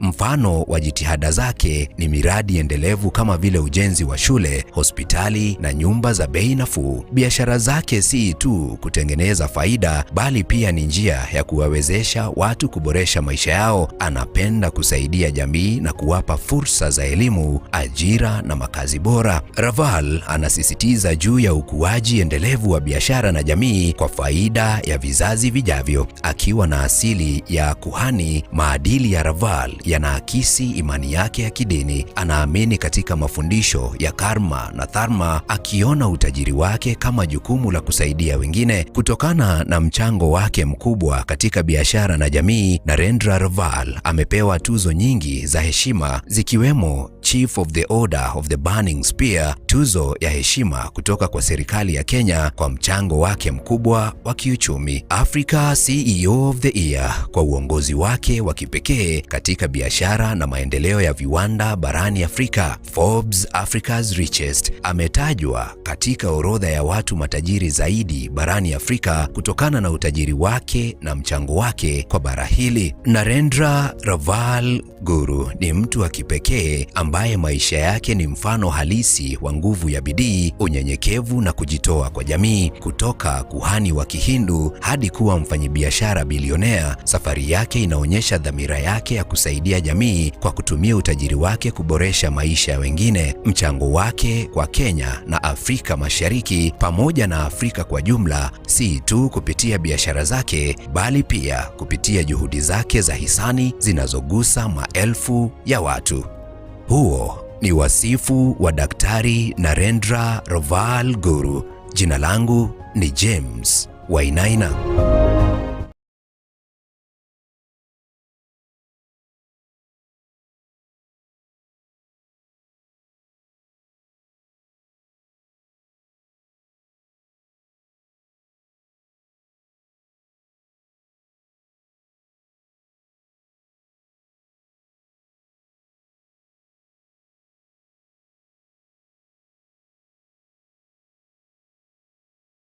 I actually said that you would not come.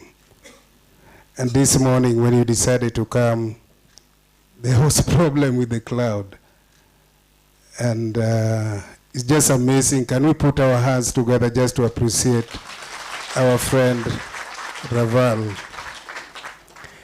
This is Mustic 2025, the international conference, Meru University of Science and Technology International Conference 2025. It's our 4th conference.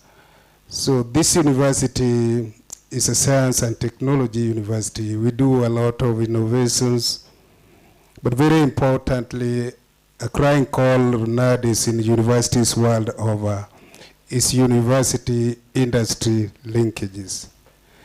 That what we teach has to have relevance to what is happening in the industries, and the research we do also has to have relevance to the people that require it.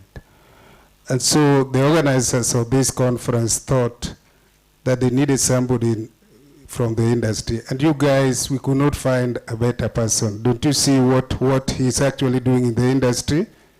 Employing 14,000 people. We can put our hands together just to appreciate God for that. He has only 50 minutes because he has to go back to Nairobi. So I would like to really invite my friend, Stephen Muriungi, who is actually the one we use. Sorry, it was not easy to get you, sir, but we use this guy, and I'm very happy to be a friend to you, that you are able to connect us with this senior Kenyan who has impacted the whole of Africa. So just come, do 3 minutes, and then you can invite him. Thank you very much. Stephen, please. Good afternoon, gentlemen and ladies. How are you? Muko salama? Muko sawa? God is good and all the time. Yeah, my name is Stephen Muriungi Kanyanya, the founder and the CEO of Relays International Limited, that deals with resource mobilization, project development and management. That's where, in one or the other, I met my good friend, Daktari. He's a very good friend and a great mentor. And I come from here, Daktari. I never wanted to mention, but it's good now that you know. I come from here, Bori constituency. In fact, from here to my place is only 10 to 15 minutes drive. So thank you also, VC, for inviting us. I can see very many faces that I know. We've met kwa hizi barabara tu kidogo kidogo here and there. Nimesikia hata mwingine akiniita ni wewe Steve. Yeah, it is me. You've just mentioned that Daktari has employed over 14,000 people. But I also want to tell you that his target in the next few years is to have at least 30,000 employees in his organization. And I want to be in that league, that at least Meru will be represented in that 30,000. We were never well represented, but I can tell you between now and that time, at least 5,000 to 6,000 at least will be coming from Meru, because that is exactly what we are looking at. So karibu sana Meru, asanteni sana, mimi nawapenda. Where Meru name comes, that is where my heart is. So asante sana Prof, tuko pamoja na tutasaidiana mahali tutaweza. So sitaki kuongea zaidi hapo. I want you to be on your feet as we welcome Daktari Raval to come and address us. Please put your hands together as we welcome him. Thank you.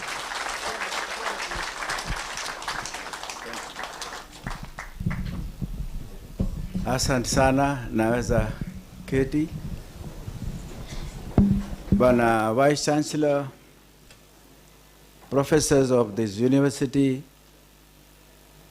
the council members, and the children, and the people who is participating to study in the Meru University, and also to know more about the science and technology, and I can see many other dignities. First of all, thank you very much for giving me a chance, and I apologize for delay because of not me. I cannot blame the God, so it is just the weather. We took off, what time we took off, Steve? 9 sharp. And then 10 minutes we are back to base because the weather was very bad. I am supposed to be having another meeting at 1 o'clock, which I postponed for 2 because of yesterday's problem in the Nairobi for Mandamano, so all the meetings moved today.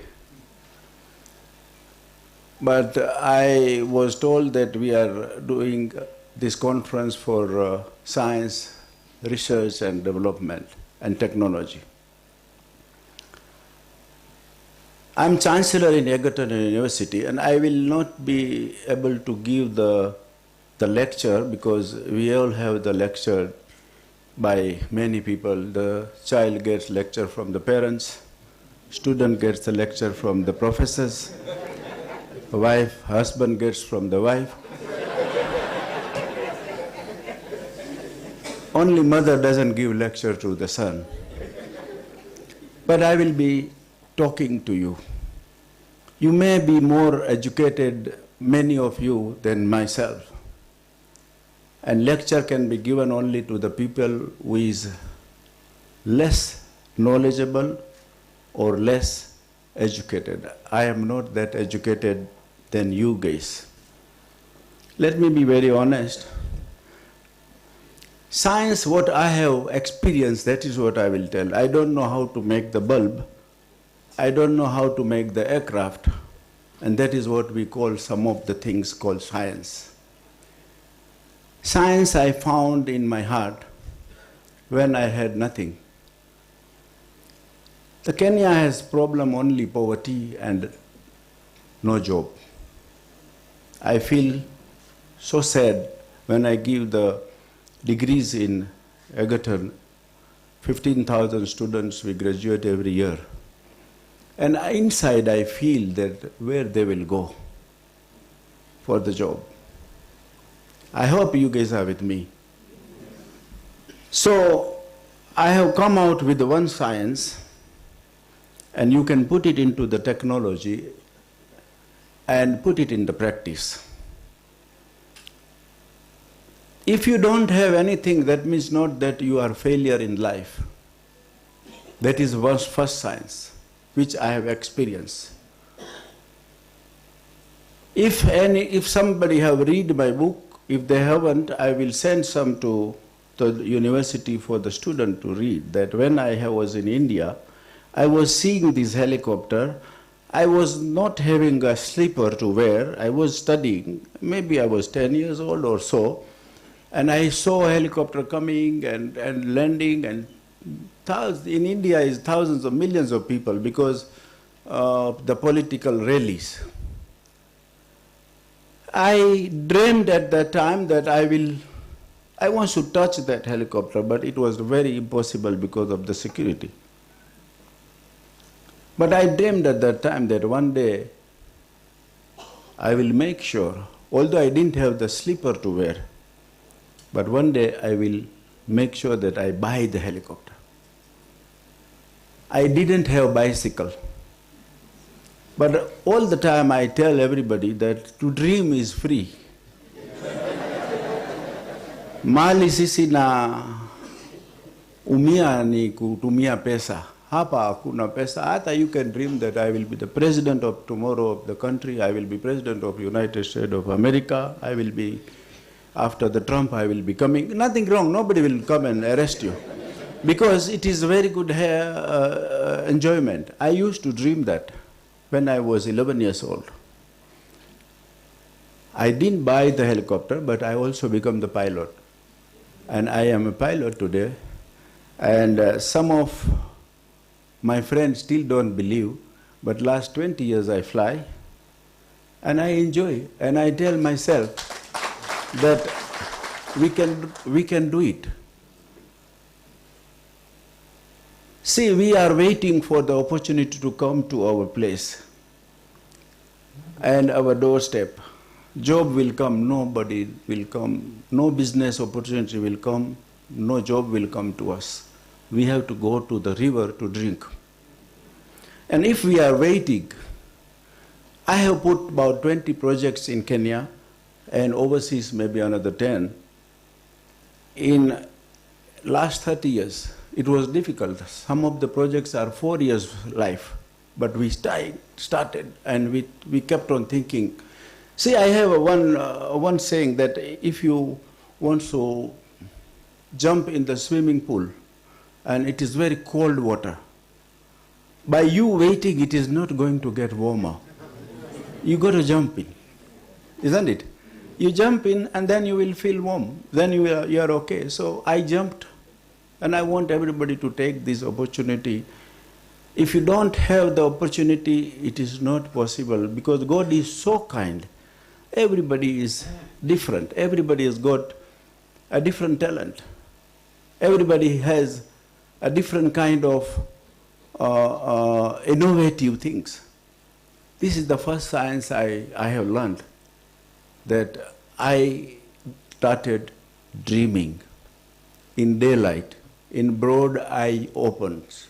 Both the eyes open, you dream that I want to do this. Not when you are sleeping, because when you sleep, wake up, you forget.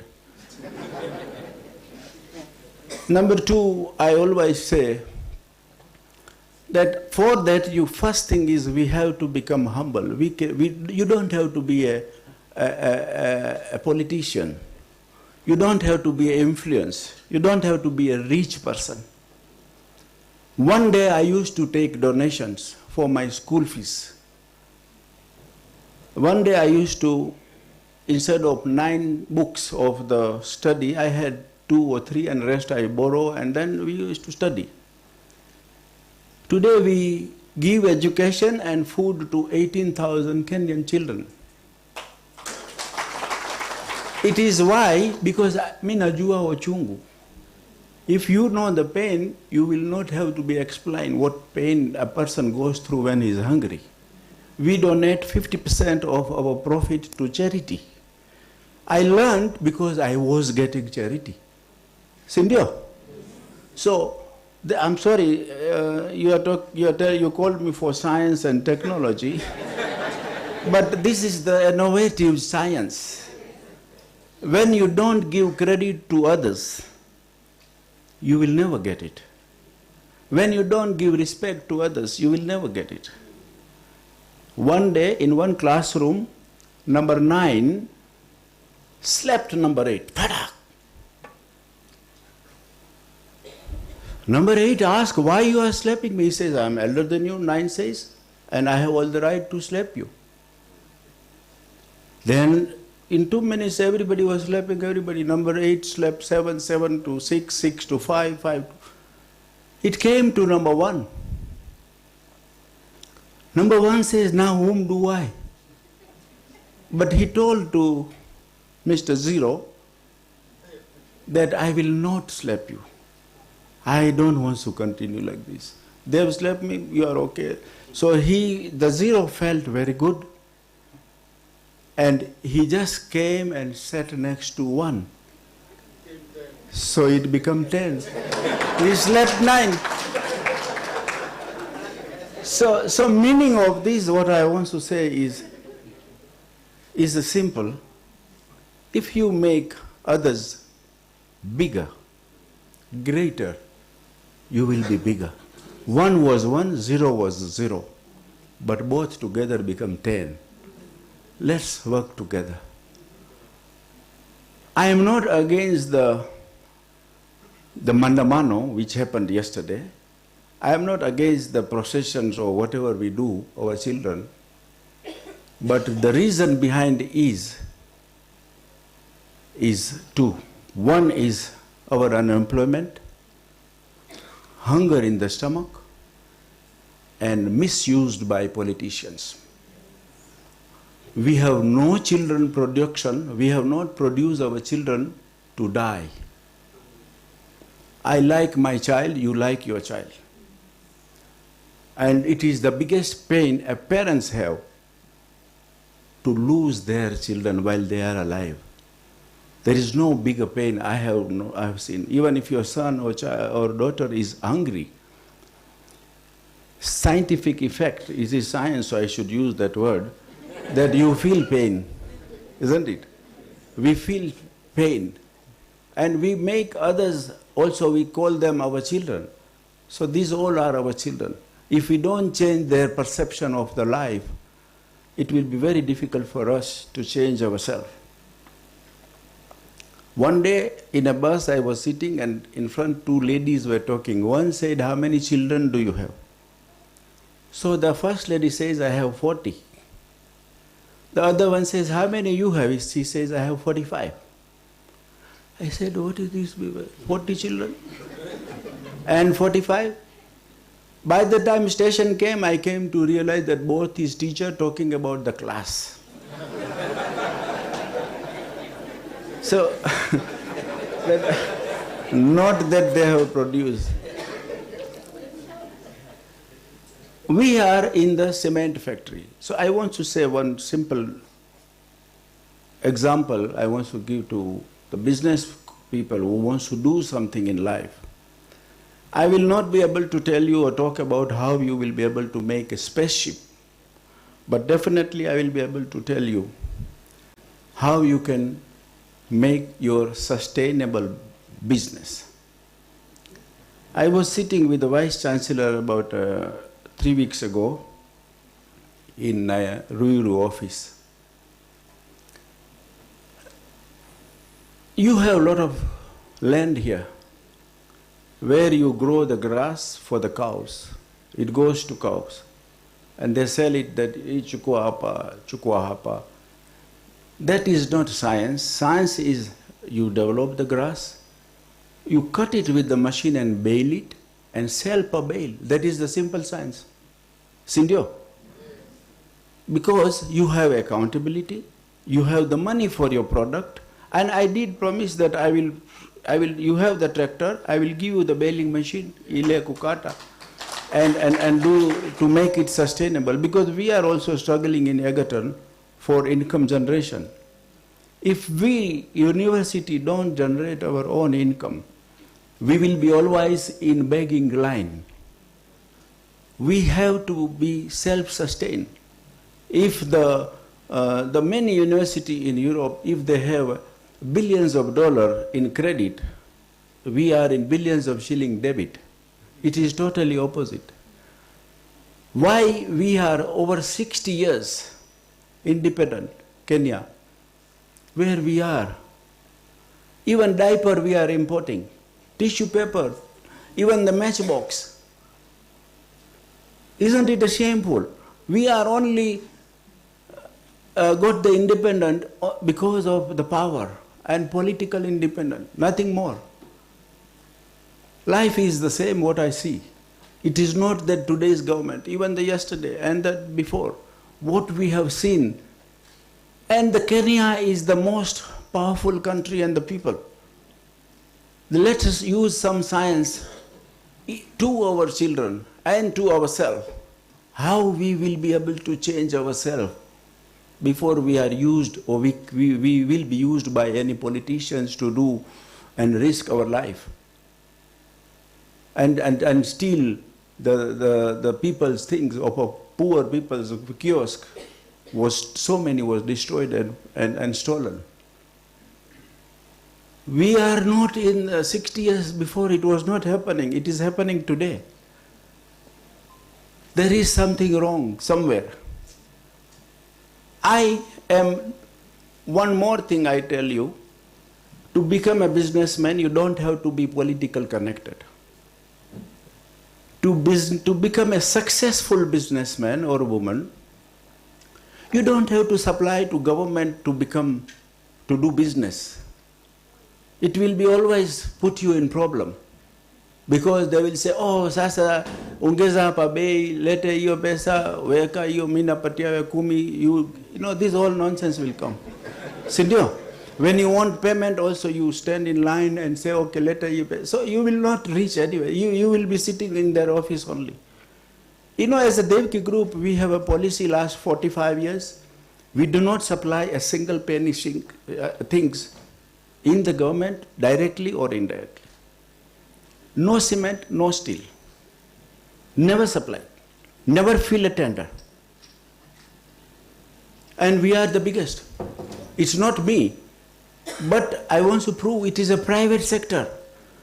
And you do the business with Jaroge and Kamau and Stephen.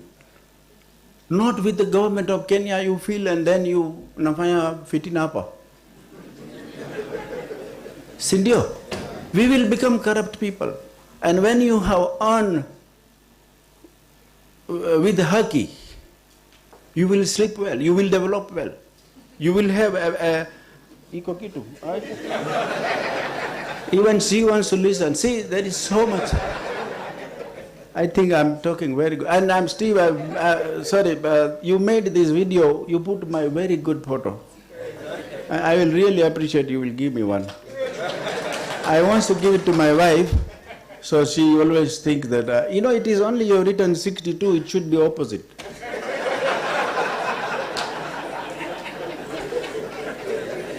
Because you know, we don't get old, and I am not old, please, right?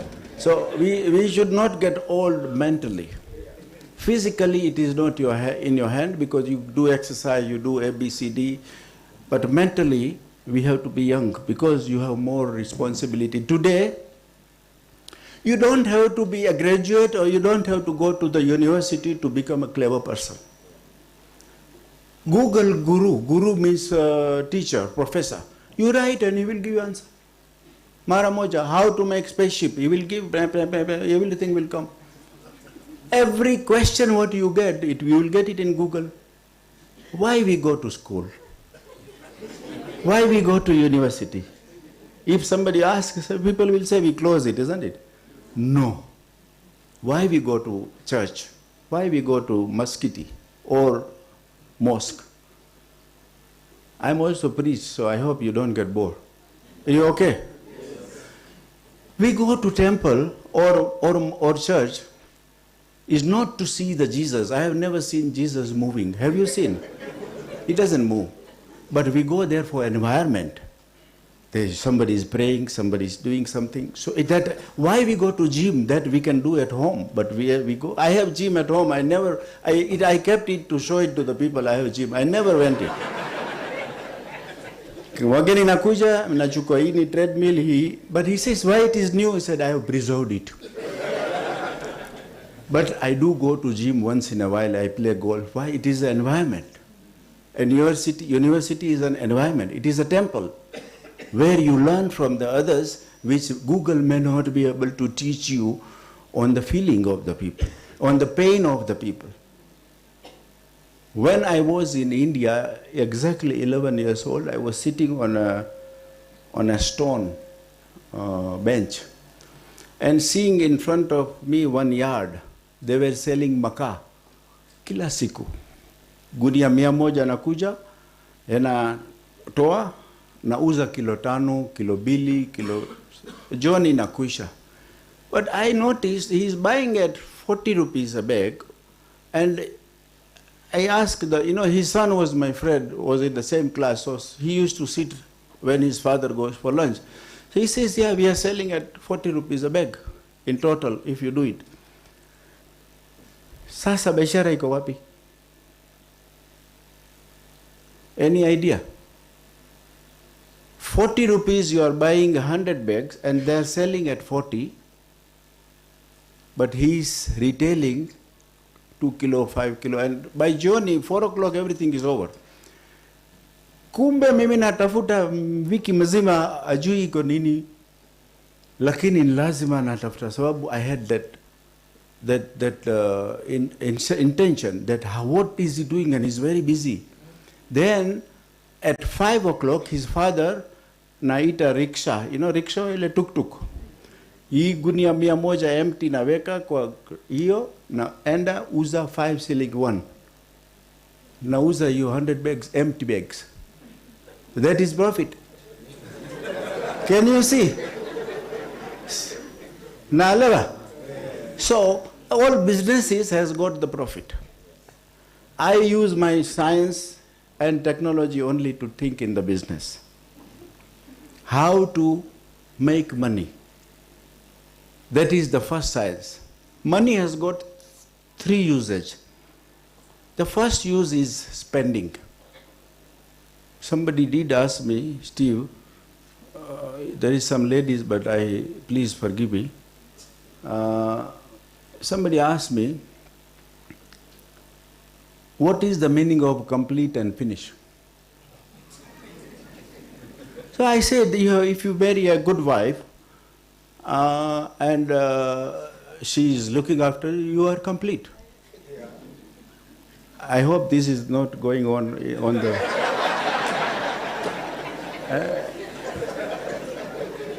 Sasa Johnny mitalala wapi?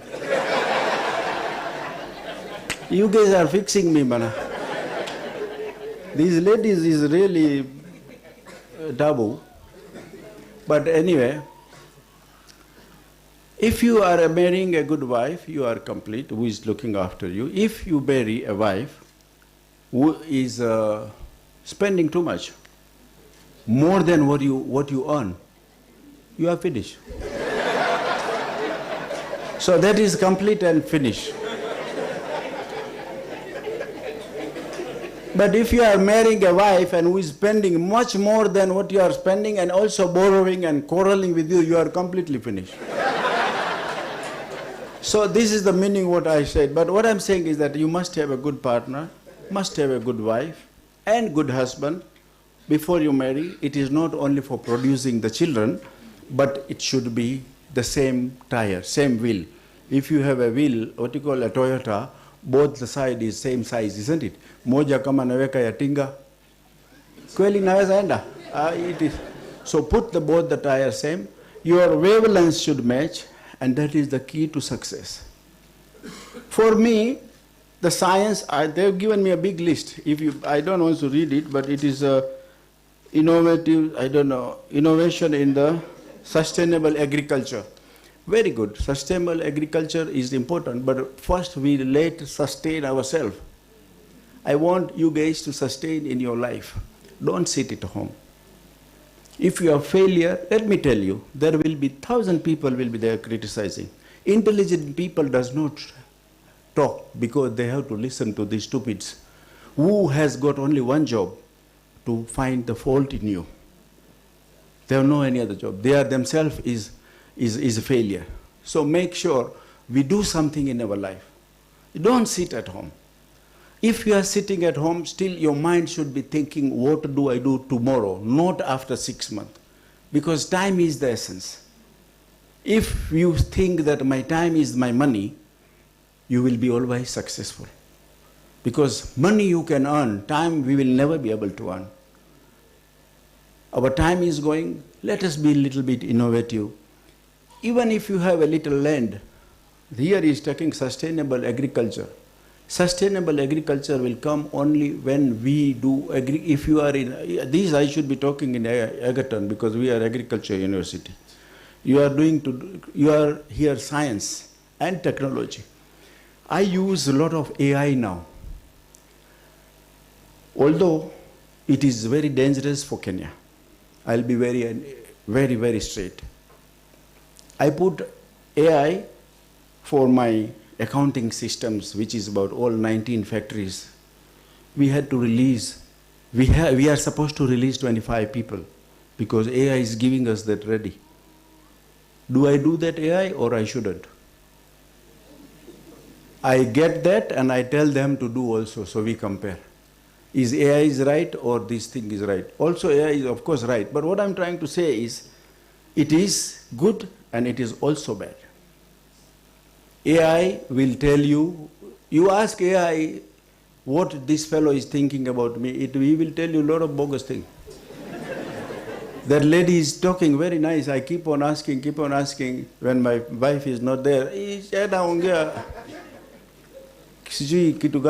but what I'm trying to say is that AI, the technology is so fast that AI will make your life lazy. But we have to take that help when you are growing. When you are grown, it is automatically run because the telephone was one of the science have invented many years ago, about 25 years ago. Before that, we were running without that, isn't it? Life was going on. And because of the WhatsApp, many things online, I don't know what you call. I don't have anything. I have only SMS and WhatsApp. YouTube and the thing, the put. So we get very excited. We will not be able to change the mentality of anybody, including the government. We cannot change. We can change with the paper. We can change with fighting with our comments. We can fight it with the law. We can't fight on the street. I feel so sad when we hear our child is died. Whoever he is or whoever she is, whether he's a protester or a Makora, but still he's a Kenyan, isn't it? And a Kenyan dies. We may blame the police, we may blame our our protester, but whoever is blamed, somebody lost the child. Sindio? So let us become more wiser. Let us become I'm not giving any lecture once again. I say, I'm talking to you guys. Please, if you get bored, tell me, I'll sit down. Because mimi ni pastor, mimi naweza ongea paka jioni. And I strongly believe in God. Because the difference in between us and animal is we believe in God. I have not seen, I forgot that to complete, I have not seen the Jesus in the church. I have not seen the Lord Krishna, which I believe in Hinduism, in the temple. I am a priest. But I have seen the same in each and every human being's heart. And if you cannot see the God in the human being, you cannot see in the church. You cannot see in the mosque or temple. We have to see the God in everybody. Then we will be scared of sin. We will be scared of everything. I don't want to say much of my own stories, but I will come here just to give you some instinct about the business. That if you want to be a successful person, first thing is you don't sit at home. Keep on thinking, innovating, do something for yourself and for your family. If you have the land, start doing something to do with the agriculture. If you are educated, look for the job, what you can get. If you can't get, innovate it and be self-employed. To become self-employed, you don't need a lot of money. You can start with something, and then you can, out of 10, 8 businesses fails in Kenya before it starts because of wrong planning, wrong research. Do the research. What do you want to do? We do the research, and then we jump in. Don't just jump into it. I will really appreciate if any of you have any relevant question to ask. I will really be happy to answer you.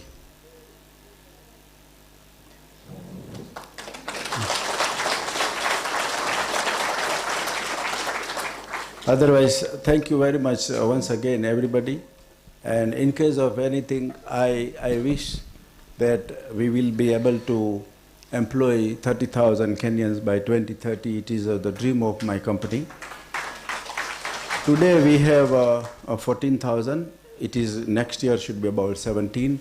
But we have some projects upcoming which will make it to 30,000 Kenyans job. I wish that out of you guys also many people will put up the factories and employ our people, and our problem is sorted out. God bless you. Thank you very much once again. And anybody is most welcome to come and see our setups in any factory, because we are in the most of the county, to see how that has changed the life of the areas. Asante sana. Thank you. We truly appreciate, and I would like us actually to take a round of some few questions or comments before we give him a clap. We certainly have questions. Just 5 minutes. Vakati, our visitors, we have been told dreaming is free. I'm very sure even asking questions will be free. So can we get any question, something you'd like to ask Daktari? Yes, we have Dr. Keynote. Thank you very much. Thank you very much. I'm also a priest. I act as chaplain here. So I can ask a question the whole day. But my question is, do you plan to put up a factory around Meru? We can look for land, we can do something. Yeah, definitely I would like to put up a factory everywhere in Kenya. We are in about 19 counties. I have no issue to put a factory in Meru. The day you stop Mandamano, mimi ko hapa. Thank you.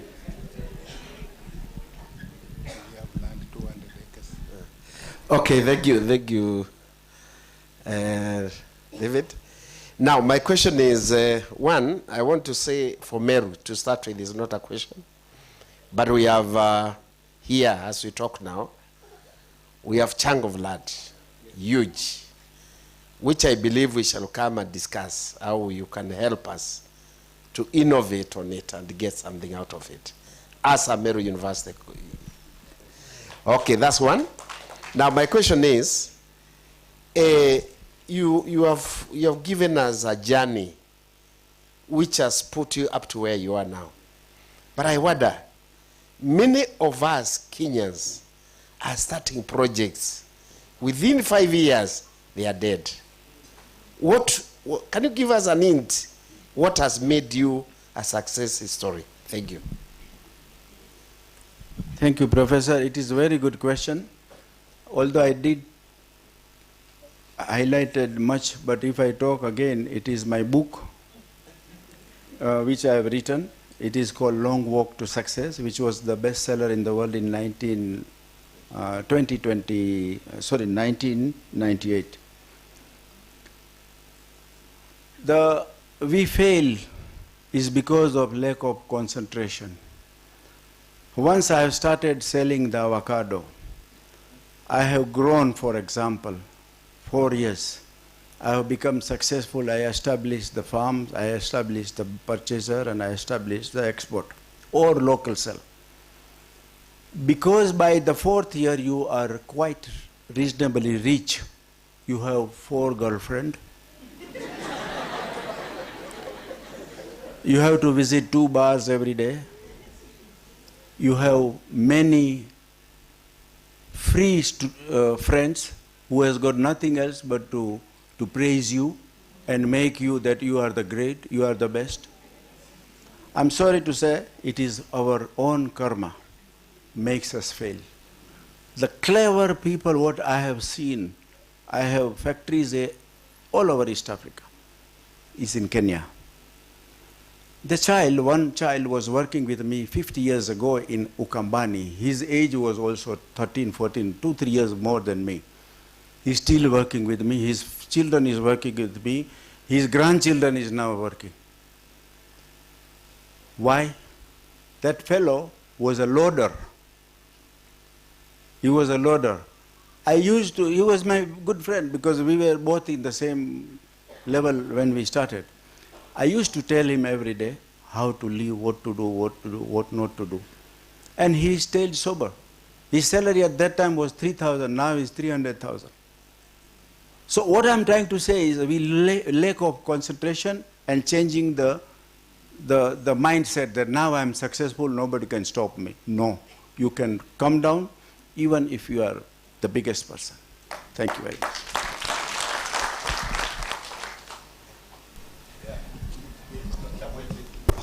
Thank you so much, our guest this afternoon, Dr. Guru. It is indeed a pleasure listening to you and very, very inspirational.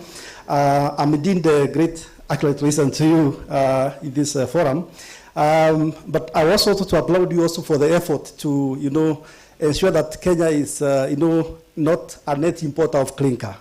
And for the past years, we've been importing clinker, and now I'm glad to learn that actually we're actually exporting clinker, which is a very important ingredient.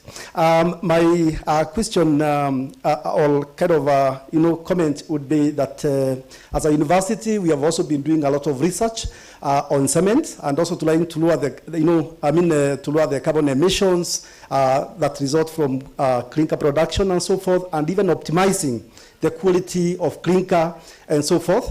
I'm happy also to note that I've been closely working with Semerwa and doing a few other things. I'm glad, of course, met Magresh and his team over there. We have also met with your team, Lokesh and Chandresh as well, to this having that discussion. But our point where we really are stuck as a university is where we want to take something from the lab to the production.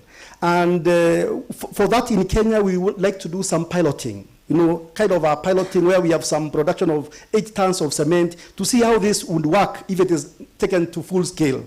When we are doing this, at times we even said, when we want to do like 1 ton, 5 tons of cement, we really are a bit handicapped, and we would like kind of your support so that we're able to churn out different products, masonry cement, special cements as well, weight cements, and other type of products which can be upscaled or taken to full-scale production. That is one issue. The other aspect that I would like to get your thoughts about is on the use of clays, where we do not have a lot of volcanic ash, like Lukenya and other places. We've got counties like Mount Kenya, Isiolo, Wajir, where we do not have, that a 2.5 megapascal cement is a general purpose cement. And I know that for sure you could confirm. But looking at the use of volcanic ash, which is restricted to some areas only, locks out some regions in Kenya in terms of employment, like Meru, Isiolo, and other parts of the country. What are your thoughts about using these the local materials like clays? Thank you. Thank you, Dr. You know quite well about our Simerwa, which is in Rwanda. Very nice factory, very good factory, and very innovative. I agree with you about the development of this area for the cement. But why cement? We do what we can. Let us do something what is more suitable for this place. And which is, you have hell of Tharaka Nithi has got so much iron ore. Meru has got so much iron ore. Isn't it? So let us look something, I want to give you, I hope you are not in a hurry, again. See, there was a rich man, very rich man, and his tumor was very big. He went to the doctor, he said, I can't pass my time. So he can't play anything, he can't walk, he can't. So he said, okay, you play carom. You know carom? Carom, how do you say in English? Carom, that square board, there is a hole here, here, here, and then the wooden thing, you do this board, pole, pool, I don't know. You hit that, it goes there. So you can sit and do it. You put that on the table, you sit and play that. Now when he sit, he came back again. He says, doctor, I can't. Why? He said, when I sit, half of my stomach is covering half the board.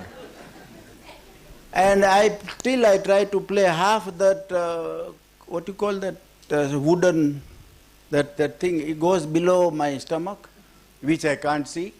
And half goes on the straight line, I can't catch that. Sababu tumbo nakuja katikati. So, what we spend, Dr. our time is what we have, we don't see. What others have, we try to take. So we can't get that and we can't see what we have. You have a lot of iron ore here in this area. Do some research, do some deposit investigation, do the research of how it can be utilized. I promise you, whatever you produce 1 million ton a month, I will buy it. Now that one, others will say, why we can't do iron ore in Kajiado? Akuna uko iko cement. Let them do cement. But hapa akuna cement, that limestone, so we do what we have. That's what my advice is, that if you can do more research on the iron ore, we will. Today Kenya is free of imports and dumping. We were importing everything from China and India and I don't know, UAE. We love to import, and the government love to remove the duties and everything. You a letter to Akona Shidal Patia. Now that's not right. We are exporting our jobs, isn't it? We should not export our job and our foreign exchange. The day we stop that, everything will be fine automatically. So I want to support you on iron ore side because you have it on your doorstep. And we will make sure that we expand to the second level. Thank you very much. Yeah, give him a better clap. Maybe the very last one, if there is anyone with a comment, a question that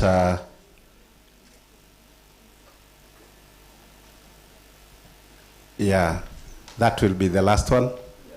Yeah.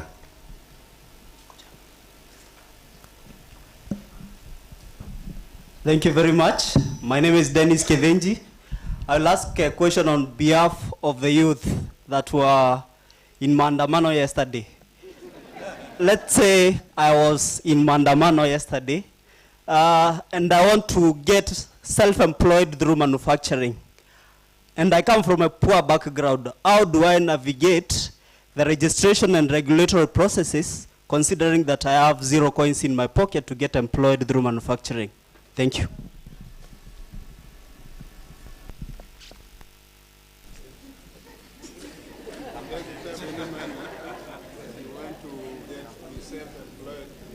Yeah. What is your name? Let's say Gen Z. So what I'm saying is that if you don't have a coin in the pocket, is the best blessings of the God. Let me tell you. Why? When you don't have anything in the pocket, your mind will start working. When you have money in the bank, nothing will work. Did I say that? Money has got 3 usage. Did I finish that? No. Huh? One, I just said 1. 3. 1 is spending. 2nd is saving. And 3rd is investing. But if you don't have, you look for money. And that is the when mind works. Mind never works. Most dumb people are very rich. I'm being very honest to you. Most uneducated people are very rich, like me. Because we were not having nothing. Hata liko hakuna pesa ya kununua kitabu. There was nothing. But I was looking for money. How to make money. But then, by God willingly, I got the correct job. Now, how you can get the job? How you can be self-employed? Try and be self-employed because it is very important. But without a coin, yes, you can. How? With the only thing is relation. You try and build the relation with the person who can help you in reality. With the small of 1,000 shillings, that ichukua gunia bili ya simiti weuza lete. You start with the makokotani. No need, akuna shida. Even if you are graduate, what is the shame? I'm not ashamed to wash the toilet. And I used to do it. And I still teach my children how to wash the toilet. What is wrong in it? I just don't know. Somebody put you in the office means that you are clever? No, you may not be cleverer than the sweeper. Isn't it? So, we are not supposed to be ashamed of the work which gives you food. Start with somewhere. Ata kamandaka uza. There is a caddy of mine. I play golf once in a Saturday, and one of my caddy, he says, Guru, he gets 2,000 shillings for 4 hours. I said, what do you want to do? He says, in the school, I want to supply unga, and I have the order. I said, bring the order. Let me see. I saw it. It was for 160,000 shillings. I said, where you are buying from? He gave me the name. It was only on this side. I don't want to declare. And he sold it at 185,000. He was selling. He got all. I paid directly to him. He bought and he returned me my money. He got that 25,000 or 26,000 shillings. Toisha, he answered, Sasa, hapa nataka pesa yangu. He doesn't come to even carry my bag. He says, Sasa, mimi niko busy huko kwa shule. I'm very happy. What I'm trying to tell you, when we can't be self-employed, when we are ashamed of work, you can't be ashamed. You are a graduate, you are a rich person, whoever you are, it is in your mind, not in practical life. Be simple, humble person. You will be self-employed, you will be employing 1,000 people. I bless you. Now answer mahali. Now answer mahali. If you don't, you are non-starter, apana, start. Once you have failed, no problem. Amuka.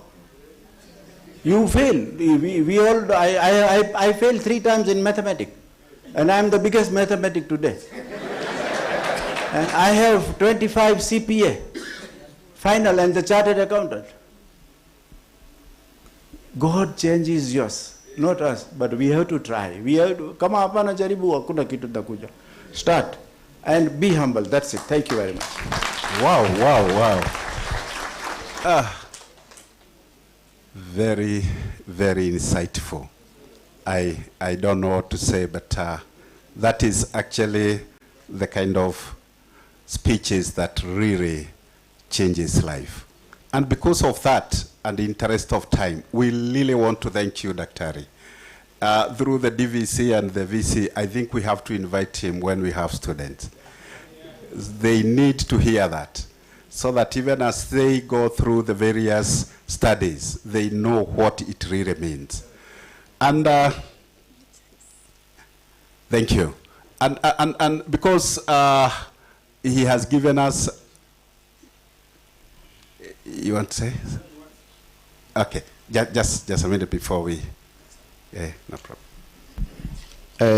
I just wanted to say that we are in the progress and the discussions are in the pipeline on how DEVC and Meru University can partner in research and innovations of the programs that some of them he has already mentioned. So it's upon you as the university to push him to make sure that he comes in and you go forward. That is number one. Number two, I just want to recommend, or rather to mention what he was trying to say, especially to my brother, the Gen Z.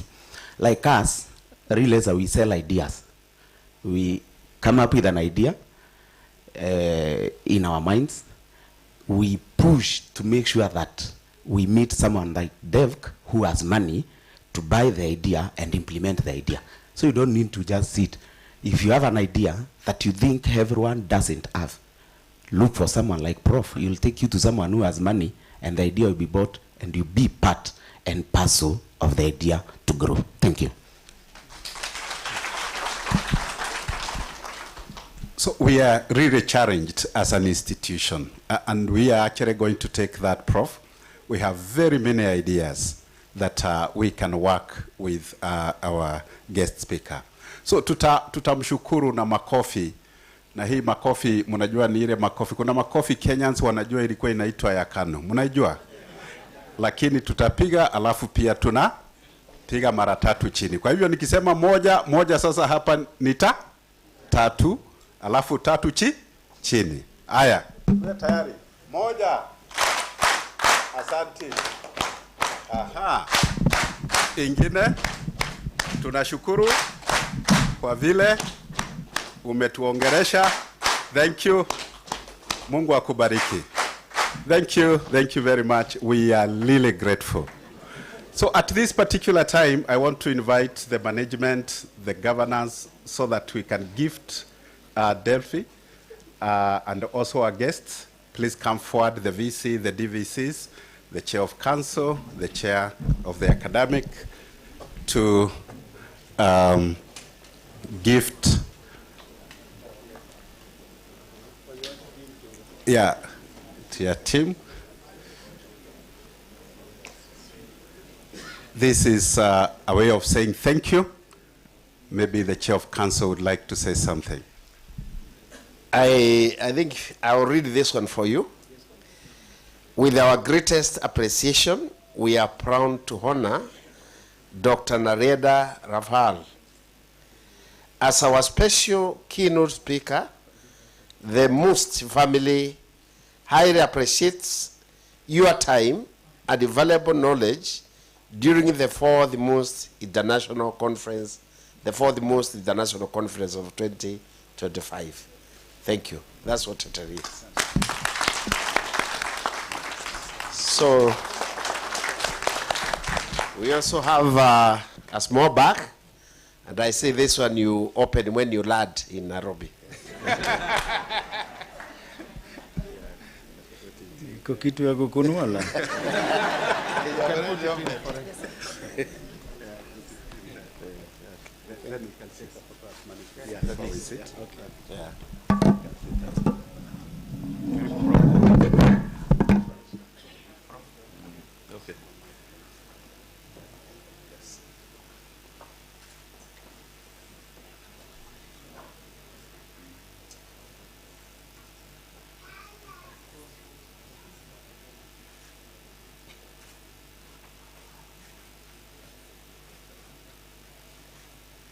Thank you. Well, after We also want to take a group photo, so we can ask everyone to stand. And then stand here facing this way. So.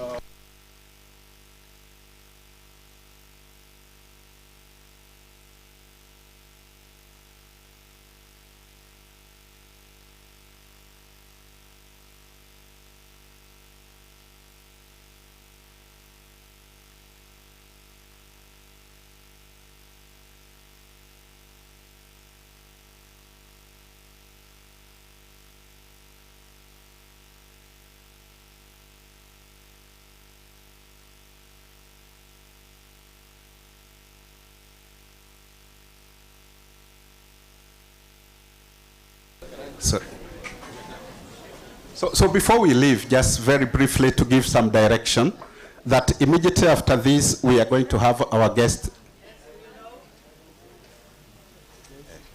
Yeah. We are going to. Yeah, very briefly, we shall have some brief press briefing outside, where our VC, the chair of council, our guests, and the PS representative will have a brief with the press out there. Then after that, our visitor will sign the visitor's book. So I'll request the VC and the chair of council and our PS to escort them, and the DVC and the chair of the academic council for purposes of the press and also signing of the visitor's book. Then the others, we are actually going to break for lunch. Then shortly after that, we shall start the afternoon session. So I want you to take note, all our executive visitors, we are going to go to the executive boardroom. So Dr. Beatrice Owiti, kindly you take over that, all the executive visitors, we are going to take the lunch in the executive boardroom. Then we are going to have the chairs and the rapporteurs, deans, session chairs, directors. We have a VIP space in our cafeteria where you are going to take your lunch. That is the rapporteurs, the deans, session chairs, directors. We have a place for you. When you go there, you are going to be guided. Then we have the staff, participant, presenters. Again, we have a special, actually we have about 2 serving points at the cafeteria.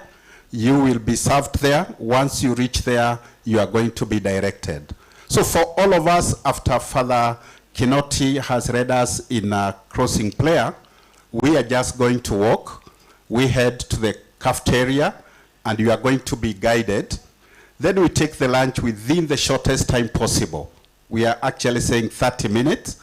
Then we come back in our various sessions, and now the chairs of the various session to take a position. So Father, kindly come. Dr. Beatrice, immediately after that, you read the guests to the executive boardroom. Thank you, may God bless you. I wish you well as we now go on with the other parts of this particular conference. Asante Santa. Let us rise and pray for our lunch and pray according to your tradition of prayer. God the Father, the Son, and the Holy Spirit, we thank you for having been with us as we have been feeding our minds through the exchange of ideas. And most of all, we thank you for sharing with us your creative power. Give us the courage, the freedom to practice that creative power to renew the face of the earth. Now we go to share the fruits of the work we do for the nourishment of our bodies and also relationship as we share.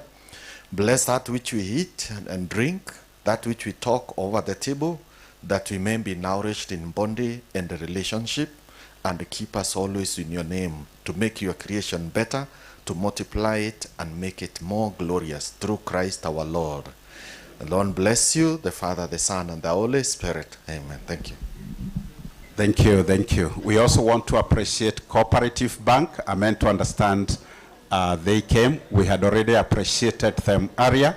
Tunawashukuru sana all our partners, all the participants.